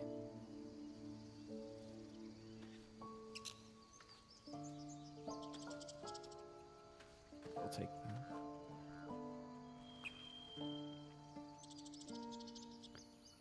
that. You said, why did you say, I am going to try and take money from everyone. Oh. Come on. Successful. Awesome. Be successful. Damn it.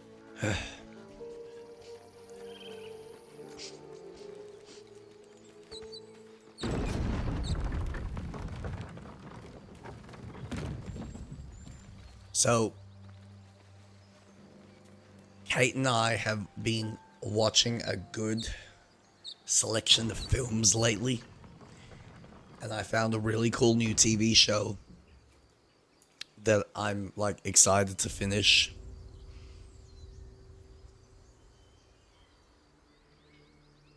What show? It's called The Rehearsal. You gonna open this cage or what?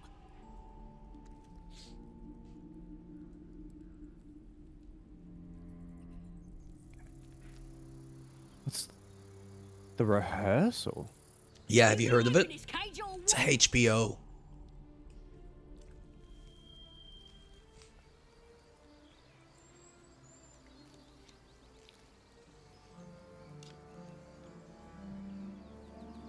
Yes.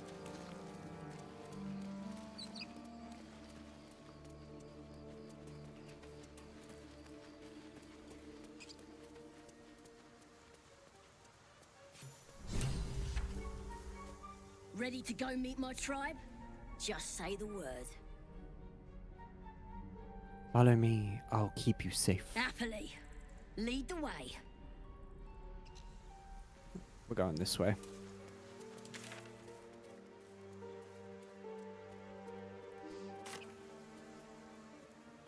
I'll be at the head of the bridge. Yeah, so have you heard of the show? It sounds really familiar.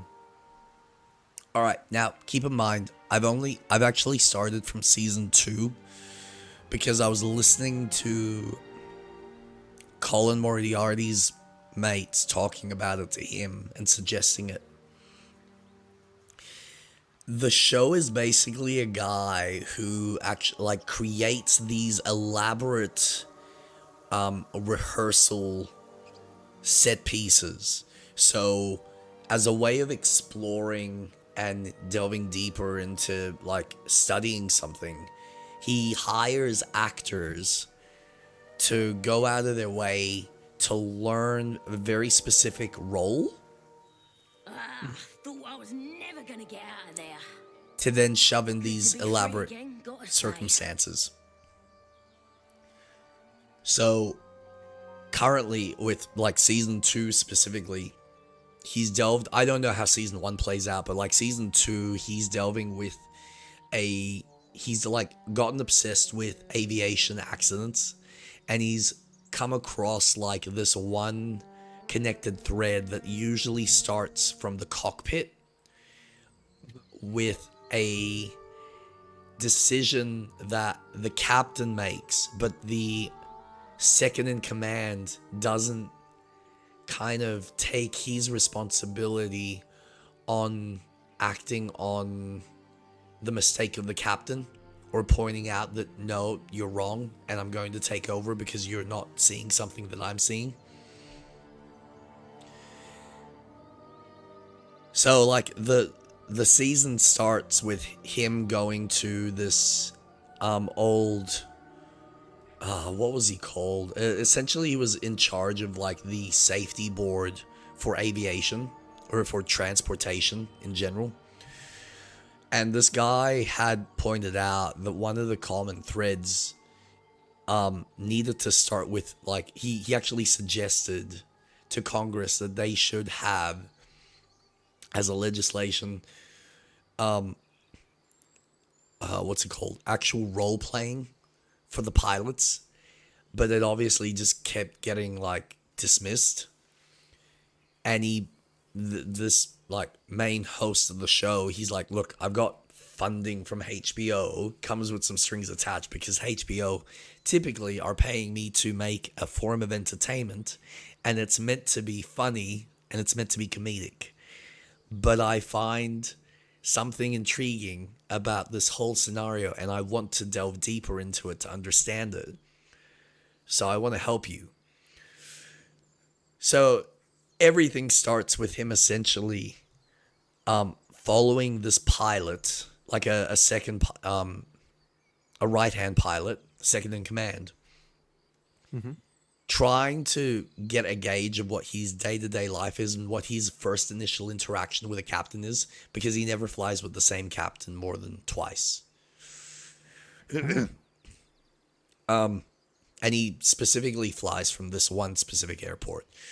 But of course, when he gets to the airport and he's like trying to follow him into the private areas, he obviously doesn't have clearance. He doesn't have, I think it's NSA clearance or whatever the term is that they use. So naturally, he's like, and like at any point in time, whenever he needs to explore something, so like this part of the show, when he's trying to figure out how to have the conversation with the airport liaisons, he's like doing a rehearsal. So he's hired some sort of actress to play the person on the other side of the phone, so he can actually rehearse the whole conversation before he goes, okay, I think I'm good. Let's see how this goes in real life. And so he then does it for real. Doesn't get what he wants. So he goes, all right, well, fuck it. I'll make my own airport. So he gets a bunch of people to take note of all the details, and they recreate in a massive soundstage this fucking airport terminal. And then they hire a bunch of these actors who have essentially studied individual roles of people that like work in the airport. So whether it's like the general clerk that works in like the Starbucks, or it's a captain, or it's like any of the general staff, these actors have gone out of their way, followed over the course of a day or a couple of days a specific staff member, so they can kind of embody that staff member in this soundstage. So then they get, yeah, it's fucking cool. And so the idea is that he then gets the second in command to go through, kind of act out his day while he's watching him and viewing him and observing him, to kind of get a gauge of what the interaction is like. And then they have him go into the captain's quarters where he's watching him, and he hasn't interacted with the captain. He's like, and he's gone up to him. He's like, so do you not talk to the captain? He's like, no, we don't meet. We don't talk until we're at the, until we're in the cockpit. And he's like, okay. And the second in command's like, do you want me to talk to him? He's like, no, I want you to recreate exactly what it is you do. So he walks away, and he like starts pondering this. So then he goes and asks the actor who's playing the captain, this fake captain, what can you tell me? Like, why are you not interacting with the staff? And the actor playing the captain is like, well, when I was following him, he didn't interact with anyone. He was literally just isolated and by himself. And then he went to a bunch of other actors who had also played captains in this like fake scenario, and he got the same response. And it's just so bizarre, because you've got people that he's learning from that are giving him this like research that they have themselves obviously researched to embody, to like recreate the scenario. So yeah, it's literally, he's like rehearsing these scenarios for him to explore certain avenues and see what he can do better, or what other people can kind of garner, so that people can learn new behaviors. And it's fascinating, and it gets fucking wild, man. Like I'm trying to remember, you know, the movie about, well, it's a real life event, the air pilot captain that crash landed in the Riviera. I think it was the Riviera, in the river, and survived. The like Hudson River? Yes, that's it, the Hudson River. And he like saved a whole bunch of Tom Hanks? Yeah. So there's obviously the movie based on him.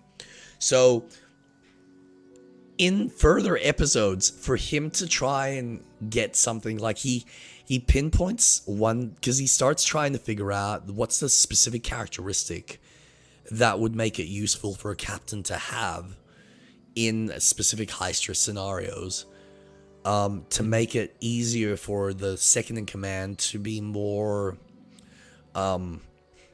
vocal. And one of the things that he theorizes that obviously saved the flight, or at least left something to opportunity, was the captain had specifically asked his right-hand man, do you have any suggestions?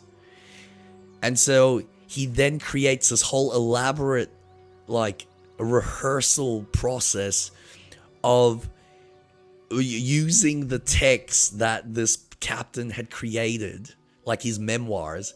He uses that to essentially recreate his life. So he's like walking into a room that's him as a child. He's taken up by a crane into like this oversized crib. And he's got actors that are controlling these massive these massive dolls, looking like parents and acting like he's parents, so that he can like get into the psyche of this captain to figure out why. And he kind of comes up with this weird like answer in his head that just like sparks another series of like questions and other theories that he kind of garners after like recreating the actual accident itself. It's fucking cool, man. It's just the level of detail that he goes into. And it's so absurd, but you're just like, you go along with it, and he finds some nugget of truth that you're just like, that's fucked. And so awesome. That sounds really cool. So it's not like a traditional TV show. No. It's no. An actual behind the scenes look at how a show is made. Yeah. Yeah. Well, like, so he apparently used to work for Canadian Idol, and he was in charge. He was like one of the newbie producers that was in charge of filtering out the contestants before they even got to the main audition part. And he was like, because he was trying to kind of compartmentalize what specific attribute or behavior does a person need to have in order to bring bad news or bring some reality to a situation without pissing off a person. So he's essentially trying to go, okay, if you have a second in command that doesn't feel confident in voicing their opinion because they're worried about being fired or being told off, or essentially, you know, having their captain, because the captain is like the final say. It's his ship, but the idea is that in safety scenarios, both pilots should have equal say, but that's not the case. And so usually, and what he found in a lot of these plane crashes was the second in command pointed something out, but the captain didn't pick up on it or was too arrogant and just chose to shut down their second in command. So he was trying to figure out, okay, how do I figure out a particular behavior that we can then elicit this behavior into these co-pilots so that they have the confidence to speak to the captain and tell him exactly what needs to be done. And so he then puts he essentially grabs a whole bunch of actual captains, puts them in the seat of like the role that he used to do, and tells them, all right, you've got X amount of these golden tickets. You're going to filter, we're going to send through actual people who are performing music, like singing. Your job is to pick the best of the best. And you need to do it in a way that you're going to get decent results. So he's then asking all the people that come in to rate all of the judges to see which ones get like the highest score. It's fucking insane. And then he does it himself to try and figure out what he can do and how he can improve himself. Because it's a reflection on how he approached things when he's also looking at other people doing it better than what he did. So it's just this really cool, like, back and forth between him coming to terms with his behavior and his actions versus what he's trying to solve in the show.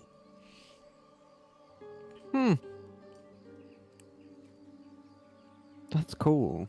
So yeah, check it out. There's 2 seasons. Like I said, I haven't done season 1, so I will once I've finished season 2. I'll go back to season 1. I think season 1's a little bit more on the comedic side. That probably plays with more of the let's take the piss out of like psychological kind of moments and see how people act in certain scenarios. Yeah. But season 2 seems like it's kind of got more of that grounded flavor with the satire or these like absurd moments where you're just like, what the fuck? Like there's a scene, you know what? I'm not even gonna spoil it. It's fucking gold. It's just gold because you're just like, man, props to you for the commitment. It's just awesome. So yeah, check it out. Never break a promise. Unless Okay. there's something in it for I'll me. add it to my list. I'll introduce you to my whole tribe and put in a good word for you. See you at the camp. We also went, saw 3 really fun films. One Battle After Another, which is the new Leonardo DiCaprio film. Okay. Which is really fucking good, but I had no idea. Kate and I, when we watched, like, you watch the trailer and you think, alright, it's just some film about a fucking drugged up character who's trying to run away from the feds or the authority.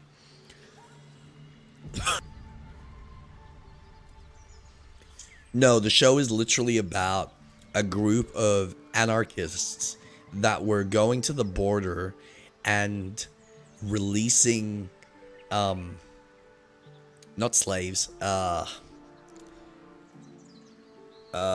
damn, what's it called? Immigrants from like these detention camps, and just robbing banks and doing all this crazy stuff just so they can like fight for the people and fight for power kind of thing. It's crazy. It's such an insane film. And DiCaprio, as always, just does a phenomenal job. With Sean Penn is in it as well. Oh, I didn't realize Sean Penn was doing film still. I thought he Oh retired. yeah. No, he plays like this like this sergeant, this high echelon military man that is trying to get, it's so fucked up. He's like trying to get into this like underground, I think they're called the Christmas Island group.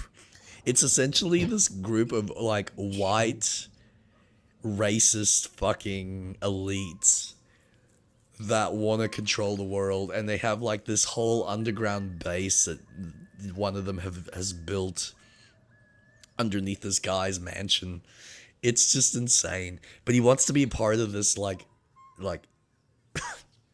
insane group, and he's this like insane military dude, and he does the military guy so fucking well.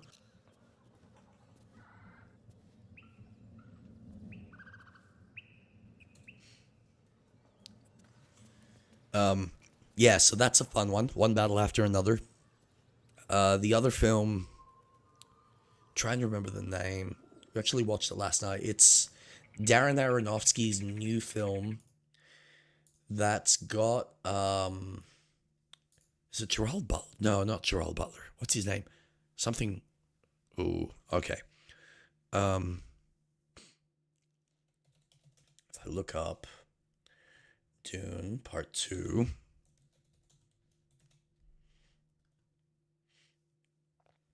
Austin Butler. Caught Stealing. Really fun film. He plays like this character that's kind of in, like, he's just living his own life. He's got this like backstory.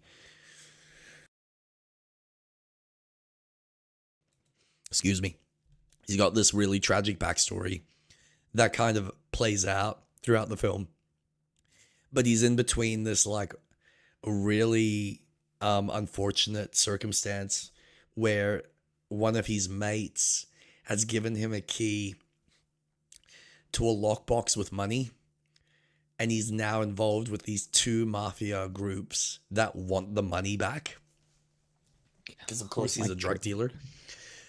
And it's crazy. It's such a good film. It's so...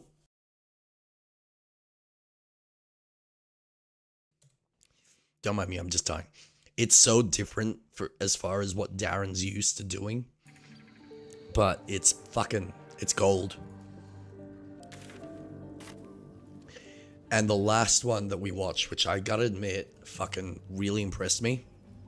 And like, you know my thoughts on Marvel lately, but Fantastic Four, I was actually really impressed with it.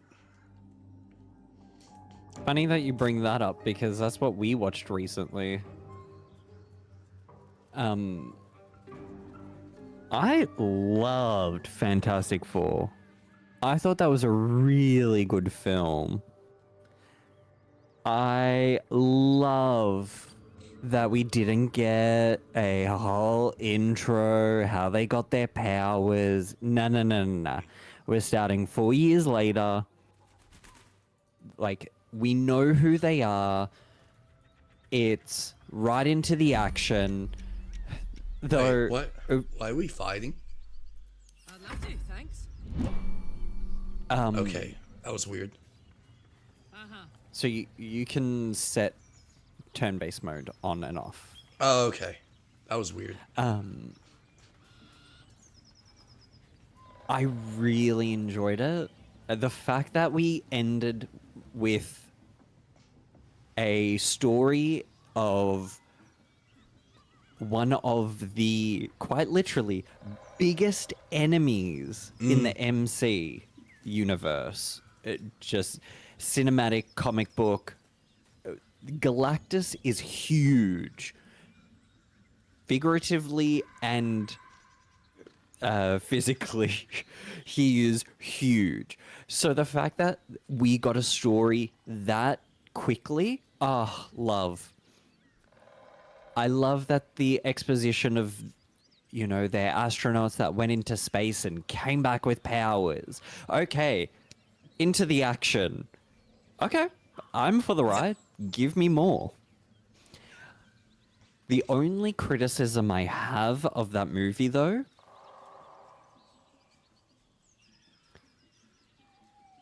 that would be Doom. As in the lack of him? Well, how...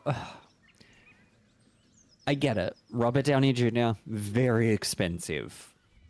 The most expensive actor for the Marvel series. I get it. You're not going to have him in Fantastic Four. Fine. But not only at the UN was Latvia missing because he wasn't there, but showed up at the end credit scene where Franklin uses his cosmic powers on him, which I'm assuming he's using his abilities on his face because Doom's face is disfigured, hence why he wears a mask. And Franklin touches his face. Yep. We just don't see it. So, sure. But Latvia's not there, a representative. He's missing from the footage of when they went up to space. So did they cut him out intentionally? Or is his origin story going to be vastly different and have it as a variant of Iron Man? I'm not sure. Also, are we just jumping to the House of M storyline where at the end of Doctor Strange 2, Wanda didn't die and she disappeared and Doom took her and married her to use her powers? Are we just jumping to that? I'm all for it. I love that story. I think it's incredible because then it sets the whole journey for the new Avengers to find Wanda with Doom in Latvia, which is crazy. But that's my only criticism. I think Doom should have had some sort of trickling little story beats, considering that the next huge thing to happen is Doomsday. Doomsday. Yeah, I yeah. mean, you need to introduce your villain. And he's introduced in the one movie that he's not in, where he originated from. You need to give us a bit more. You've just wiped Kang off the list because of whatever's happening with the actor. Couldn't replace him. Yeah. You couldn't find another person to take over his character, considering that the multiverse introduced different actors playing different characters. Hence why you had Chris Evans return as Johnny Storm, but you've got the new actor playing Johnny Storm. Okay, cool. Have Kang be played by a different actor. It is fine to do. So I think my criticism is just that, which is minor in the grand scheme of things, but I loved it. I loved everyone. I loved their portrayal of Reed Richards. Actually, I do have another criticism. Oh. When Galactus is stretching Reed, are you kidding me? You're stretching him. This man is stretchy.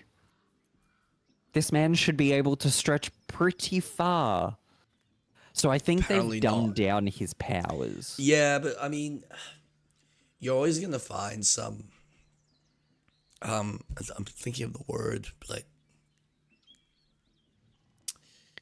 in the first two Fantastic Four films, the one with Jessica Alba and Chris Evans, Reed Richards' ability is really accentuated, that he gets crushed by the Thing and he's against the wall flat, but he's fine. He's just flat. Yeah. Yeah. That doesn't really read much in this version of Reed Richards. It feels a lot more toned down. And I'm worried to see what they will do in the Avengers, which it's crazy.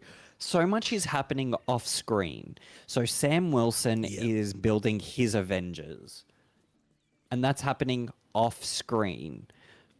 Why? Why can't we see moments of him recruiting the team? We know who they are. You have the actors on set, film them, get that added in so we know what we're going into. Again, a lot of my criticisms are purely based, I guess, Kevin Feige specifically. I don't think he's handled COVID well, hence why we've had such a rocky phase 5, 4, 5, whatever it is. And I think that's a real... Oh, where did you go? I'm just going to sell some shit because I realize my character is like got all this crap on him. Can't give up now. And I have a feeling being 1150, we're probably going to call it. Oh, true. Yeah, we'll save the Goblin Camp for next session. Yeah, I think so. Okay, I know. This is an... Fuck. Feel like we're being watched.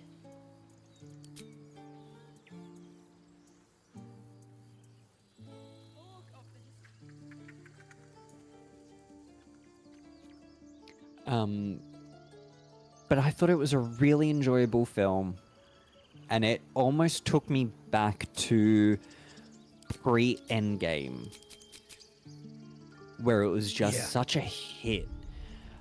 I have to have Silver Surfer back. She was incredible.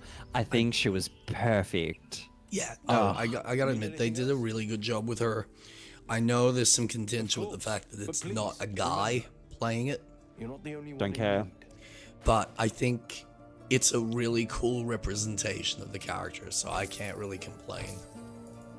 I think if you're going to gender bend a character, then do it well. And they did. Yeah. They kept her the same as the male counterpart. They just added a flair of her being a mum instead of being a dad. Yep. She had the same persona, the way she articulated her alien language, it was all the same.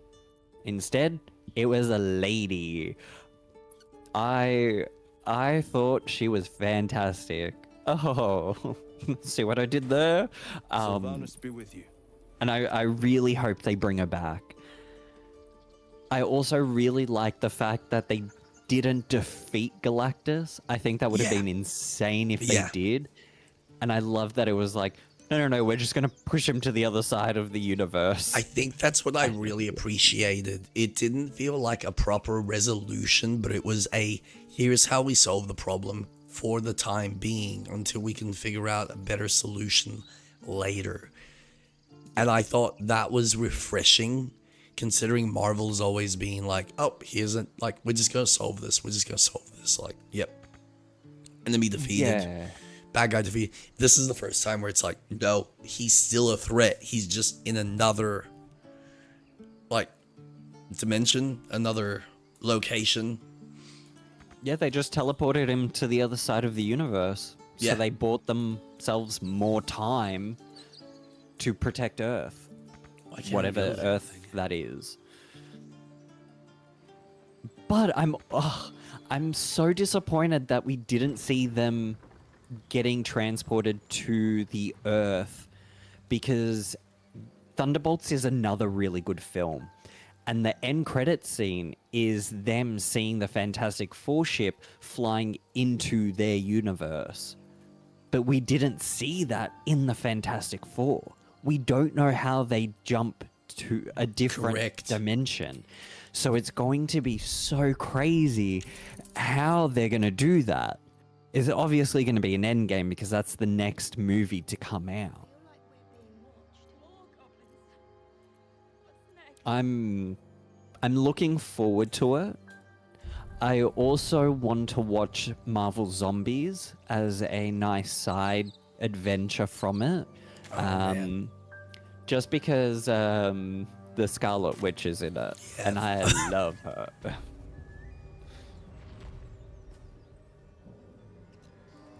You're so obsessed. That's why I have a tattoo. Yeah. No, I get it. Yeah. So obsessed, young man. I love it. She's the coolest character. She's now technically, out of all the Marvel characters in the MCU to exist, she would be rank 2 or 3. Because Franklin is now the most strongest character to exist. He has cosmic level abilities. Yeah. Like, he can do anything. Hence why Galactus wanted him. Wiccan is just as strong as the Scarlet Witch. And the Scarlet Witch, obviously, we've seen. Jean Grey hasn't been introduced yet, but I know the X-Men will appear in Doomsday. So that's going to be interesting to see how their portrayal of her is going to be. I'm also intrigued, how are they going to retell the X-Men, and are they bringing back every character? Because Wolverine is back, but are we going to get... But yeah, which Wolverine? Yeah, Hugh Jackman. Is he reprising his role? Yes, for No Doomsday shit. and Secret Wars. Wow.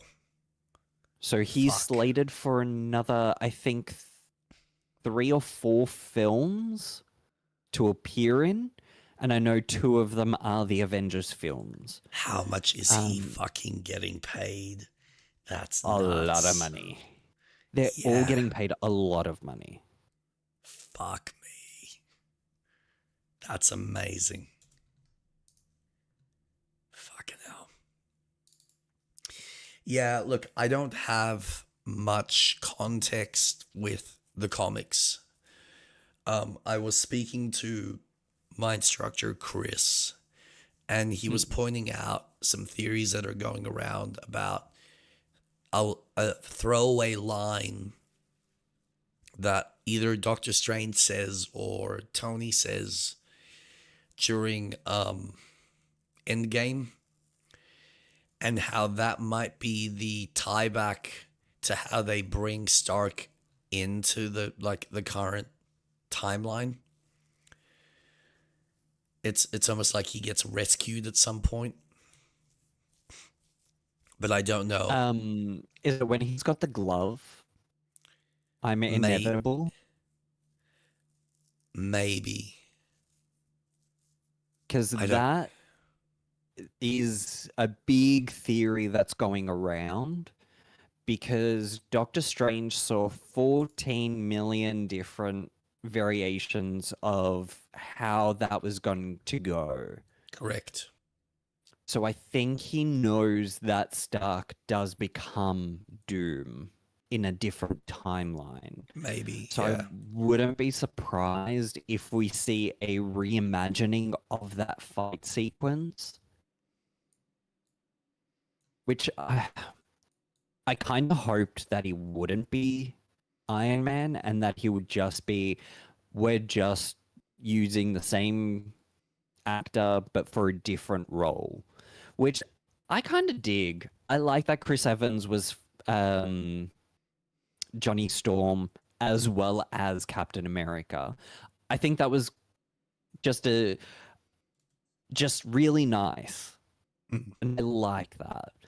I'd rather have actors that are, how shall I say, not mainstream. Yeah. I don't want Timothée Chalamet as a character because he's so hot right now. No. He's not a good actor. Don't have someone who's currently trending in your movie just to grab the attention of the wider audience. Think about who you're going to cast. And usually they're pretty on top of it.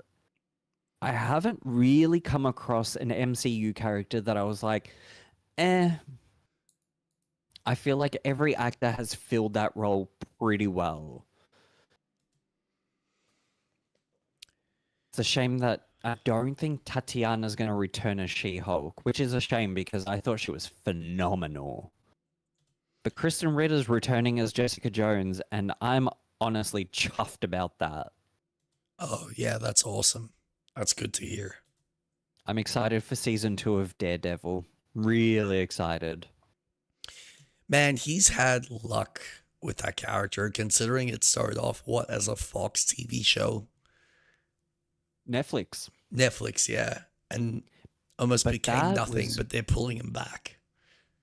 But that show, Daredevil, Jessica Jones, and the Defenders were the strongest of the 3. Luke Cage and Iron Fist weren't as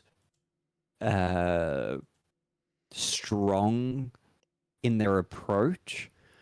I think they were a bit too grounded. But the cinematography of Daredevil is so good.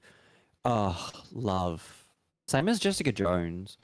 I might be biased. I think they're my 2 favorite out of the ground level heroes. Yeah. I think they're some of the best. They are, as far as TV shows go, it's probably the best renditions that have come out of a TV drama. Like, both of them fucking nailed it. It's one thing, like, I loved the campiness that Arrow and Flash started off with, but you could tell they just ran out of ideas. And unfortunately, they didn't have the budget to really stretch further into something far more grander.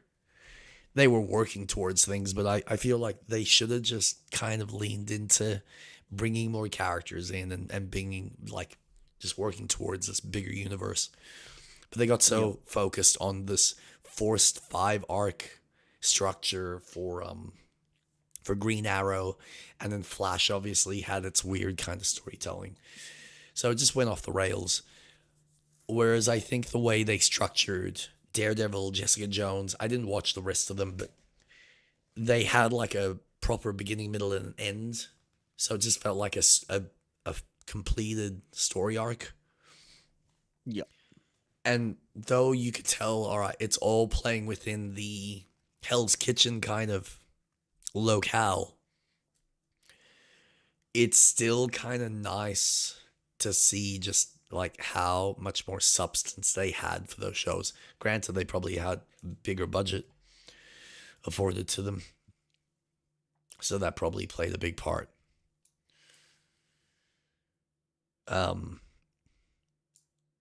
But yeah, it's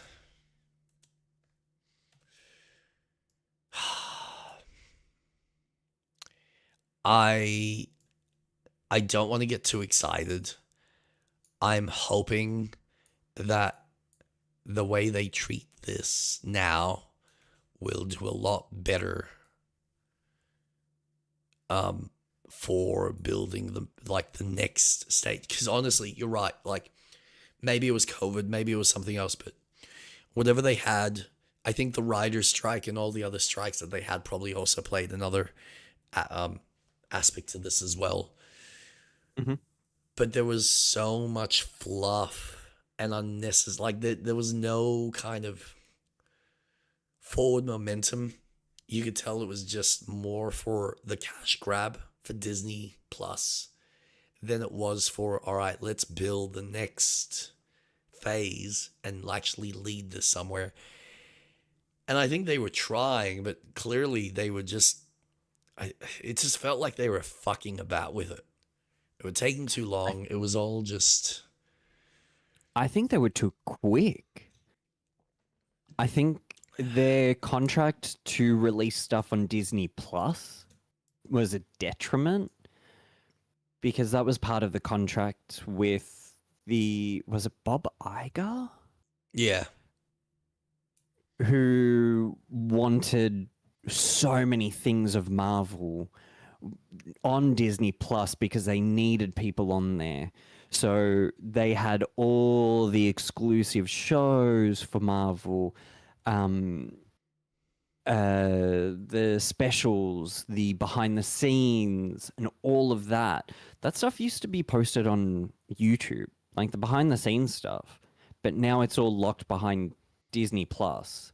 I think they shot themselves in the foot in how they approached it. Oh, yeah. Because it was too much, too quick, and there was a lot of shortcuts. A lot of shortcuts. But this is what I Shall mean. we not forget what yeah. the Secret Invaders, the one with Nick Fury, that was trash. I see. I haven't even seen it, but this is my point. Don't. Yeah, like you're right. I think where I'm trying to get at is it felt there was no structure because they were dispersing out to try and get, like you said, provide as much content for this streaming platform, but it was at the detriment to the rest of the story that they did so well building with the movies. And instead of them looking at the shows as this, all right, we're going to use these shows as jumping points and add extra depth and extra spice to the mainline films, it just felt like, all right, how quickly can we shit out these fucking 2 or 3 films, which obviously went through God knows how, like, hearing about some of the rewrites and some of the restructuring of all these more recent films is like, clearly you guys didn't have a forward direction that you were going, and everything just fell apart because no one could make up their minds as far as what was vital to structure this in a cohesive manner. And so everyone was just free to do whatever they want, but it was like a fucking shambles. Yeah. And it was all, like you said, under this time restraint because we need something for this month. If we don't have something this month, our subscribers are going to unsubscribe because they don't have the next Marvel thing. We need to give them Marvel something. Zombies. It's just throw whatever at the wall. Hopefully, look, it's a face. Isn't that cool? Doesn't that we remind need to you? sell merch. Oh my god, it's just fucked. We are spending billions of dollars on this extension to our Disney park as we're ripping out all our history back here. But don't focus on the history, just focus on the Marvel and the Star Wars. But the Marvel, guys, the Marvel. It's because Marvel is making them more money than what Star Wars and their child. I mean, because they fucking looking shit at the it bed on Star realistically, Wars. They fucked Star Wars up, and they won't. This is what annoys me. They won't take responsibility. All Kathleen Kennedy can say is, "Well, it doesn't matter. We're just like all's like fair in this universe." It's like, sweetheart, you went to all this effort to restructure, like you ripped apart all the legacy content and said, none of that exists. It is all non-canon. Everything we create from here on out is canon. And so that's what people have built up in their head. But everything that they've released is honestly subpar garbage. Apart from maybe what is it Dave Filoni? Oh yeah. With The Mandalorian. And I have and Clone Wars. Yeah, like I'm not familiar with that. But like it's Sorry, not Dave Filoni, sorry. It's the guy that did Iron Man. Fuck, Jon Favreau. Yeah, Jon Favreau, thank you. Like Dave Filoni did Clone Wars. Yeah, Clone he Wars. did Clone Yeah. Wars and Rebels, and yeah, he's like the other pioneer, which I think he's been doing a decent job. Like he clearly has enough respect and understanding about the characters in the universe. Though sometimes he goes off in weird tangents, but it's fine. It's like, all right, you're taking ownership of this universe. I can appreciate the fact that you're putting more effort than what Kathleen seems to be just signing off and going, here's J.J. Abrams giving us one film, and then we're going to have, what's his name, completely restructure everything that we laid the groundwork to because we have no fucking clue. We wrote this in overnight. Like, it's just, we winged it. I'm sorry, what? You spent, let's back up here. You spent billions of dollars or millions of dollars on an IP only to shit out a half-assed product, and you think fans are not going to pick up on that shit? Fuck off. Yeah. Like, you're picking up an IP that people have nostalgia, people have associated for like almost 2 or 3 generations old at this point. And you're just going to go, right, like, whatever, just send it out. No, that's not how that works. And sure, there's obviously like a certain quality of fan that'll just be like, yeah, I'll eat whatever. They'll criticize the fuck out of it, but they're just like, give me more Star Wars. And they're just like whales that are just eating this shit up. But at this point, you're just like, all right, instead of eating 5-star quality dining that, yeah, we can criticize George Lucas till the cows come home, but at least there was some substance to his world building, and even the stuff that he approved under him through the Lucas Studios with the video games and any books that were made had better quality writing and structure that all fed into this grander universe in a better way than what we have now with Kathleen's kind of approach. It's just fucked. Yeah. Ugh. But what do you do?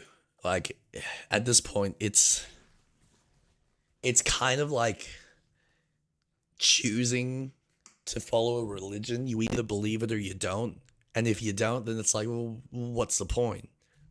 All right, you're going to believe parts of it. Okay, but you're not actually following the religion. Yeah, but I like certain stories from here. Yeah, but they're just stories. You need to. It gets really fucking anal with certain people.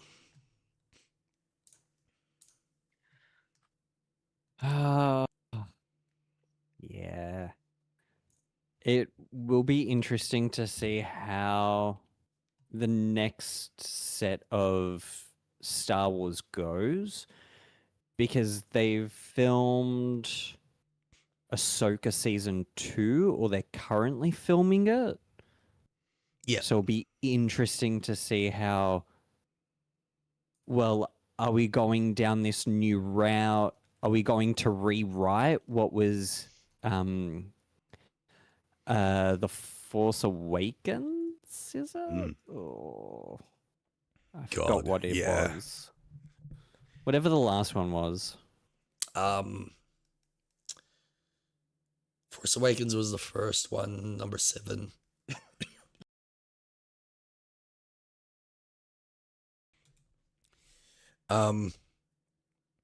Fuck, what was it after that? Was it Return of the Jedi? No, that's the original. Return of Definitely Skywalker? forgettable. Yeah, well, The Rise of Skywalker. Rise of Sky.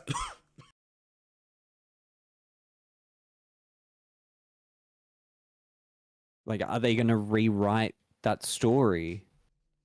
Are they going to say, you know what? This is our way of fixing everything? Oh my god. And now we now beg the question of, if you're rewriting anything that you've already created because you know it's trash, just fucking reboot it. Like, just make your own fucking story. But no, that would require more time and effort that no one's going to do, because no one has the balls to sit there and go, you know what? I think that I can tell a better beginning, middle, and end to the original saga. Do it in a way that is modern and consistent, follows the same principles that were laid out by Lucas, and bring this new generation up with, like, all these characters again, but like people that like my daughter can associate with as she grows up. Because like, between, like, I was thinking about this, by the time my daughter's kind of 6 or 7 and I start introducing this kind of shit with Kate, her association with Mark Hamill and Harrison Ford and Carrie Fisher are going to be like, yeah, okay, bunch of oldies. Like, who gives a flying fuck? Like, she will see a couple of these older films, but it's not going to be... It's going to be the same level of connection that I have to certain older actors like Robert Redford. In his newer stuff, yeah, okay, whatever new things I watched him in, but he's got like a discography going back to like the 60s. I have none of that association. I think it's the 60s or 70s. I mean, I'm trying to think of another actor. It's like there's hundreds I can't even think of, because again, I don't have the basis of connection to them. Like, even the actor who played Obi-Wan. Yeah, cool. He played Obi-Wan. That's fun. But I have nothing else past that. So, I don't know why he's popular. I don't have any connection. It's like, yep, cool. Fun story. Moving on.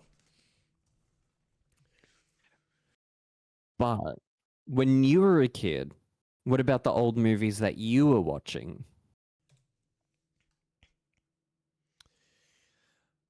Well, I mean, look, there is obviously a place for what our parents pass on to us, or as we now are kind of uncovering with the advent of the internet and shorts, where people are sharing these clips from old films. And that does open up the door to these older experiences that people will go, let's go back. Let's watch these. Maybe there's something there. It's kind of what I did with the original Dune film, where I saw the trailer for the new one and I went, you know what? Maybe it's time I actually watch the old one. Watch the old one, fell in love with it, read the book, fell in love with that, watched the movie, hated it, watched it again, fell in love with it. It's just like you go through that process. Yeah. In different ways. But that's a more organic experience of people viewing it. And if the story itself with the creation of the characters have a certain level of depth, I think they will stand the test of time. If it's done shoddy, it becomes like the second Aladdin film, Return to Jafar. Like, yeah, we've seen it, but yeah, how many of us are actually, like, when we're showing our kids these films, I guarantee you most parents are going, all right, I'm going to show you Aladdin. And then they ignore anything past that and go straight to like Beauty and the Beast or Lion King, because who the fuck cares? If I had a kid, right, if I was a parent, I would be showing them Aladdin 1 and Aladdin King of Thieves, because those two films are incredible. No, you wouldn't, because it'd be a waste of your time, because now you need to educate them on Kingdom Hearts. So you're going to get them to focus on... Wait, where did Kingdom Hearts come into No, this? because this is how this works in your brain. You go, well, I need you to watch Kingdom Hearts. Oh, shit. Okay. You have no context. All right. Let's start again. So back in my day, these were the Disney films we watched. So we're going to go Alice in Wonderland. We're going to go Aladdin. We're going to go Tarzan. We're going to go... what else was there in the first game? Beauty and the Beast. Alice in Wonderland, Tarzan, 101 Dalmatians, Yes. Aristocrats. Yeah. Like, really? I don't even remember that. Oh, they're in the fountain. There's obviously in Traverse Town. Sword in the Stone. Pinocchio. Yeah, Pinocchio. Sword in the Stone. Cinderella. Yeah. So you're going Snow to White, spend Sleeping Beauty. Now, because you're a parent, you're dealing with all the parenting duties. So you're lucky if you can get her to watch one of these films a week. All right. By the time you're done with that, and you've gone, right, now I brought you up to scratch with that. Now I need to start educating you on Final Fantasy characters. So we're going to have you play these 50 to 100 hour long RPGs, starting with Final Fantasy 7, then Final Fantasy 8, maybe 9, possibly 6, but mainly 7 and 8, because they're the main ones. Oh, sorry. There's also 10, because there's like Titus and some of the other characters from 10.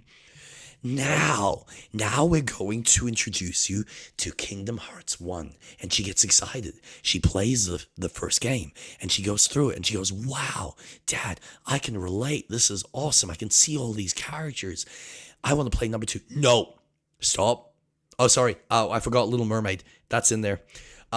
No, before we get to number Christmas. 2. Yep. Oh, so there's another fucking film you need to add to the list. So you're going to spend the bulk of your time educating her on the core classics. And then you're going to stop her and then go, all right, now I need you to watch this arbitrary other Disney film called Tron, because that's in the second game. And then we're going to, I don't know what the other editions in Kingdom Hearts 2 is, but you're going to go through this process. And by the time you get to the third game, you're then introducing her to all the classic Pixar films and all the modern Disney, including fucking Pirates of the Caribbean. So now you're going through that before you've even where did we get considered. into Kingdom Hearts getting involved? All I said was, if I was a parent and I was to show them Disney film, I'm obviously going to show my kid my favorite Disney film from my childhood, which is Aladdin. Sure. I wouldn't mind so much as skipping the second one because it is the weakest, but the third one is just as good as the first one. Robin Williams is back. It's got the charm that the first one had, with the little charm of that whimsical adventure with the Oracle and finding something that is a bit deeper. We're going into Aladdin's past as he's getting married in the next chapter in his life. The second one is redundant in the grand scheme of things. The only thing is, how did Iago come back? He escaped from the lamp and he lied, and then they trusted him and they defeated Jafar. But you can watch it. That's fine. I would argue that sorry, I'll let you finish. I'll let you finish. All I was going to say is I'm going to show what I watched as a kid. I had the VHS for a lot of the Disney films. Aladdin, Aladdin 2, Aladdin 3. I had Snow White, which I'd probably skip out on because I think it's a pretty weak film. Stunning animation, incredible for the time, phenomenal. I'd definitely show Mulan because that's one of the best musical Disney films. Beauty and the Beast, because why the hell wouldn't I show you Beauty and the Beast? Lilo and Stitch, Treasure Planet. Now, I'm going to talk about a film from my childhood that doesn't get talked enough. Basil the Great Mouse Detective. Oh my god, I am spewing. We got 2 Rescue Ranger films, and I think both of those Rescue Ranger films were fucking amazing. And I always I fucking wish they made a sequel to Basil the Great Mouse Detective. No, they fucking did it. And it annoys me to this day. It's like, you fucking cunts. You had such a cool character. You had your version, your Disney fucking version of Sherlock Holmes. And you just put him to bed. I wonder if that came down to the legality of using that character. I think it's, honestly, I would say it comes down more to whether the film even made money, because it's the same issue that Treasure Planet had. It's an underrated gem that at the time, nobody gave a shit. No one went to the cinema. And it was only through DVD releases and it's like later viewing that people went, oh, this is actually this is such a great interpretation of Treasure Island. Why the fuck didn't we see this? Yeah, because you guys were fucking retards. And there was clearly something better at the time that you went, oh, I'm not spending full ticket price for that. No. My kids are now into Pixar and 3D animation. Well, Treasure Planet was designed to fail. Disney didn't want that movie to succeed. They didn't market it. They made sure that it didn't get an audience. That's why that movie is a pop culture movie reference. But it's one of their strongest films they made. Yeah, 2002 Toy Story. But if we're talking about video games, if I had a kid, we're doing the whole Kingdom Hearts adventure and watching the movies and going, hey, when we went to Alice in Wonderland, this is the movie. Do you want to watch it? Sure. Cool. Hey, do you want to watch Little Mermaid? Nah, the world sucked. Yeah, agreed. Let's not watch it. Oh my god, that's amazing. That's fucking gold. Oh man. Yeah. Gosh, man, it's funny talking about what Disney was and now thinking their departure from animation, I think, was one of the. I think it was a mistake. I appreciate their 3D animations.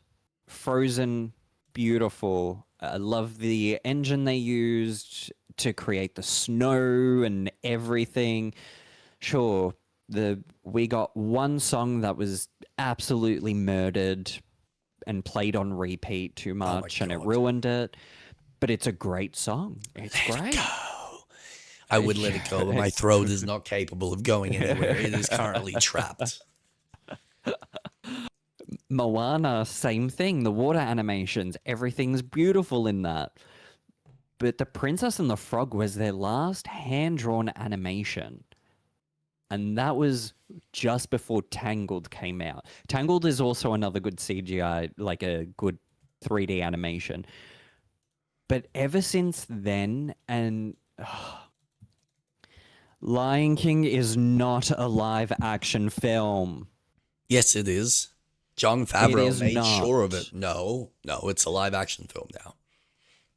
Just because you're using real areas to film in, those lions are not real. They are CGI. It is an animated film. You are not using real lions as actors. No, it is but impossible. It is not live action. You cannot say that a CGI lion is live action. It is animated.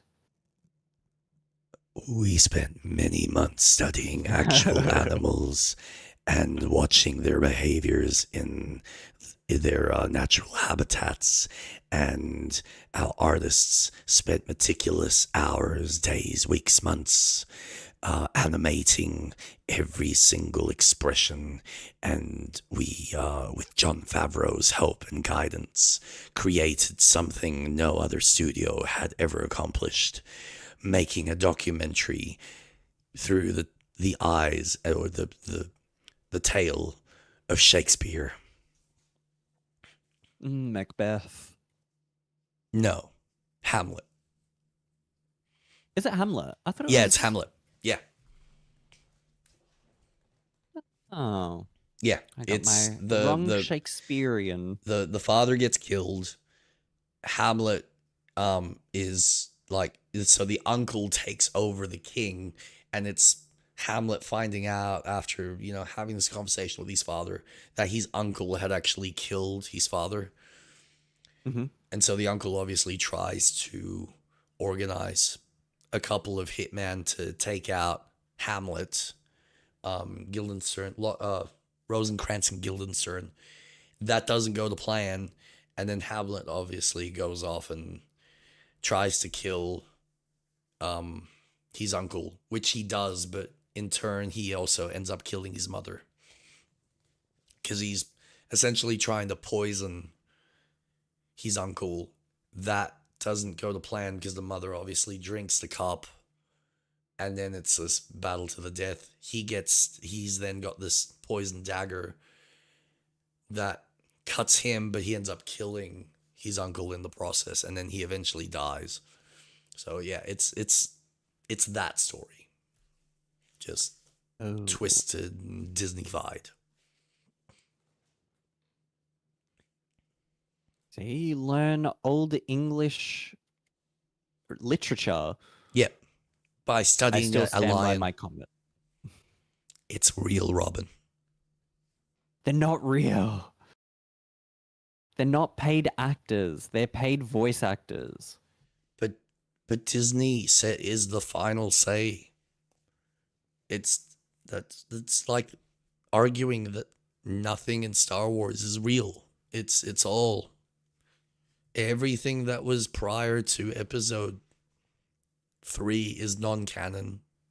Street Rat. It's everything we created, these books and everything we've commissioned that we can make money off. That's all real. Don't worry about the money side. Just focus on what we say is the truth.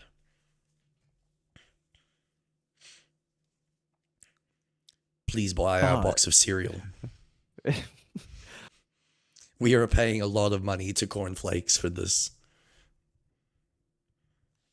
But Star Wars uses puppetry to, I mean, in the later, more recent versions, sure, they use more CGI because the technology's there for it.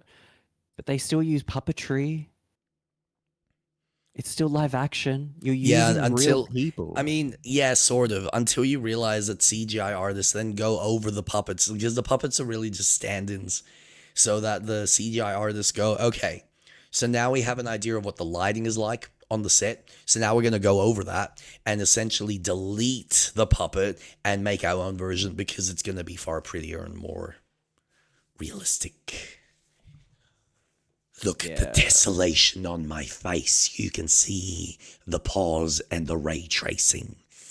Ah, bathe in all the glory of the NVIDIA. Ugh, yuck. We are paying lots of money for these server farms of graphics cards that are rendering this fucking shit. Please admire our hard work. Oh god, look how we replaced every single actor's hand, arm, fucking body, torso, head. What does it matter what the fucking actor wears? It's so absurd. It's just like, after the amount of hours I've spent watching Corridor Crew break down CGI, you kind of get to a point where you just realize, man, you guys put in so much effort with the costume department. It's like, for what? When you're just gonna rip it out and feed it back in, and it's maybe for like the computer artist to like go, yes, I see how the metal is reflecting on that costume, so now I can recreate that in Blender. Like, it's just fucked. Yeah. It kind of takes away the creativity and magic. It just, you know what it is? I think it adds levels and layers over the top that I don't think is necessary. Maybe it is. I don't know. I'm not. Maybe I am biased. I'm happy to acknowledge that I am very much of the old school, and I look at old films that utilize practical. And I get that it's still a lot of work with the practical stuff, and it's a lot more messier, and there's less opportunity to, like, you can't make a mistake with certain practical effects. This is the one thing that when you go back and watch certain older films, when they have a 1 in 10 scale or some sort of like scaled out down city or spaceship or spacecraft or vehicle that needs to be destroyed, because of the level of detail and the time it takes to make one of these fucking things, let alone like a whole city structure, you get one shot, maybe two, if you're very lucky and fortunate, three, because in the time of pre-production, they only have X amount of time to build these fucking things versus what you can do on a computer generated side where I can tweak it on the go till the very last moment before the film has been printed. That's a lot of creative control at the palm of your hands. And this is the other issue that CGI artists have, because instead of them setting, this is why a lot of these companies end up fucking going broke or bankrupt, because instead of setting a price and an expectation to the studios of, okay, it is going, if you want these kind of shots, it's going to take X amount of time. And then if you suddenly change your mind, it's now going to cost you X amount of extra work. So either be consistent and firm on what you want, because by the time we deliver it to you and you suddenly want to like restructure it, it's going to take another day or 2 or 3 days worth of work for one or a handful of our artists, and then the rendering time to get that back to you. And so you end up having this like huge back and forth with every single change that happens up until the last moment. And so these studios end up paying their staff like overtime, obviously, but they're not being compensated by the movie studios correctly for the amount of work that they're putting in.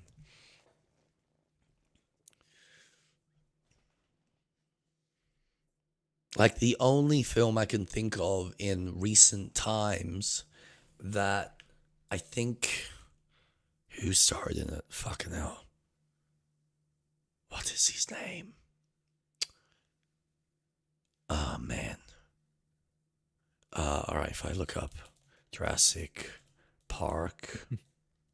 No, sorry, Jurassic World. Because he did do the recent one, Rebirth. Gareth Edwards. Okay, so what was the last film he did before that? The Creator. Yeah, The Creator is a perfect example of a director that understands the process of CGI. So when he went and filmed his film, which was guerrilla style with like handheld cameras, like he didn't have massive studio backing, he didn't have a large budget. He went in with a small team into these remote locations and shot exactly what he wanted. And then he gave that footage cut up, like he already had the film cut up the way he wanted, send it to the CGI team and said, these are the shots I want you to do X, Y, Z to. That's it. And so there was a little bit of back and forth as far as maybe minor corrections, but it's not like you're changing the structure of the shot where, all right, well, something isn't working here. Let's go back and reshoot to then get the angle we need so that you can have the reference material. Otherwise, we're having to recreate this whole shot with CGI, which now looks weird or doesn't fit. It gets fucking messy. And it's the one thing that, at least with the practical stuff, directors and producers knew exactly what they needed.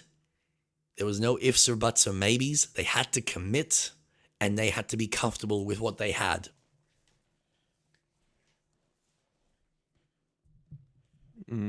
So they got a lot of conveniences with the advent of the computer and the power that was afforded to them. But they've lost the care and the structure that comes with actually thinking through all the shot compositions and making sure that they understand the film pre-production before they start shooting. Naturally, things can go astray, and you kind of need to take what you get. But if you have a better understanding of what the film is from beginning, middle to end, and you can just shoot it, you can get exactly what you want without wasting anyone's fucking time at the end. So post-production becomes a smooth fucking ride. But instead, we get, and like we've heard this with Disney, they'll make a film and then there's rewrites. And I guarantee you, when there's fucking rewrites, the CGI artists are sitting there in their fucking seats going, but I just fucking did this. It took me 2 weeks, guys, to animate this fucking T-Rex. Or this fucking fairy. What the fuck?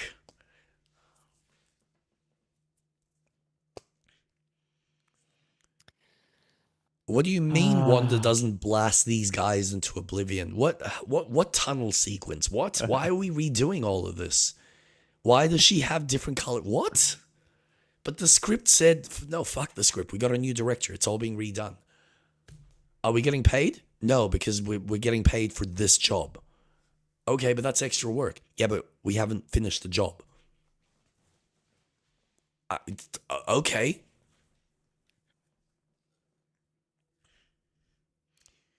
In recent news, another 3 CGI studio has closed down due to budget constraints. I can't speak. But don't worry, AI will take care of it.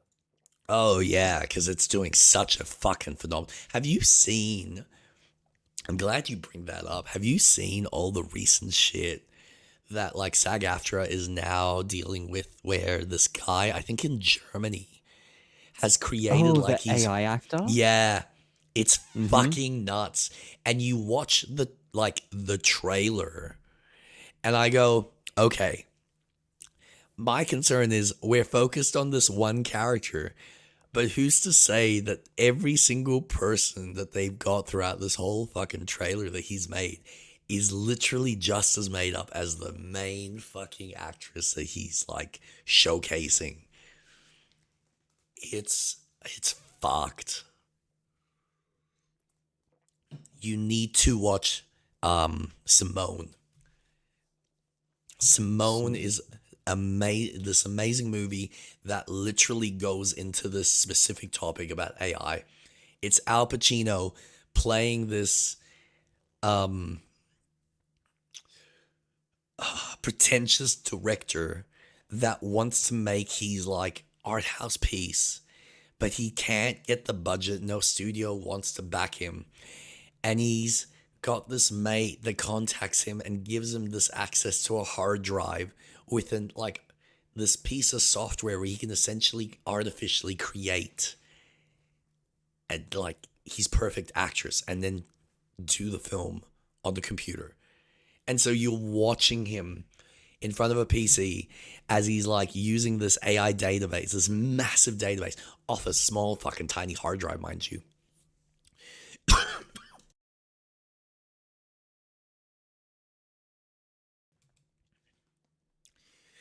And you watch him try and go, okay, I literally like what we're doing now with AI. I want the actress to have the hair of this person, the nose of this person, the face of this person, the eyes of this person, the look and body tonality as this person, the flexibility and the movement of this person. All right, generate it. And then it makes the body. And then all he does is literally voice the character, and it gets filtered through as like, oh, it sounds exactly like her. And he just tweaks the pitches or tweaks no, I need her to sound more like so-and-so. And no, I need her lower baritones to sound more like this actress.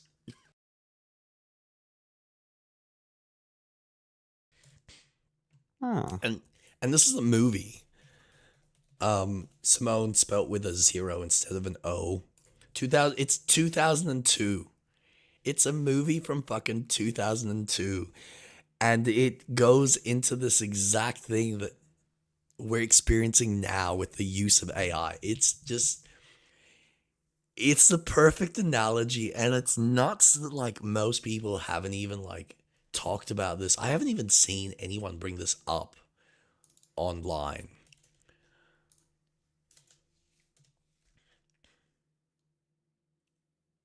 And yet, like, what I find hilarious, it's currently got a 6.1 and a 50% on Rotten Tomato. And I watch this film and I go, how more accurate do you get?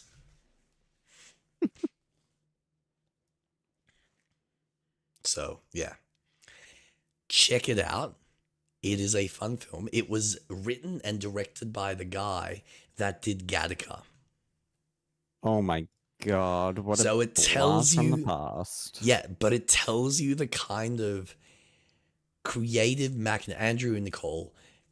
Man, I love this guy. He's just most of the stuff that I've seen that he's created is just like really forward thinking. Yeah. I mean, yeah, so like he wrote Gattaca, he wrote The Truman Show, he wrote In Time.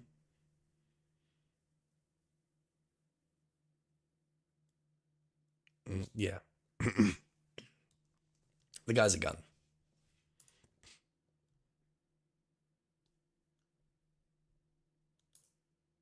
It's an impressive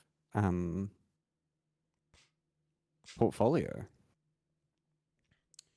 It's serviceable. There's nothing. I don't think he's ever really been given, apart from Gattaca and maybe Truman Show, as far as his writing. he's never, I think, been appreciated for the themes that he deals with. And especially like if you go back to In Time, which yeah, it's like the budget and the structure, it feels like it's just this like kooky action flick. But then when you're dealing with the fact that it's like late stage capitalism where people now can live forever, but in order to balance the equation of humans on Earth, we need to have a set amount of time that a person lives. So currency is now your life. It's fucking crazy. It's just insane, thought-provoking writing that I just go, I understand that people look at the surface level shit and go, it's an okay film. But when you go deeper into what he's like tackling, it's like, fucking hell, this is just so underrated. But God forbid people think.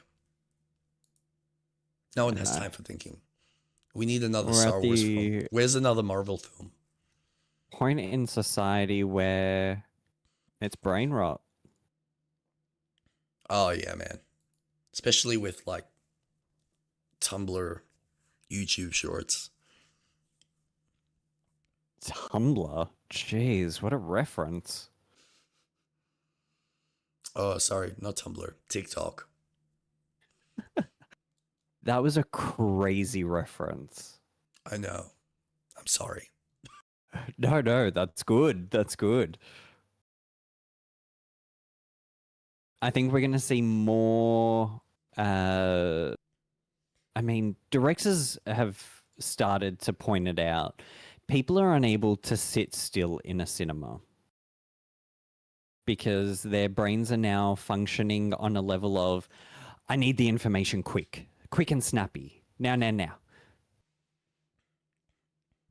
People aren't going to sit down and watch a 3-hour film. I think it was Oppenheimer where the director was saying, if you can't sit through it, don't watch it. The whole point is that it's a 3-hour film. Like, it's this for a reason. There's no intermission. Just watch. Dude, I love, like, I can sit through a 3-hour film with no issues. easy. And what I find hilarious, right? Because you have these people that have an issue with sitting through a 3-hour movie or even a 2-hour movie, yet you will binge a fucking TV show. What the fuck? The double standards. No, I'm sorry. You're just too lazy to acknowledge the fact that, okay, you're not relating to it. I can understand that. Not everyone's going to relate or associate with the material. But if you're not open to it and not giving it a chance and expecting there to be, like, if you're walking in because in your brain you've gone, I am paying full price for ticket admission, and my brain has associated that when I walk into that cinema, I expect a certain level of high decibel range. So I expect some fucking explosion or numerous explosions. Like, I'm here for the fucking spectacle value. And so, God forbid, a film is just a romance or just a comedy or just a drama. Like, if it's not got punchiness to it, if it's not got some level of impact, people sit there and go, why am I watching this? What do you mean nothing's happened for the last 5 minutes? Why do you need to be entertained every 5 minutes? How about embrace the tension? Because, yeah, okay, I know it's painful sitting there for 2 hours waiting for something to happen. But I guarantee you, if you're open to it and you pay enough attention, especially with some of the subtleties, and I'm not saying every film gets this right, but for the most part, when the director is holding back on the impact, it's because when they deliver it, they want it to mean something. It's not we're just gonna like a Star Wars like traditional fucking roller coaster of, we're gonna throw you into the high and then it's gonna like slow down and then we're gonna like build up the peaks and valleys, and then slowly build back up to like that high crescendo at the very end, and then finish off with a finale. It doesn't always have to be like that. Sometimes the director is just like, I'm just going to hold you by the balls. And I'm going to wait. And you're going to wait. If you want to get the same satisfaction that I did reading this story, you will wait until that inevitable ending when something happens. And sometimes it's nothing. Like, War of the Worlds is a perfect example of so much build up through, like, its climax through the whole experience, because the world is literally in chaos and everything gets solved because of a fucking flu that the aliens catch. And it's like, oh, where's Isn't it the oxygen? Yeah, well, they contract, they open up their space shuttles, and they obviously contract our germs, and that's what kills them. Oh, I thought it was the oxygen that they couldn't survive on. No. It's even worse. Yeah, Okay. it's literally, they are not used to our germs, and so they just die. It kills, like a common flu, kill these aliens. It's just, it's so thought-provoking, but God forbid someone sits there and goes, oh, that's actually so much cooler. It's kind of, again, like why I love how they deal with Galactus, because it isn't this massive explosion. It's just, we're going to push you through, and then we'll figure something out later. We'll give you the payoff, but right now, he's too big for our britches. So we're going to put him away in the corner, and he will become a bigger threat that we will have ensembled more of the MCU to fucky shit up.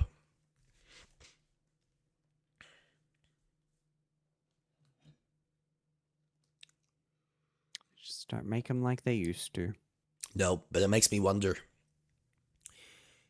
is there eventually, inevitably going to be an end to whatever this build-up saga is, where I think it almost feels like there's been some sort of board meeting where they said, guys, I think it's time we put everything to bed because this is getting too complicated. The fans are picking up on how everything is up in the air. We need to just build this back up to something big again and then close the book. And then if you want to, as a studio, you can go back and start the whole thing again if you feel inclined to, and give us a new tangent or a new universe of it. I that's the feeling I'm getting, but I guess we'll see what the money hungry leeches want. Because a lot of their decision making is based on what profit and revenue they're making. If they are seeing the sales, they're like, make another one. Look how much money this made. Do the same thing again, but better. But you can only make a really fucking fantastic chocolate cake once. And I can repeat the same chocolate cake, but it's like, yeah, it's good. It's just chocolate cake. I know it's a weird analogy, but no, it's good. Yeah, exactly. It is good because it's chocolate cake. Everyone loves chocolate cake. Bake another one. Why is no one eating this chocolate cake? Everyone likes chocolate cake. No. Everyone loves chocolate cake. It is discussed among the world. It is the best cake you can eat. Everyone loves chocolate cake. Everyone likes this style of chocolate cake. We have specifically designed this chocolate cake to cater for everyone's taste buds. It is the best chocolate cake. Period. What do you mean you won't eat it again? Like I just saw you eat it. How are you not satiated with more chocolate cake? Street rat. More. Eat more chocolate cake. Why aren't you buying it? For the love of God. What is wrong with these people? What? Oh, they want blueberry now. What do you mean? Blueberry cake? Is that what you want? All right, well, now we got our fucking... Who's good at blueberry cakes?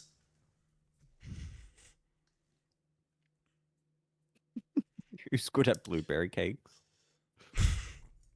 You, Tarantino, make a blueberry cake. No. I make blueberry pie.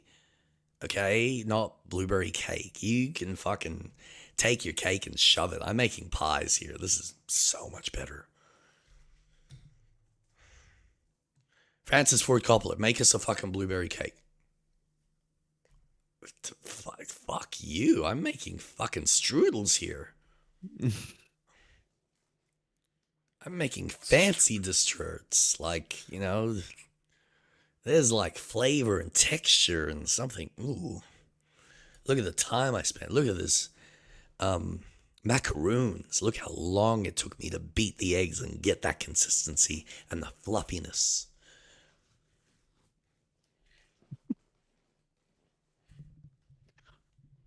God. It's sad because it's true. I know. Because everyone likes chocolate cake. I told you. Now I'm rocking back and forth like a crazy loon talking about chocolate cake in reference to Marvel. I am clearly losing the plot. Just ever so little. It's worth it. Bake me a chocolate cake. Fuck me.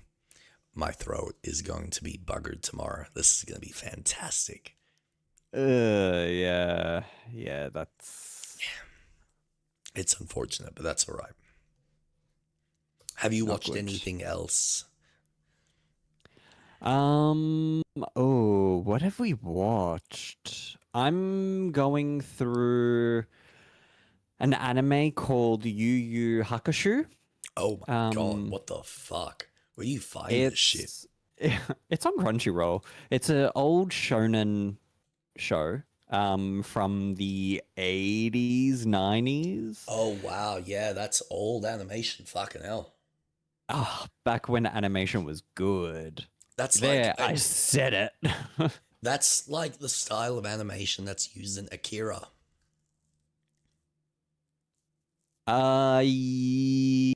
Yes. Akira obviously is better because it had production money towards it. Yeah, naturally. But this show that I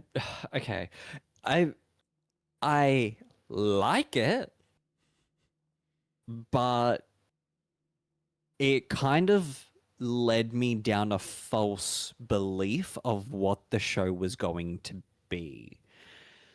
So the blurb is you're a ghost detective and the main character dies. And I was like, cool. I'm for it. Something kooky. A dead ghost detective. What's in store for me? Well, he's dead for 3 episodes. If that, maybe 1.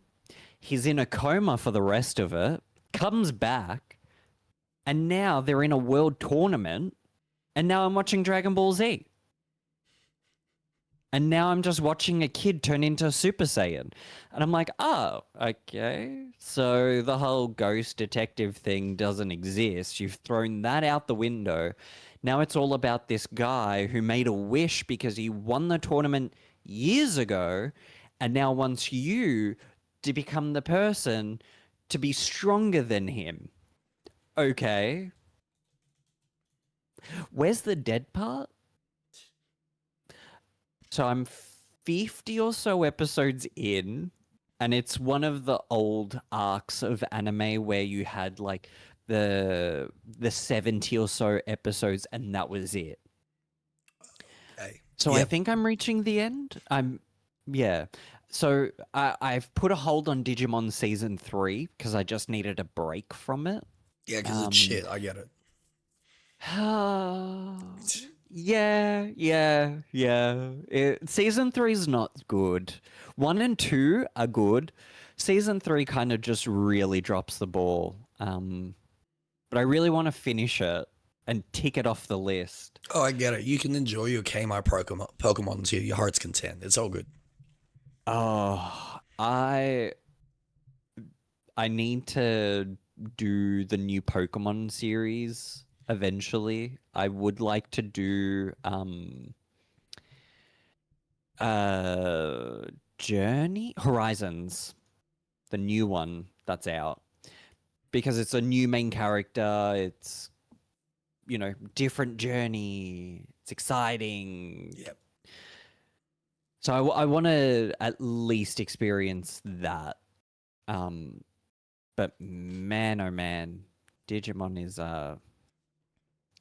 need a lot of patience for that. Just say it's bad. It's okay. Some things are just not worth the time sunk into them. It's not that it's bad.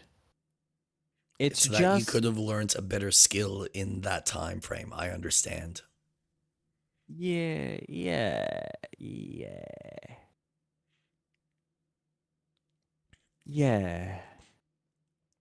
Yeah, you know what?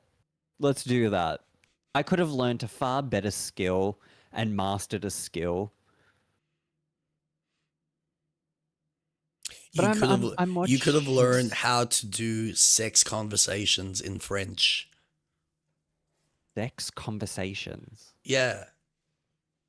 So like sex talk, but like in French.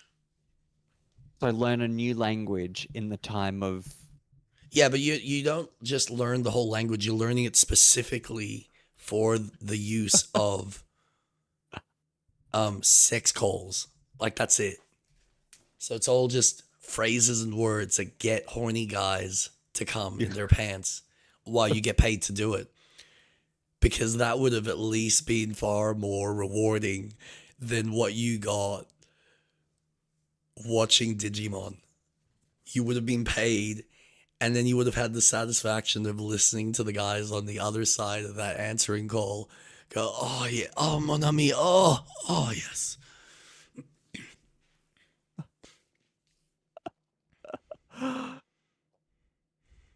I didn't think of that. I could have been a sexy phone chat person. Yeah, in French. In French. That's the specific key, because anyone can just, do sexy phone call chat. That's, oh yeah, baby, yeah, take it off, but do it in French, and just watch and listen to them cream on the other side of the handset.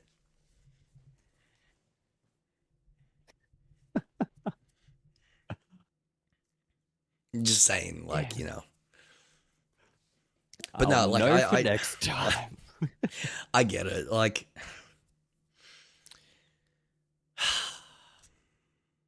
yeah, there are just some shows that you go down the rabbit hole, and at a certain point you kind of go, why am I here?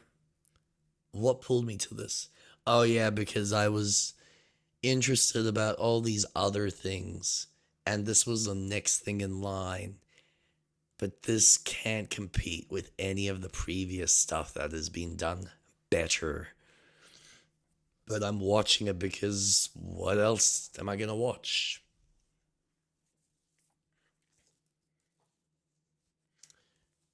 And I've started, so I must commit. Yeah. And I was always curious where Digimon went. In story-wise. Yes, there's definitely better shows that I could watch. A lot of better shows. Oh god, so many better shows. Oh. No, I don't regret watching it, but other than that, I have been watching... Okay, I've been watching a lot of Dropout. Hence why I've been so in the mood to play Baldur's Gate. Because they do D&D. And... Is it a YouTube channel? They started off as college humor.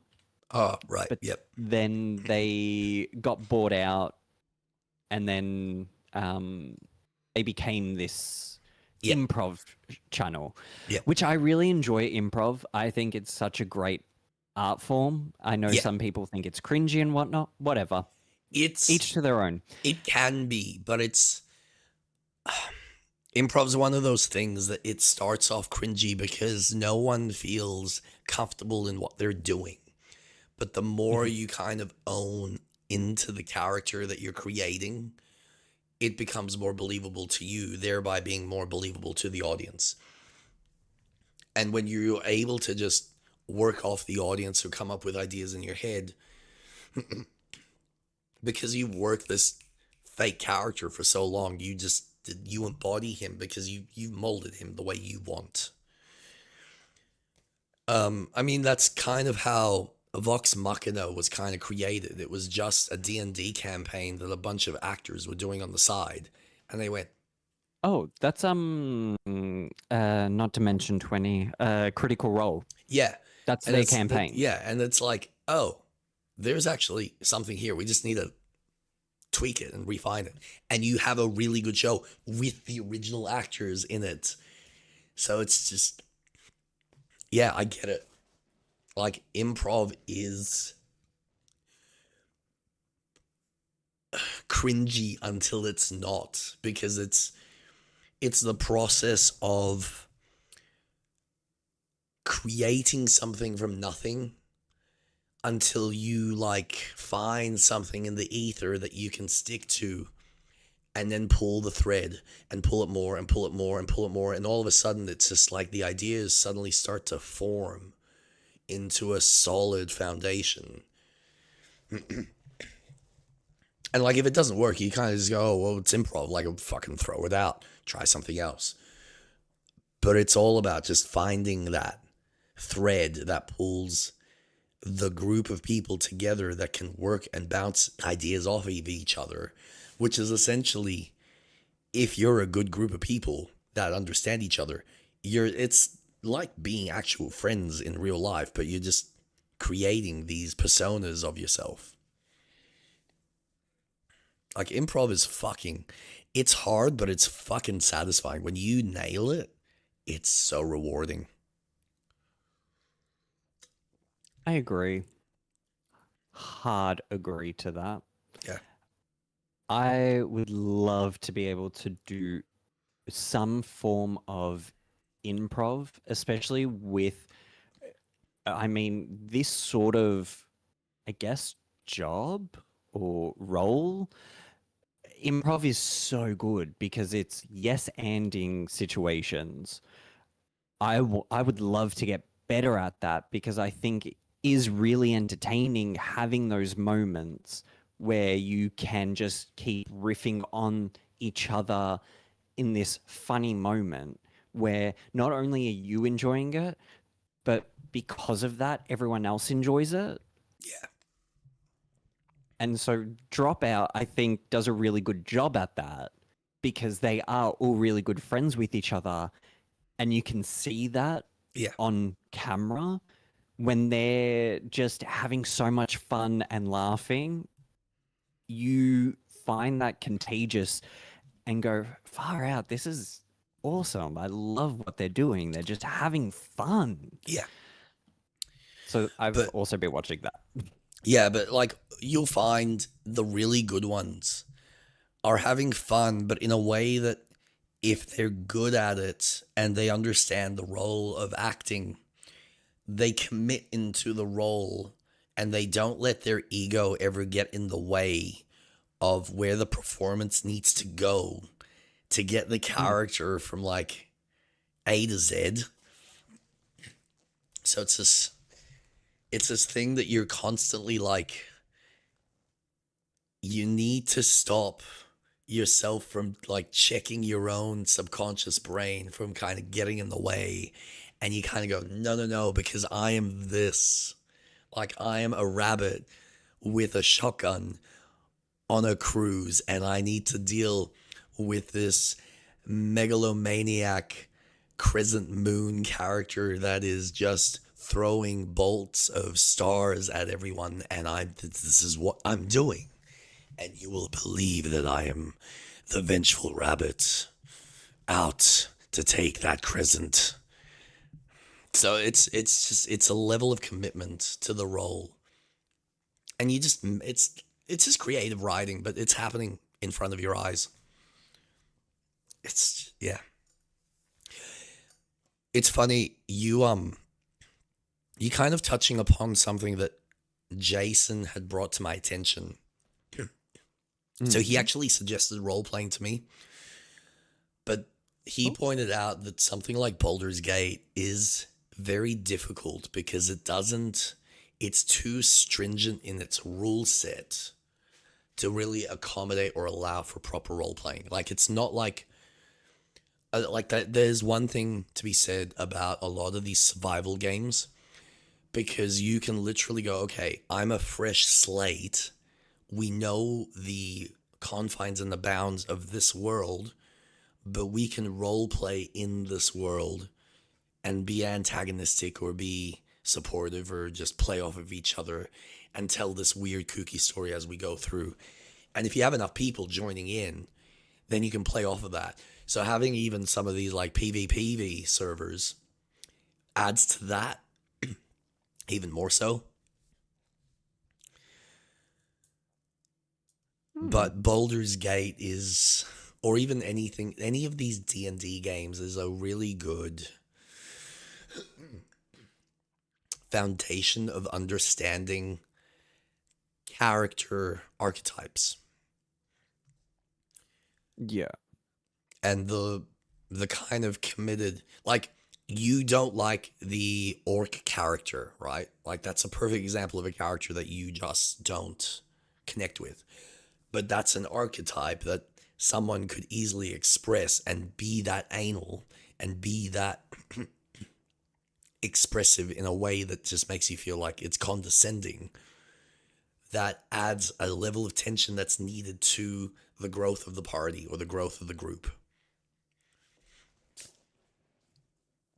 Otherwise, it's just two friends that don't want to hurt each other's feelings and are just having a good time and sharing a journey, which you can do. Like, you can do the buddy cop thing perfectly suitable and just play off of, all right, well, I mean, I'll be honest, if we were to do something of that caliber, of that nature, I would wholeheartedly, happily play the far more passive, relaxed character that's going to, like, occasionally get frustrated at you because you're doing the fucking ape shit. Crazy stuff. It's like, oh, for fuck's, why did you do that? And if you play into that, then you start to mold into the trickster character and you become your version of Loki for whatever video game we're playing.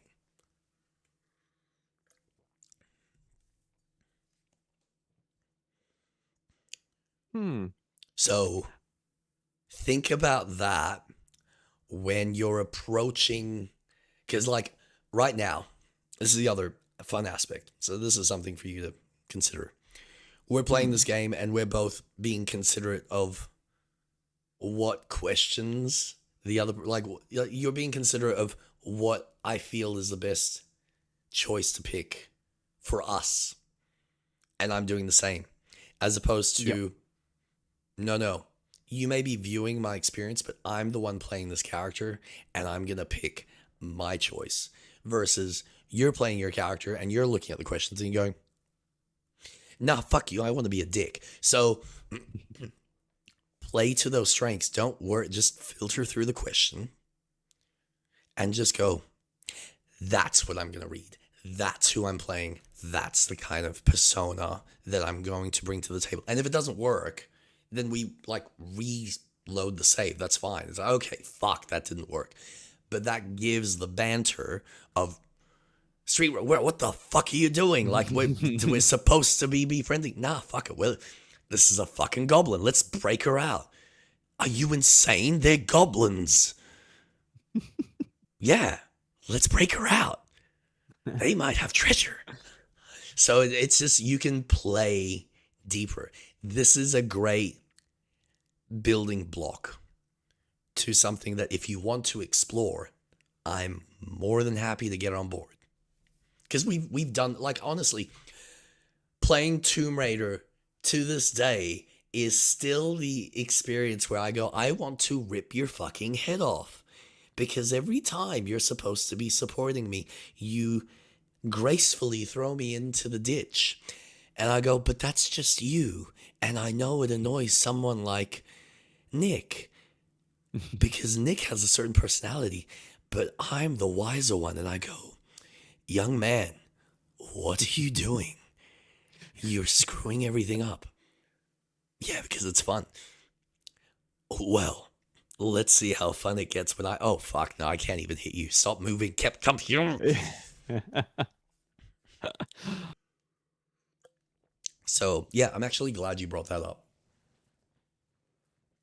Yeah, So, I didn't even really think about how we were playing Baldur's Gate.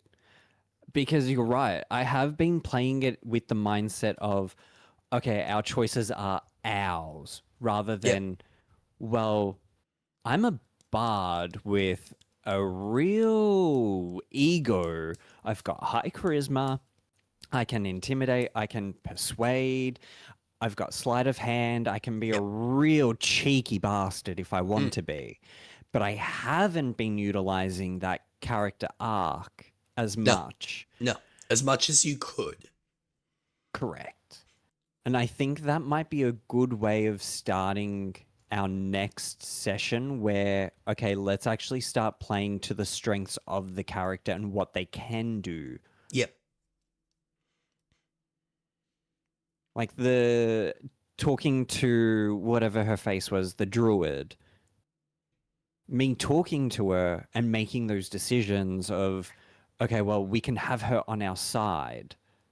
Moments like that where, well, I don't like this character. Why don't we just kill her? We don't need her fighting on our side. We could have played that completely different, which we did at the start.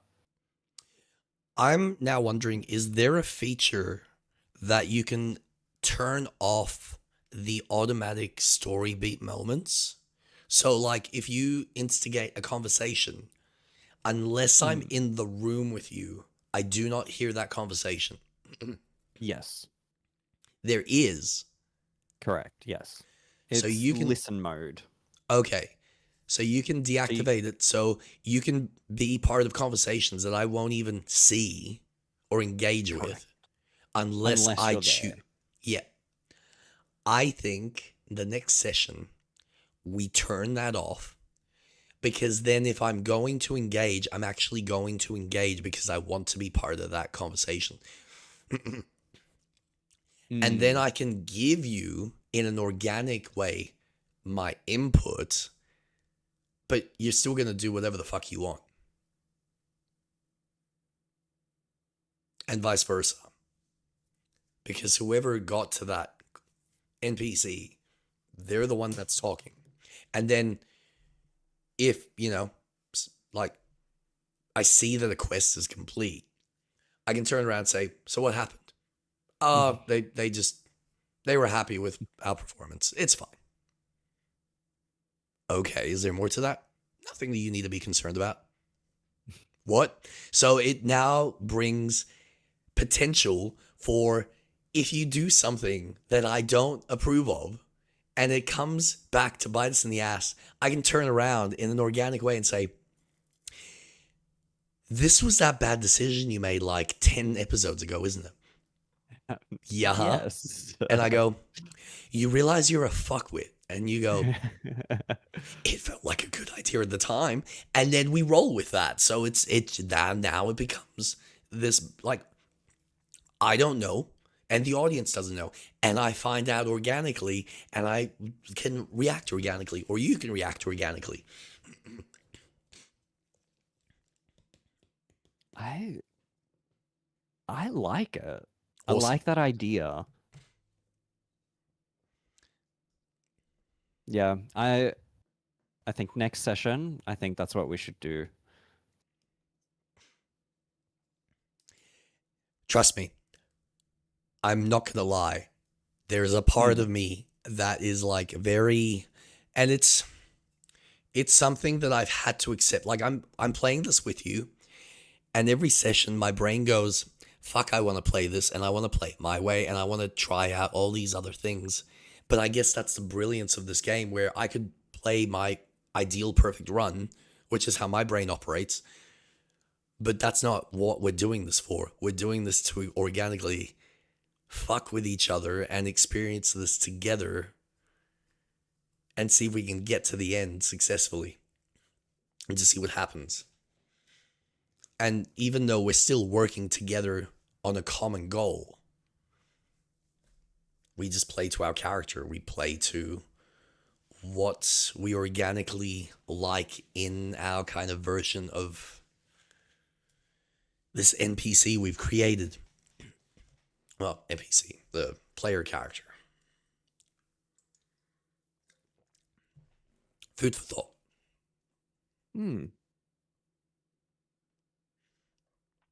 I like it. And I know think it's it's a going to great be, idea. and I know I can see it. It's going to be uncomfortable for me to begin with. It's probably going to be uncomfortable for you. But as we get better at it, it becomes natural. And then you start, like I said, it's all about letting whatever the natural performance of your character through without letting the ego of how you're supposed to act get in the way. That's what real performance is about. It's about throwing away, like putting aside yourself, the persona that you've created, that is you, that mask that we wear every day, taking that off and going, I'm building a new mask, which is fucking hard for some people because it's uncomfortable and you're worried about people going, but that's fake. It's meant to be. But as I create it, because I don't know what this mask is, but the more I spend time on it, the more I create it, the more it becomes solidified.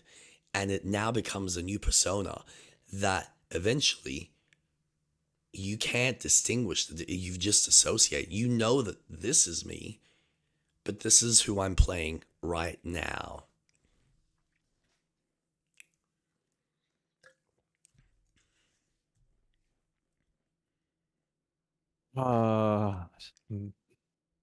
Yeah, there's some acting philosophy for you. I mean, if you want a perfect example, when you go to work, like my instructor has said this, the uniform that you wear very much establishes your set behavior for whatever that uniform represents to you. So, like, I don't know, you might not have a uniform, but I can guarantee you when you popped on the uniform at school, you acted a certain way versus when you took it off and suddenly you felt, I can be myself. Oh, 100%. It comes down to the psychology, the masks. I think it was oh god, what's his name? I think it was the student of the psychologist. He created the term of masks and the id personality, the ego, how you have different versions of yourself. And you're right, when you go to work, you are not the real you. You're the work you. You put on a mask to hide a lot of yourself because while you're at work, you've got to fulfill that role. Obviously, at work, I'm not my true self. I mean, no one is, well, a lie. People are, and that's a detriment. But when I'm doing streaming, I'm not fully myself. I'm still putting on a mask because I'm not always going to show what I really am. Not that I'm anything crazy or anything. No, but it's the way that you protect yourself in certain circumstances, because if we didn't confine ourselves as humans and create boundaries, which are what the masks are, they're these boundaries, these social boundaries that we have manifested that society has dictated this is how you need to act. You go outside, you need to wear clothes. Like clothes are a mask. It's unnecessary. We don't need it, but we've associated this is how we present ourselves, because otherwise not having clothes would be foreign to most people, and it's now considered, well, now you're being an animal. You're being one with nature. But we're human. But what's the difference? We are animals, but the association of we're higher beings of consciousness come into play. So we have fabricated all of these layers that add a level of structure in society. And, someone at an express lane in Coles is going to act a certain way because of the customers they're dealing with, versus a drill sergeant who's having to train his men for extreme combat scenarios where he needs to know that the people he's sending out are going to survive and can work together to accomplish whatever task that they've been given. So every role, every character, I think this is why watching The Rehearsal is such a great show for this, because it is all about rehearsing the character to explore the psychology. This is no different. You're tapping into a psychological behavior by creating a mask. And yes, it feels fake because you don't do it. We're not, I used to act, but I haven't fucking done it in God knows how long. And the endurance that's needed is no different than an athlete needing endurance to get through a triathlon. We can sit here and pretend to play a character and do a monologue or a quote.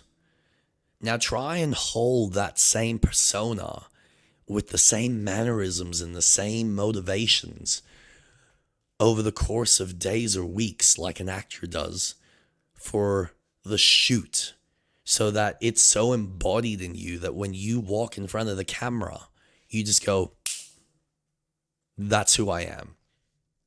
This is why certain actors go to such lengths of method acting the character to these great degrees where they're I was watching a YouTube video on what's his name? Gangs of New York. Daniel Day-Lewis, with one of his films, My Left Foot. He literally put himself in a wheelchair through the whole process of filming, and would get actors or other cast members to actually feed him. So he never broke. But that was his way of really embodying the role, creating the mask and making it more believable, not so much to the audience, but to himself. Because that's what it's about. If you can make it feel real for you, then the audience will believe in the magic. But that takes time, that takes commitment, that takes, like I said, a certain level of ego to just be flushed out and go, let's explore this, even if it is my interpretation, because obviously your worldviews are different than my worldview, so the way you approach this character is going to be different than how I approach it. You know that I'm capable of being a trickster. I have that playfulness. It's not necessarily in my core because I want people to have a good time, and I'm not necessarily going to be ruining people's day on purpose. But the potential is there because I've explored it and can explore it and can pull it out in the right moments. But what happens when I take the reins off of that and I just explore it further? Or I choose to explore a different, darker side that's a little bit more rough around the edges. Or just choose something that's that's completely foreign to me and get an understanding of a new, completely different mindset. So the freedom of play is there. And that's, instead of it being a script that you need to analyze the dialogue and figure out how you interpret the dialogue internally and then deliver it in a way that makes sense that the character would express it in that certain way. This becomes this is the beauty of role playing, is no, there is no dialogue. The dialogue comes from you. It's, you've built the manifestation. How would this character speak based on what knowledge you already have, which is a lot harder because how much knowledge of, various languages, personalities, cultures are you susceptible and immersed in? It's you can go down a fucking deep rabbit hole. But for the purpose of this, I think strip away our level of seeing exactly what's happening in the story. It might be incongruent maybe for the crowd, but I think if I'm like asking, so what happened? Or if you're doing the same thing, then it's our jobs to see how much we paid attention and relay the information, which is good for me because I have a tendency to fucking drift off with the fucking theories sometimes. So now it's like, okay, I'm sorry, what did he say? and maybe that's my character. Maybe my character is like, I don't know, something about him and his son just being happy about things. It doesn't matter. They're content. And then there you is can one feature within Baldur's Gate where you can look at previous dialogue. So if you do feel that you maybe skipped a sentence, for whatever reason you may have skipped it or you glazed over it, it can help build further into your character to go, okay, what did they say? Okay, if they said this, I can react as this character this way because, I don't know, they may have said a particular word that, pretty sus, I'm going to maybe be a bit defensive here. Yeah. Because I feel like my character would perhaps react in that way. And that also, it almost not becoming the character, but almost thinking of someone else's thoughts in how they would react. Yeah. And that's certainly a tool that I can utilize, or I can just do my best to pay attention in the moment. But yes, there's just so many ways we can do this. And I think even though it might take us a very long time to get through this game, I think this is a really good foundation to play with this because there's still a level of structure that is provided. Like the game is very much giving you, here's a scenario. Here's 4 choices. How do you want to react based on this rough 4 personality type that they've got in their head? And then pick your answer and then go from there.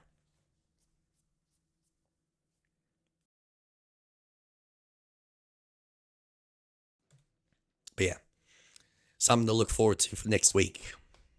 Oh, absolutely. Absolutely. I look forward to Saturdays so much. It's good. So do I. It's just fun. Just really fun.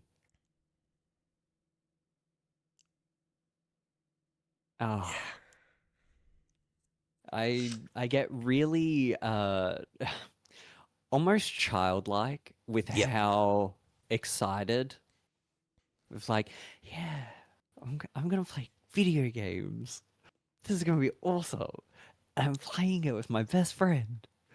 What more could I ask for? Yeah, I know. So, I know. to be fair, whenever I talk about streaming at work, I don't refer to anyone as my friend. Like you, Ella, Sophie, George. I'm like, yeah, I'm gonna hang out with my cousins. Yeah. Because that's just, it's such a family-like experience. Dynamic. Yeah. Whenever I hang out with any of you guys, it's just a family vibe. I don't get that, oh no, we're just friends. We've known each other for a really long. No. We've passed that stage. We are acting as family. That's what we do. And I love it. My actual family has just dwindled down just due to just family issues. So I appreciate the people that I do have in my life that I do talk to so much. And Saturdays is just one of those things to me that, just hanging out, playing video games, it's what I love doing. And on top of that, we're playing a game that is, you're not wrong, it is huge. The fact that one of the quests, when we talk to Dorum, and he's like, I'll see you in Baldur's Gate. Okay, I'll see you in Act 3. Cool. We haven't is that even when scratched that the surface is? of Act 1. Oh my Cool. god. We are so far from reaching Baldur's Gate. I thought Baldur's Gate comes into like Act 2. Oh my fucking There god. is so much that happens. Like, we've barely scratched. I mean, we are digging into Act 1 now. Yeah, well, we I feel are getting into the crux of things. I feel like today finally felt like we have like really started to churn the wheels. So I'm looking at the map, looking at what we're doing, and it's like it's been hard to dig through, but now I feel like the car is moving. It's moving really fucking slow. And it is because of the difficulty of how the game is structured, but there's momentum. Yeah. And if you want to go further into the role play or the what's the other word we were using before? Improv? Improv, yeah, thank you. If you want to go further into that, we can explore that. Like I'm more than happy to have us both challenge that in fun and interesting ways, which hopefully the audience gets a kick out of it. And then when they're engaging, then we can engage with them as our characters. So it's just... That could be really cool. I would love to break that mold of... Because the way we're playing, it's very us. It's very who we are. Yes. And I think if we start breaking it down and becoming more and more of this act, I think that could just bring this new dynamic of not only playing the game, but also bringing in the audience, the viewers, having the... Because I've integrated Twitch into the game, I can have surveys, so choices can be made with not just us, but how would our viewers interpret this decision? What would they do? And then you get this conversation going of, well, that's interesting. Why would you say that? You know, like, my character would never, but you, let's dive into this. Why would you kill this character? Yeah, what did they do to you? You need to be careful though, because it's one thing to have. Sorry, my voice is like dying. It's one thing to have audience engagement. It's another for them to dictate the direction. And there 100%, are yes. there are times where that's suitable, where it's kind of like, you want me to go down there? You serious? Are you want me to go into that room? What do you know about that room? Like when you're you can toy with them and play, and then you know what? I don't trust you. Like you can be antagonistic with the audience, and then walk away, and then come back. It's like, there's that fucking room again. Do you still want me to go in there? I feel like all right. I'll go in, see what happens. So like even you knowing certain things, don't fucking tell me. Keep that shit to yourself, because that now you turn around and say, oh, well, that's a new problem. So if you've already got some foresight, awesome. That's great for you.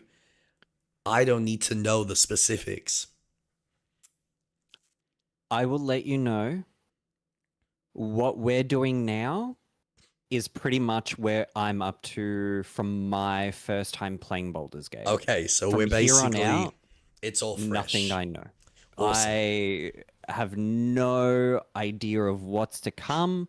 I know that there's characters still in Act 1 that we can meet, but that's it.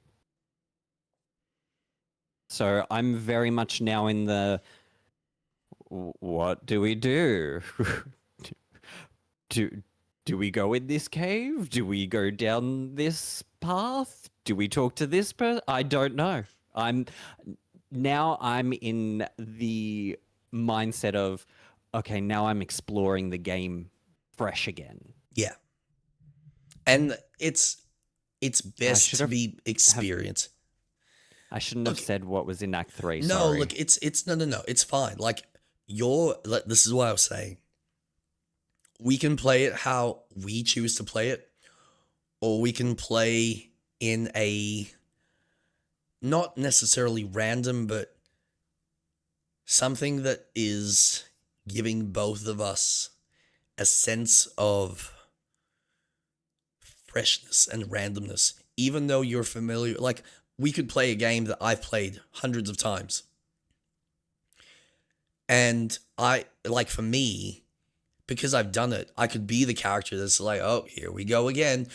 I don't need to tell you anything. Because I've experienced it, but I can just play that wise old character. It's like, oh God, really? He's the big bad?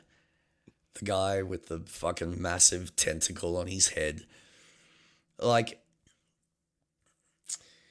or, I can even play, like, what's the chances that we're going to deal with some sort of trap right now? And then the trap happens and you're surprised because and I'm like, didn't I call it? Like, I don't need to, like, specify what it is. And, like, you did that anyway today. You're like, oh, yeah, you're going to want a certain pair of something. Yeah. But even then, it's still a bit too much. So you were being vague, but you can be even more vague. Okay. Like if you recognize something, you can go, oh, well, this doesn't look like a fun place. Something tells me we're going to be dealing with a big monster. So I'll play coy and just let you kind of I either pick see up what's on it to and come. yeah, exactly. I feel it out. I either pick, like, it's again, building on the character traits. I either pick up on it or I don't. And if I don't, all right, we never mention it. Or I go, what the fuck? Why? What is going on? It's like, I told you. When? I don't remember. You didn't say shit. No, I fucking told you there was something about this place. So that's those are the kind of moments that come organically, because if I'm not catching something, you catch me out, and then we're like getting frustrated at each other, not in a aggressive way, in a controlled manner where we're not trying to be destructive, but it's feeding into the characters that we are playing.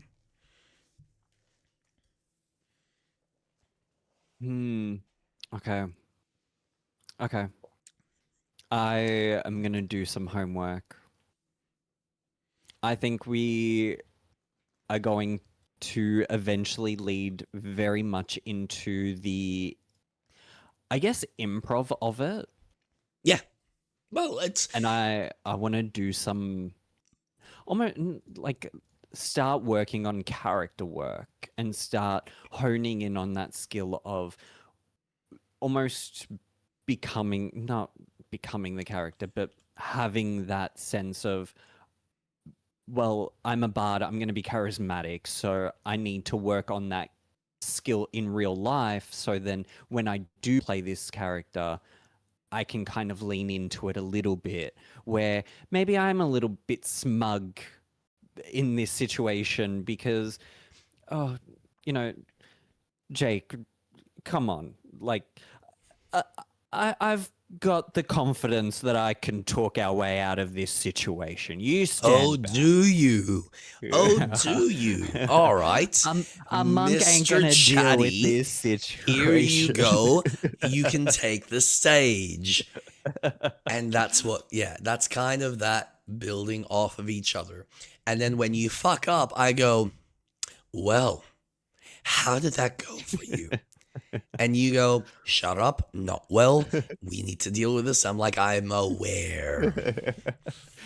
We now have an army that we need to defeat because I thought I could sweet talk our way out.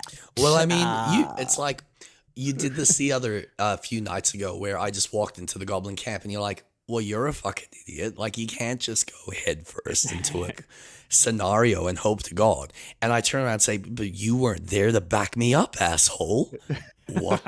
Where did you go? There was a treasure chest up the hill. Yeah, but and that's like, and getting fuck potions. you. You know what? I'm gonna wait till you do something stupid and go, oh, look, here I am saving your ass like you were supposed to cover mine. Yeah, where's my rescue? Oh, but you need mine. Oh, well, I guess I'm here now. Like, it's just that just comes from nothing. But it's having the confidence to allow that the ether to pull those ideas based on, as a character, give yourself a motivation. Like, we as a group have a motivation to get these fucking things out of our ears. Mm-hmm.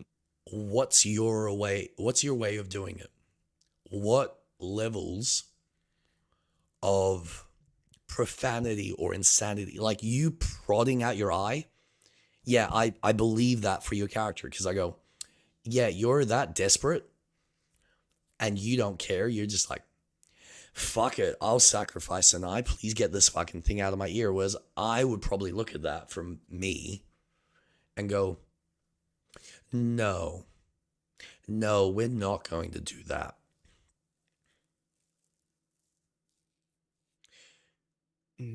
So it's like, think about the motivation of your character and how you are, to what end will you achieve your goal? Whatever there's obviously going to be your major priority versus your sub priorities. So, which we organize based on the quests. But we know what our major priority is. It's get these fucking worms out of our ears. And everything else is like, oh yeah, tangential shit. That's what we're here for. Okay, you need a hand. I might need a tool that you've got or some money if you can offer it. I'll fucking give you a hand. Like, who gives a shit?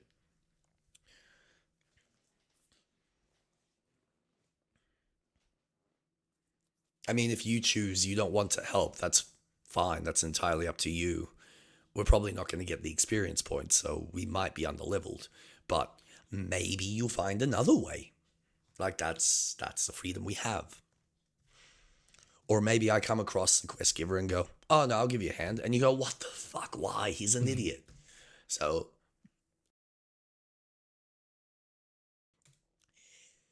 you can go all sorts of directions.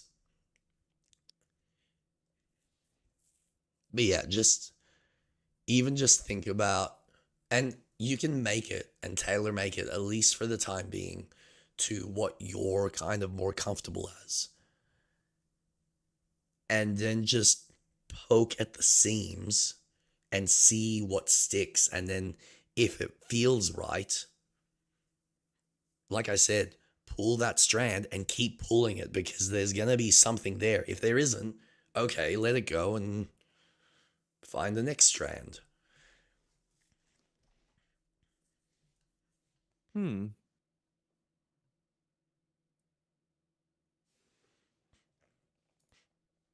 It's a good way of looking at it. I've seen how you interact with Allah, and I know how you interact with me. And I know that the dynamic that you have with Allah is very different than what you have with me. That's because the personality dynamic is expressed differently with each of our worldviews. So I will probably never really connect with someone like Allah, just because I think we're in different mindsets and different belief systems, and that's fine. But I respect her because she's important to you, and there's a dynamic that you have with her that I'll never have, because I'm not her. It's just that simple. Yeah. And she can never be me because she hasn't lived my life. We can't be you because you are who we're connecting with, and we're connecting in very specific ways. So that's what, like, we as humans do every day when we're interacting and engaging with people.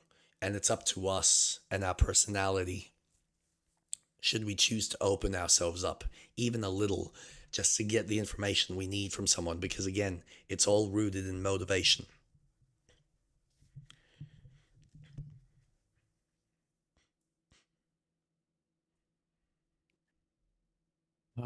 Motivation.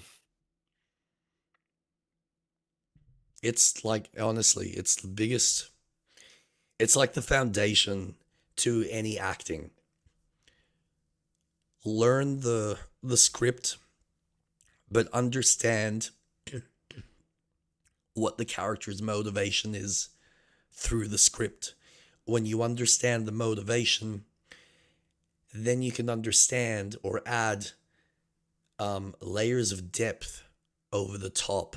But by understanding the motivation, you get to the core of why the character is acting the way he does and why he says things in the way he does. The tweaks and the mannerisms are an expression of culture and history, which are the layers that you add over the top. But the motivation is what pulls the character from A to B and gets him to where he needs to be. How determined is he to achieve that motivation? What is the hierarchy of his motivation? Like, he might be a sports athlete and he wants to be the greatest, but he also wants to be, he wants to have true love. So what comes as a priority, and how does he balance, or how does he battle between his love for the woman that, or the man that's in his life, versus the love of reaching his goal?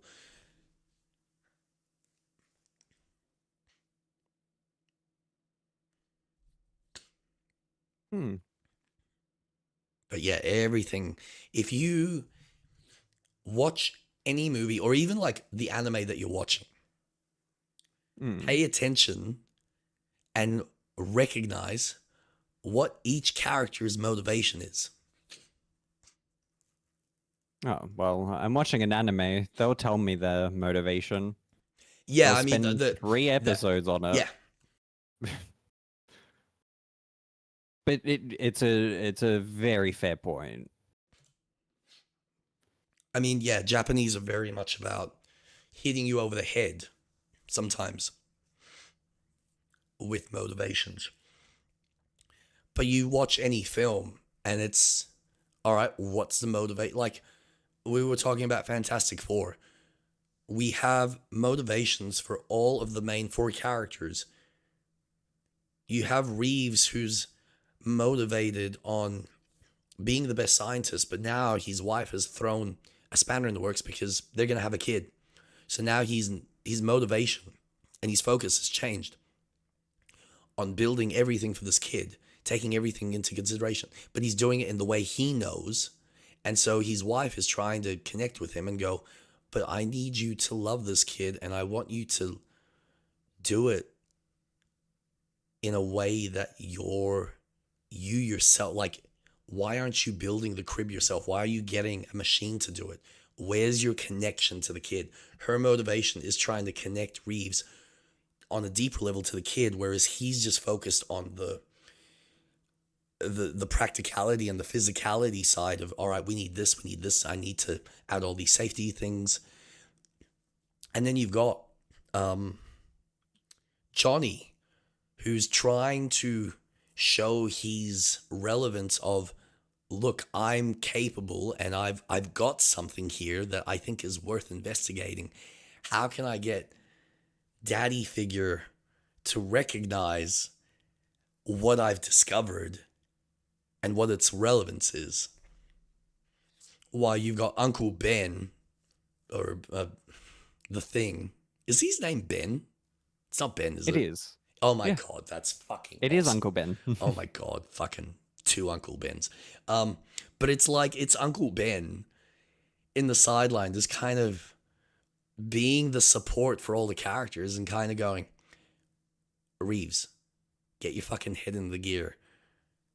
Johnny, what the fuck, man? So it's just, everyone's got their motivation. It's just what levels of importance do they play at the right times.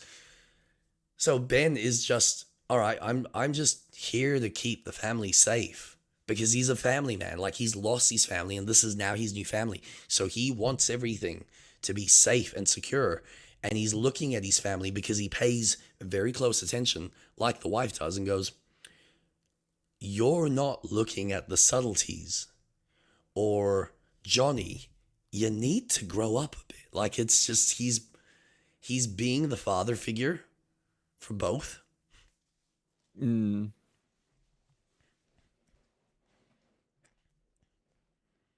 So, and that's the thing, like, you then break them down to their level of relevance, but their relevance comes at the right time. So Ben doesn't play a major role, but he does for each of the individual characters at very specific moments when his value, his motivations actually are needed.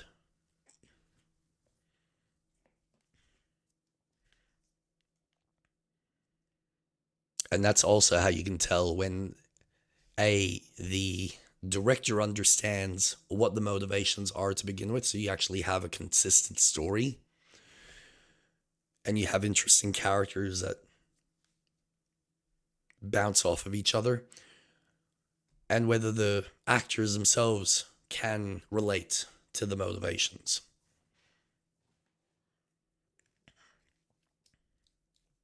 And deliver the performance that, you'd expect them to.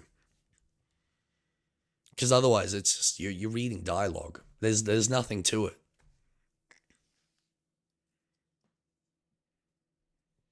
Yeah.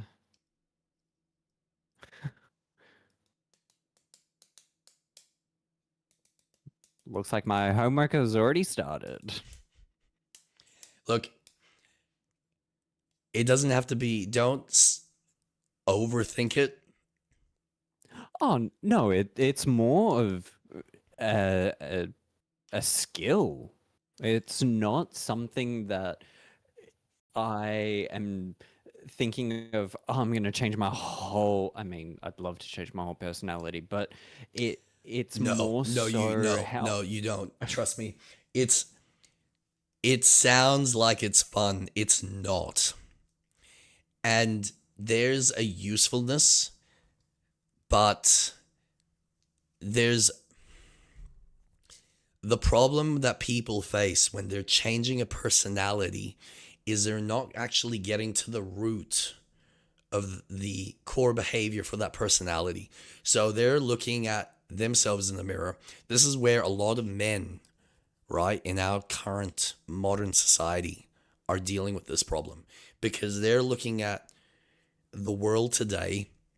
They don't feel recognized, and so they will go through a hard and fast personality change in order to fit a personified view that they think the world needs to see them as opposed to what are valued behaviors, why am I not expressing them, and how can I change my motivation to better fit the needs of society or the people around me.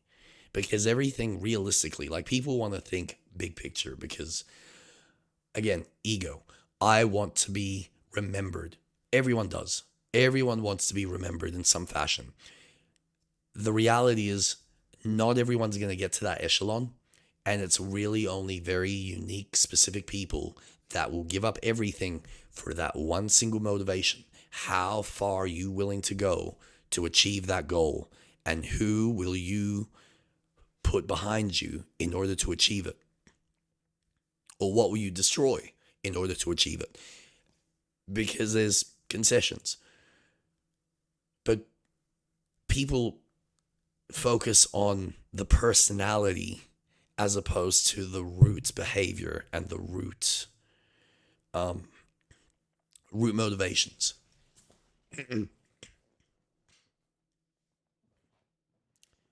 So again, don't think about you needing to change, because your personality's fine, Street Rat. Like, this is the one thing.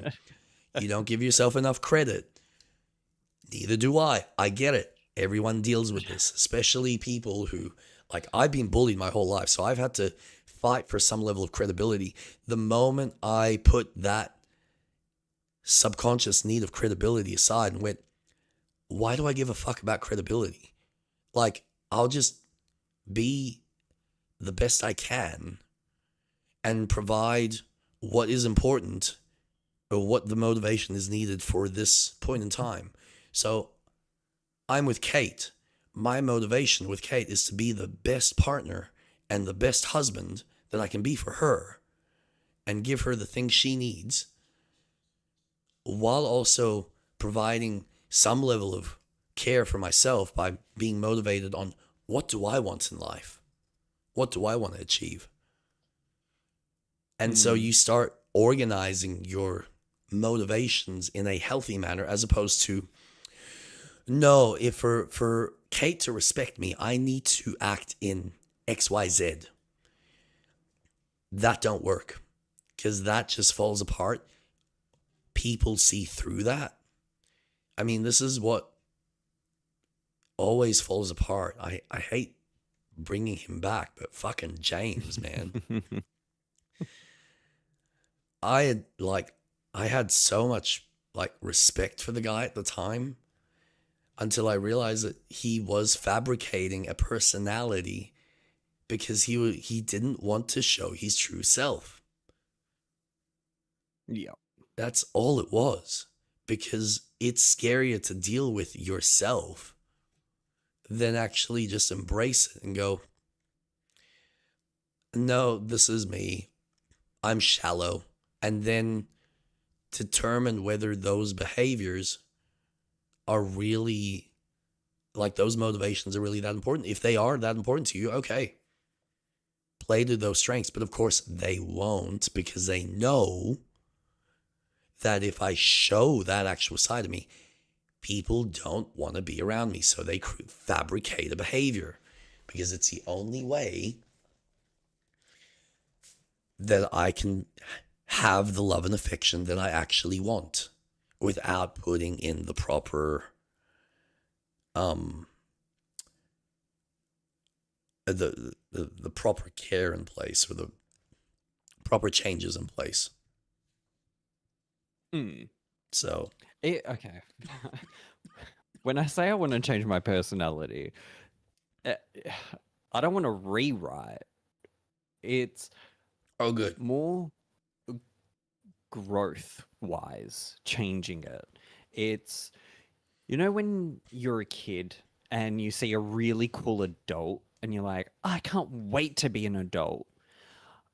I'm at that stage in my life where I'm like, okay, I'm ready to get rid of that part and grow and mature from it. It's more so coming from a growth standpoint of, I don't want to make it sound like this, but I'm ready for that next stage in my mental state where cool, I'm done with that side of things. Let's just get to the next part, and I want to grow from that. I think I'm a bit off, but I think streaming and working on this project, which I'll eventually, which is part of what I'm trying to grow towards, where I have the confidence of just doing the things that I want and not have that mindset. So I want to eventually get into video editing and create more of a cinematic channel on YouTube. And I want to create an Instagram page where I can start building my confidence, not in a way of I want people to validate me. I don't want validation. Yeah, not and what I'm that's aiming for. yeah.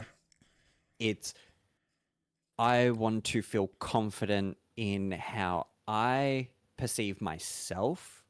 Yep. And I want to hone in on skills that I've always thought about having as a kid growing up. I want to be at that stage where I can look back and go, wow, young version of me finally hit what they wanted as an adult. I want that.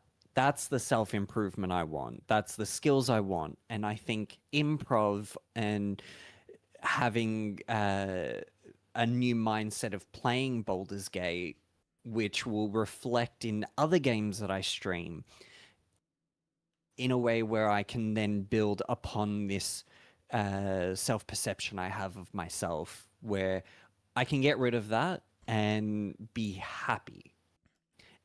It's not a rewrite. It's self-improvement? No, not improvement. No, I mean,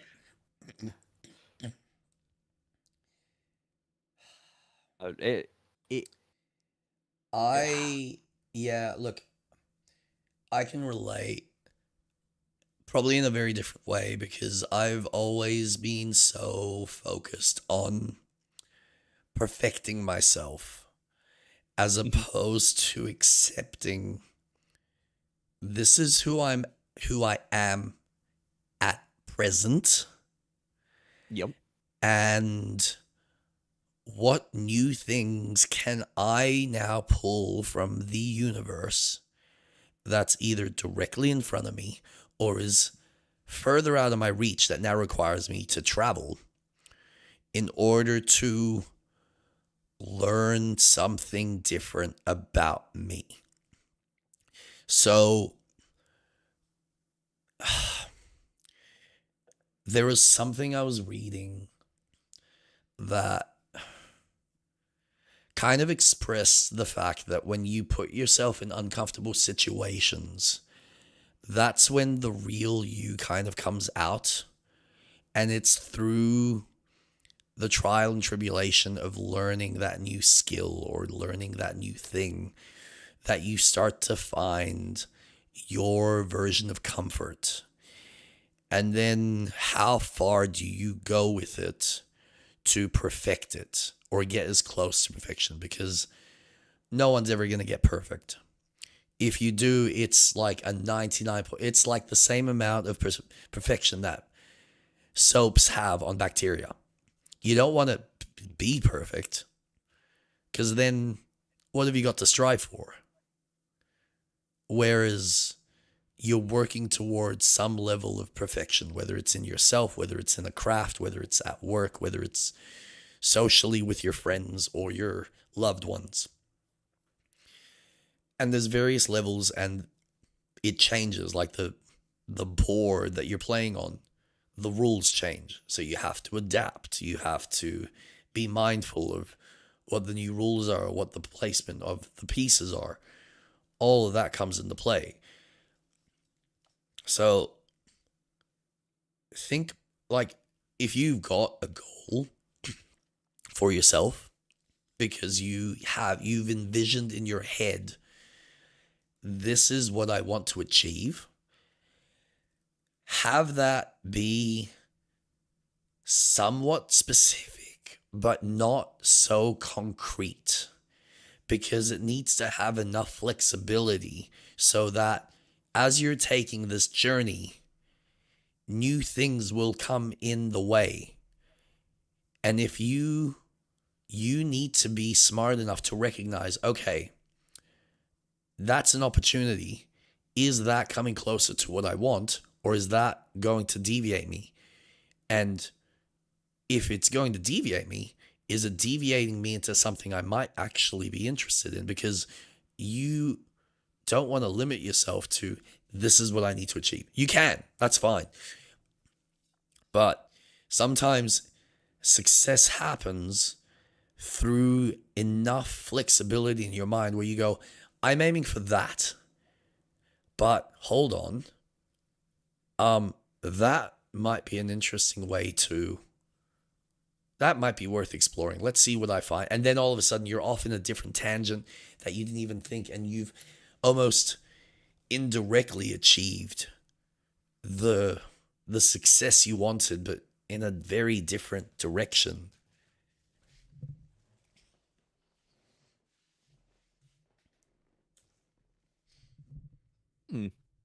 So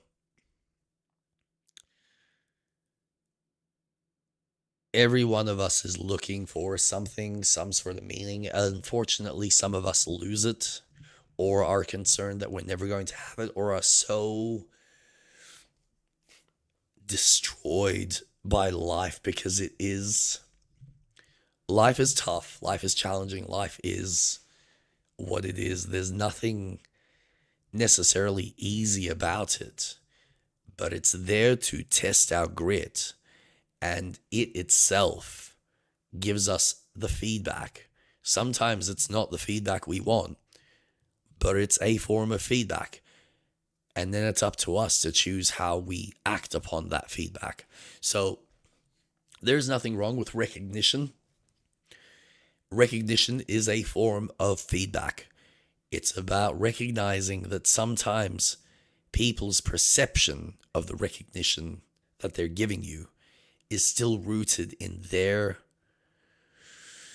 pattern behaviored beliefs that can either help or may in fact hinder. So then you get the problem where you've created this persona, you've gone down this route, you're getting the feedback, and then the moment you deviate, because it feels natural for you to deviate, your audience goes, no, we don't want that. So what do? Do you accept the fact that actually, no, this is what I do, and you're either along for the ride because you're noticing the honesty, or I can continue to play this fabricated version of myself, which is what you want. But I can tell you right now, we're all going to be very fucking tired of it. And then I'm going to be too old, too tired, too grumpy to consider anything you give a shit about, because you've destroyed any sense of playfulness that I had left in life.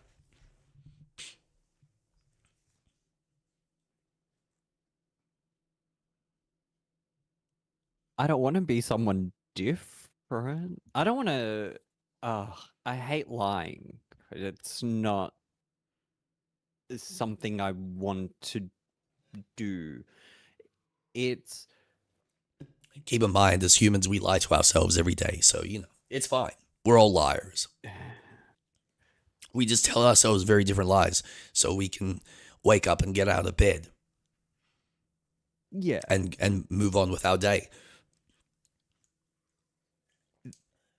It's, I guess, a true self. The Oh, perfect. Maslow's pyramid, where it is about finding one's true self purpose in life. It's going through 7 stages of a pyramid, I think, or 5. And it's survival, what you need to survive. So we obviously need water. That is the main source of surviving. Food is secondary. And then the other one is family, a sense of belonging. And it's not until you reach the top of the pyramid. I mean, just skipped a whole bunch, but the top of the pyramid is when you've realized your true self of life, Yeah, what so it's you are here for. so physiological, which is what you're talking about, the food, the rest. Your bodily human needs. Safety, making sure that you feel safe and secure. Finances, house, shelter, all of that. Love and belonging. You're part of a community, or you have someone that cares for you as much as you care for them, because that gives you're providing value for each other. You now have value in yourself because you are being valued by someone else. You're needed. There is some sense of importance in your life, as opposed to I'm just wandering through life just eating and shitting. Esteem, what level of success we gain, and then self-actualization, which is the top of the pyramid, where you just come to that full completion of yourself.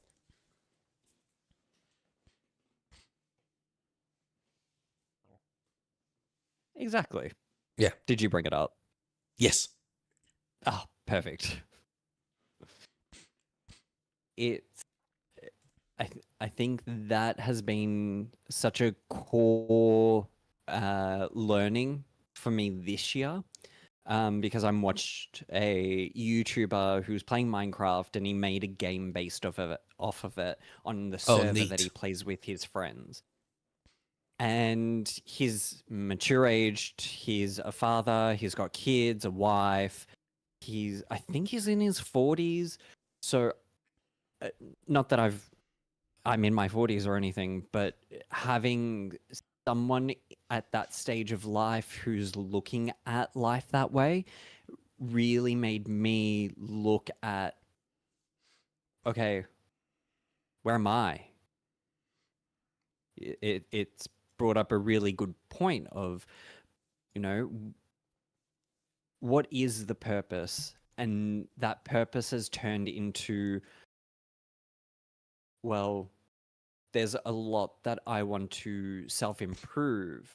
There's a lot of tools out there that can help me become this person that I do want to show the rest of the world. And I know not everyone's going to interpret that the way that I intend to, because there's over 8 billion people. I don't expect everyone. You It's can't more so satisfy the needs of everyone. This is what Disney and all these big companies are learning. You cannot satisfy everyone's need with a simple fucking chocolate cake. It's not possible.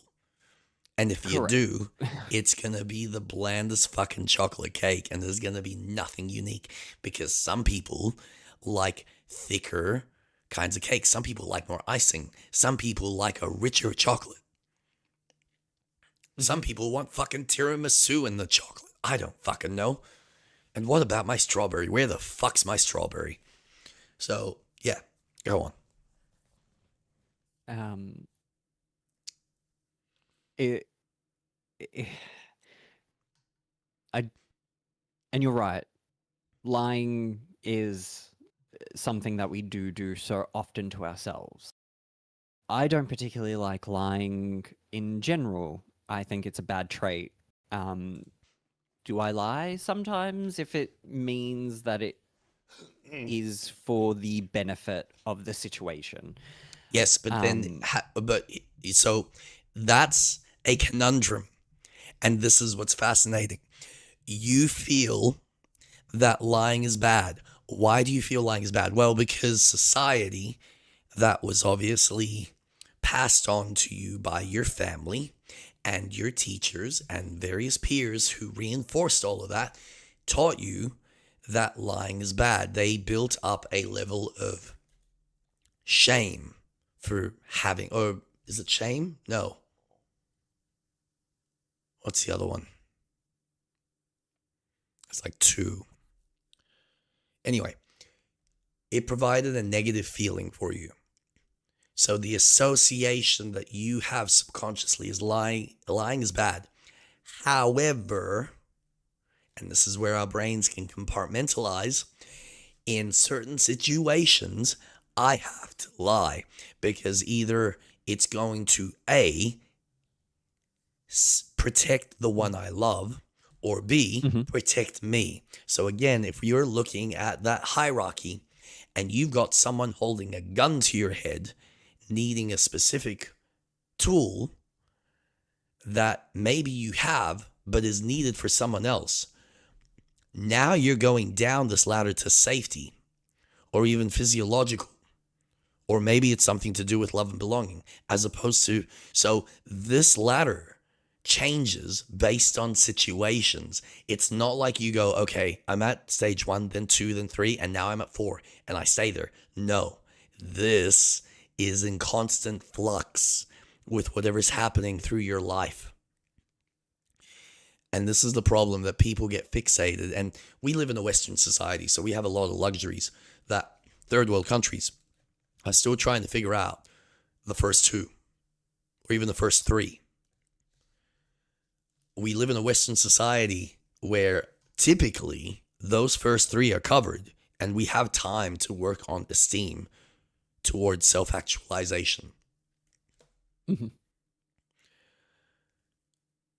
But things get in the way, things change. You might lose your house, you might be in an accident, you don't know what's going to happen, and suddenly the pillars underneath, how solid of a foundation did you actually have for them?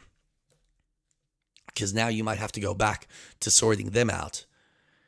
And your brain is still up here in esteem because that's what you're focused on, as opposed to, no, I need to disconnect from that to fix these lower pillars and then build myself back up. Or they are like snakes and ladders, because it's the perfect game to teach this kind of shit to kids. You roll the die, you land on the fucking snake, you're back at the start, and then you go, fuck this, I'm done playing. No, you're not. You're still fucking playing. No one's won yet. And if you lost, okay, you lost this time. There's always next time.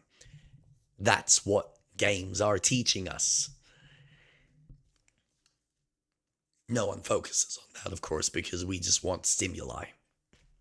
And we want consistent validation, which is obviously, that's not what we're talking about for you. So, not really relevant. But you are in yourself looking for a level of validation. It might not necessarily be external, though I think subconsciously you do. Let's face it. You have been around certain people that you crave a certain type of validation. And that's fine. We all do that as humans, because that is how we find our tribe. That is how we find our clan. And we want to provide, or we need to receive a certain validation so that we are recognized within the clan that I am able to provide this kind of value. I go out hunting. Look what I brought back. We are doing the same fucking things that we did thousands of years ago. It's just expressed differently in a modern context.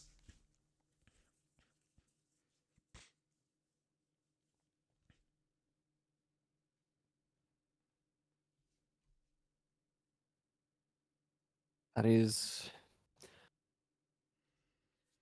Whew, yeah. Yeah, right? I get it. It's fucking hard and it's deep, but we all do it. The power comes from how quickly do you recognize your behaviors in which you are trying to achieve your version of validation. And is that validation that important to you for your perceived success in esteem? So you went and studied game design. I'm interested in game design, but I didn't go and study it. I was about to, but I realized my motivation for studying it was wrong. I was being misled because I was following in someone else's dream, or honestly, and I'll be blunt about this person, which you know who it is. He failed at one aspect of life, fell into a depression, found the thing that made him feel better and went, I'm going to study this because then I can theoretically create what I want with my full control without any other factors outside, because he didn't want to work with other people. He didn't know how to best communicate and function with other people. And I know this because he's never stuck to a job for more than a year for most times. Maybe 2.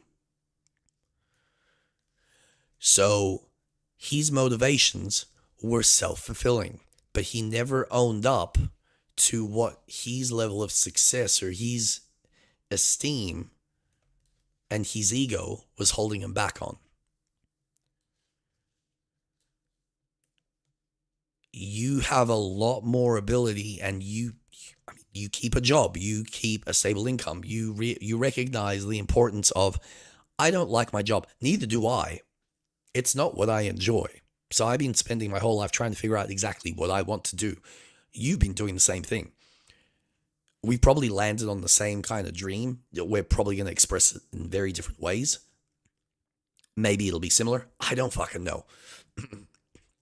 But we can associate with our love and passion for this industry, and we want to express it in the way that feels right to us, but we also need to get out of our head and see where we land, or see where we can provide the value in this field.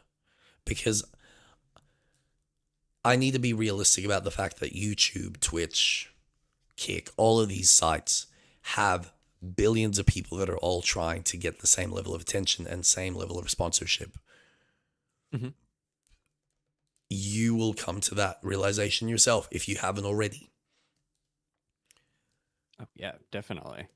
And it's how far are you willing to go, and to what extent, based on what other importances you have in your life, are you balancing, other plates that you're spinning in order to achieve that level of esteem. Because again, everything's about this pyramid that you're constantly in flux with. So if you're now working towards your goal and you become successful at it, but it's at the cost of love and belonging, then you reach that goal and now you feel empty because the thing below it was not being maintained. And so this pyramid kind of falls apart because you don't have belonging. You now don't feel safe. And because you don't have safety, you're not looking after your physiological needs.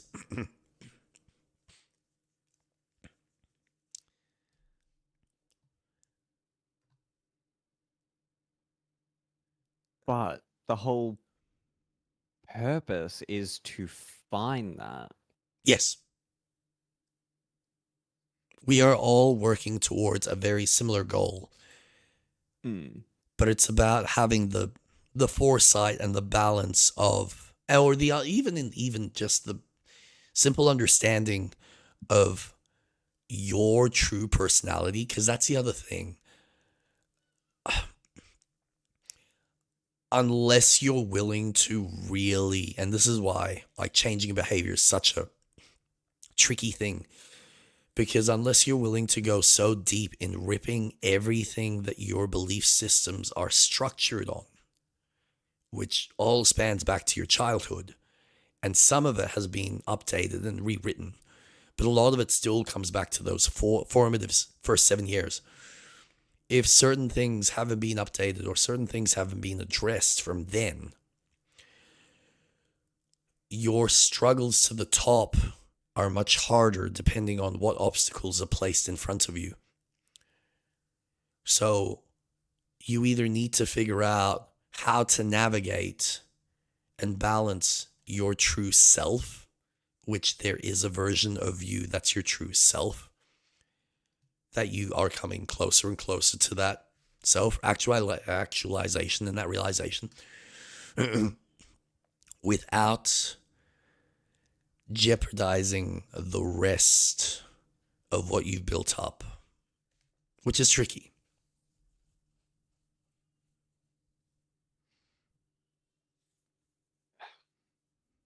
It's a lot. Yeah, and my issue with a lot of this philosophical shit, you end up going around in circles because it all just loops back on itself. It's a circular motion that we as humans ideally are doing on a day-to-day basis. Every time we go to sleep, we are resetting our brain and like partitioning everything that we've just experienced. The problem that a lot of adults face is as you get older, your core values solidify. And if you don't have the flexibility and change them or recognize their importance at certain points in your life, when you get older, you do just become the bitter old man. Because in your mind, you're like, well, I've seen everything. Yeah, but you've seen everything still through a very focused lens.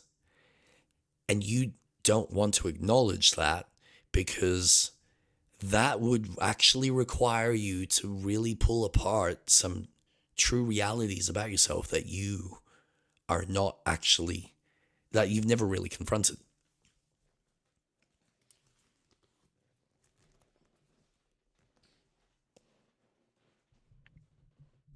Ooh, yeah.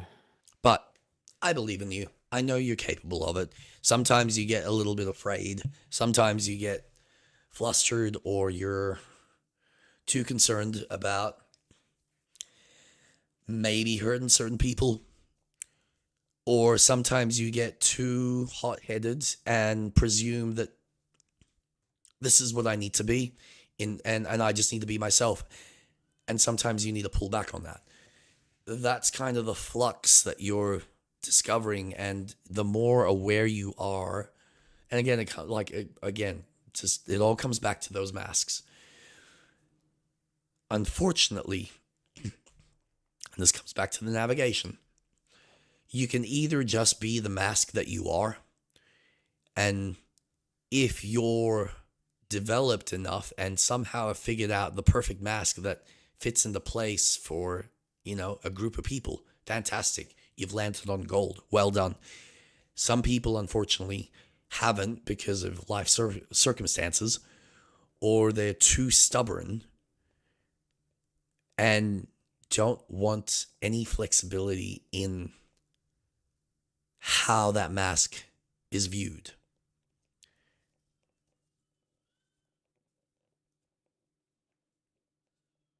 And as we've established, it's much harder to rip off a mask that we have worn for so long than it is to be vulnerable and create something that actually feels fake. Because yes, it is new, it's unknown, we've never done it before. What is this? Like it's like touching goo for the first time. You're like, oh, this is sticky and I don't like this and what, but the more you kind of embrace it, the more you kind of go, okay, wait, I can play with this. I can mold this. I can actually do stuff. Clay's like a perfect example of the fact that you just, when it solidifies, you can't do fucking shit with it. But as long as it's soft and you deal with that kind of level of mushiness to it, there is the flexibility for you to mold it as you need.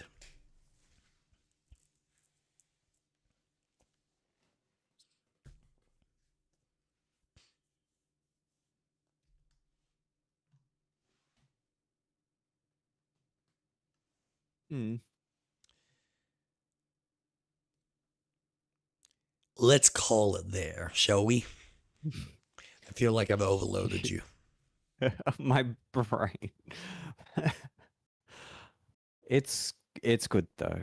I'm not even high. That's the amazing thing.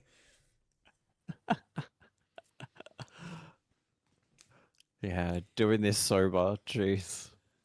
But Well, it's It's good though. It's so good to have someone else saying the words rather than just reading it or just saying it to yourself, because there's so many factors. So it is a lot to hear, and it is a deep dive, because now we've just gone into a whole conversation about oneself, which is one of the biggest things in the purpose of life. It is a lot, but it's so good to talk about.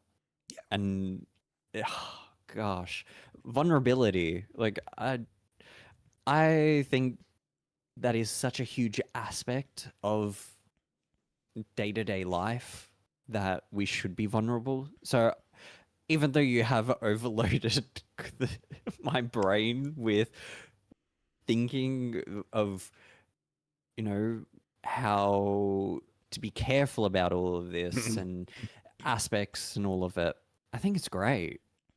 I love sharing this. I love having these conversations.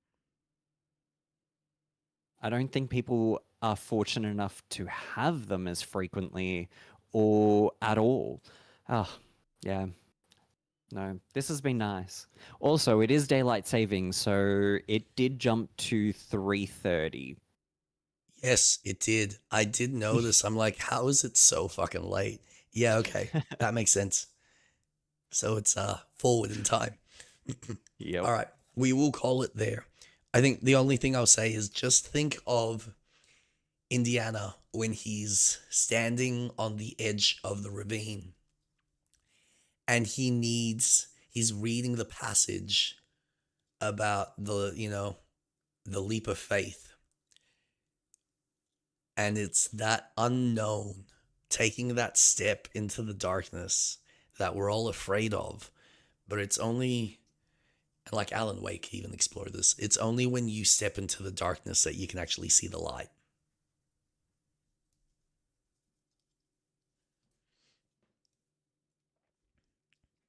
Oh. So. Right out of Kingdom Hearts. Yeah, I mean, again, this is what I mean. Philosophy is one of these things that we can be here circling back on everything, because it all just relates to just coming to this realization about where everything and nothing and everything that we are is a manifestation that we ourselves have been led to this scenario with some level of autonomy over our decisions. Because a fun little fact about our brains is a lot of the behaviors that we do are already, they've already triggered. They're already in play. It's only when you can grab the reins and go, actually, no, that's not the direction I want to go. I want to go this way. That's when you start to take control of your life. That's when you are in full autonomy of yourself. But even then, it's not actually true autonomy. You're just reprogramming a new behavior for a new focus, for a new motivation. Because your body's very good at just creating the synapses and the neurons to go, okay, this is how this machine needs to drive. Okay, then we're going to strengthen those synapses, and here we go. It's on autopilot. That's why we become bored. That's why we end up having these moments of, I need something new, because you don't have, you've been on autopilot for so long. It's when you create new synapses, allow yourself to, even if it's harder when you're older, the more you do it, the more your brain becomes familiar with, okay, it might take me longer to learn this new skill, but it's the fun of going, I suck at this. Let's fucking see what happens. And then the self-satisfaction of going, wow, today I made a cup out of clay. I didn't think that was possible. Now the cup looks like shit, but it doesn't matter. It's the effort. Refinement comes over lifetimes.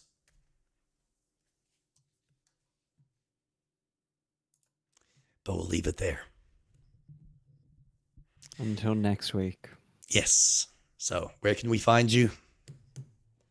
On Twitch. I will be live on Wednesday from 1 o'clock playing Satisfactory because that is a phenomenal game. It's funny, I have been playing it during our conversation because I saw you pop on, yeah. I was just, it's so easy just to mindlessly add stuff. So I'll be live on Wednesday, and you can catch me on Blue Sky because I don't use Twitter. Same handle, straightrat_Atlas. So I'm slowly learning how to use social media properly and communicating. But that's where you can catch me. Awesome. And if I am still able to speak by Wednesday, unfortunately, I will have to finish the rest of my Max Payne campaign, which I'm hoping will only be half an hour, but it'll then be straight into Ghosts of Yotei on Wednesday at 7:30 at Jake Stavik on Twitch and on YouTube. Join me there. Thank you for a wonderful night. I hope you enjoyed yourself. Please leave all comments and feedback in the relative space. Look after yourself, and I'll see you next time. Bye.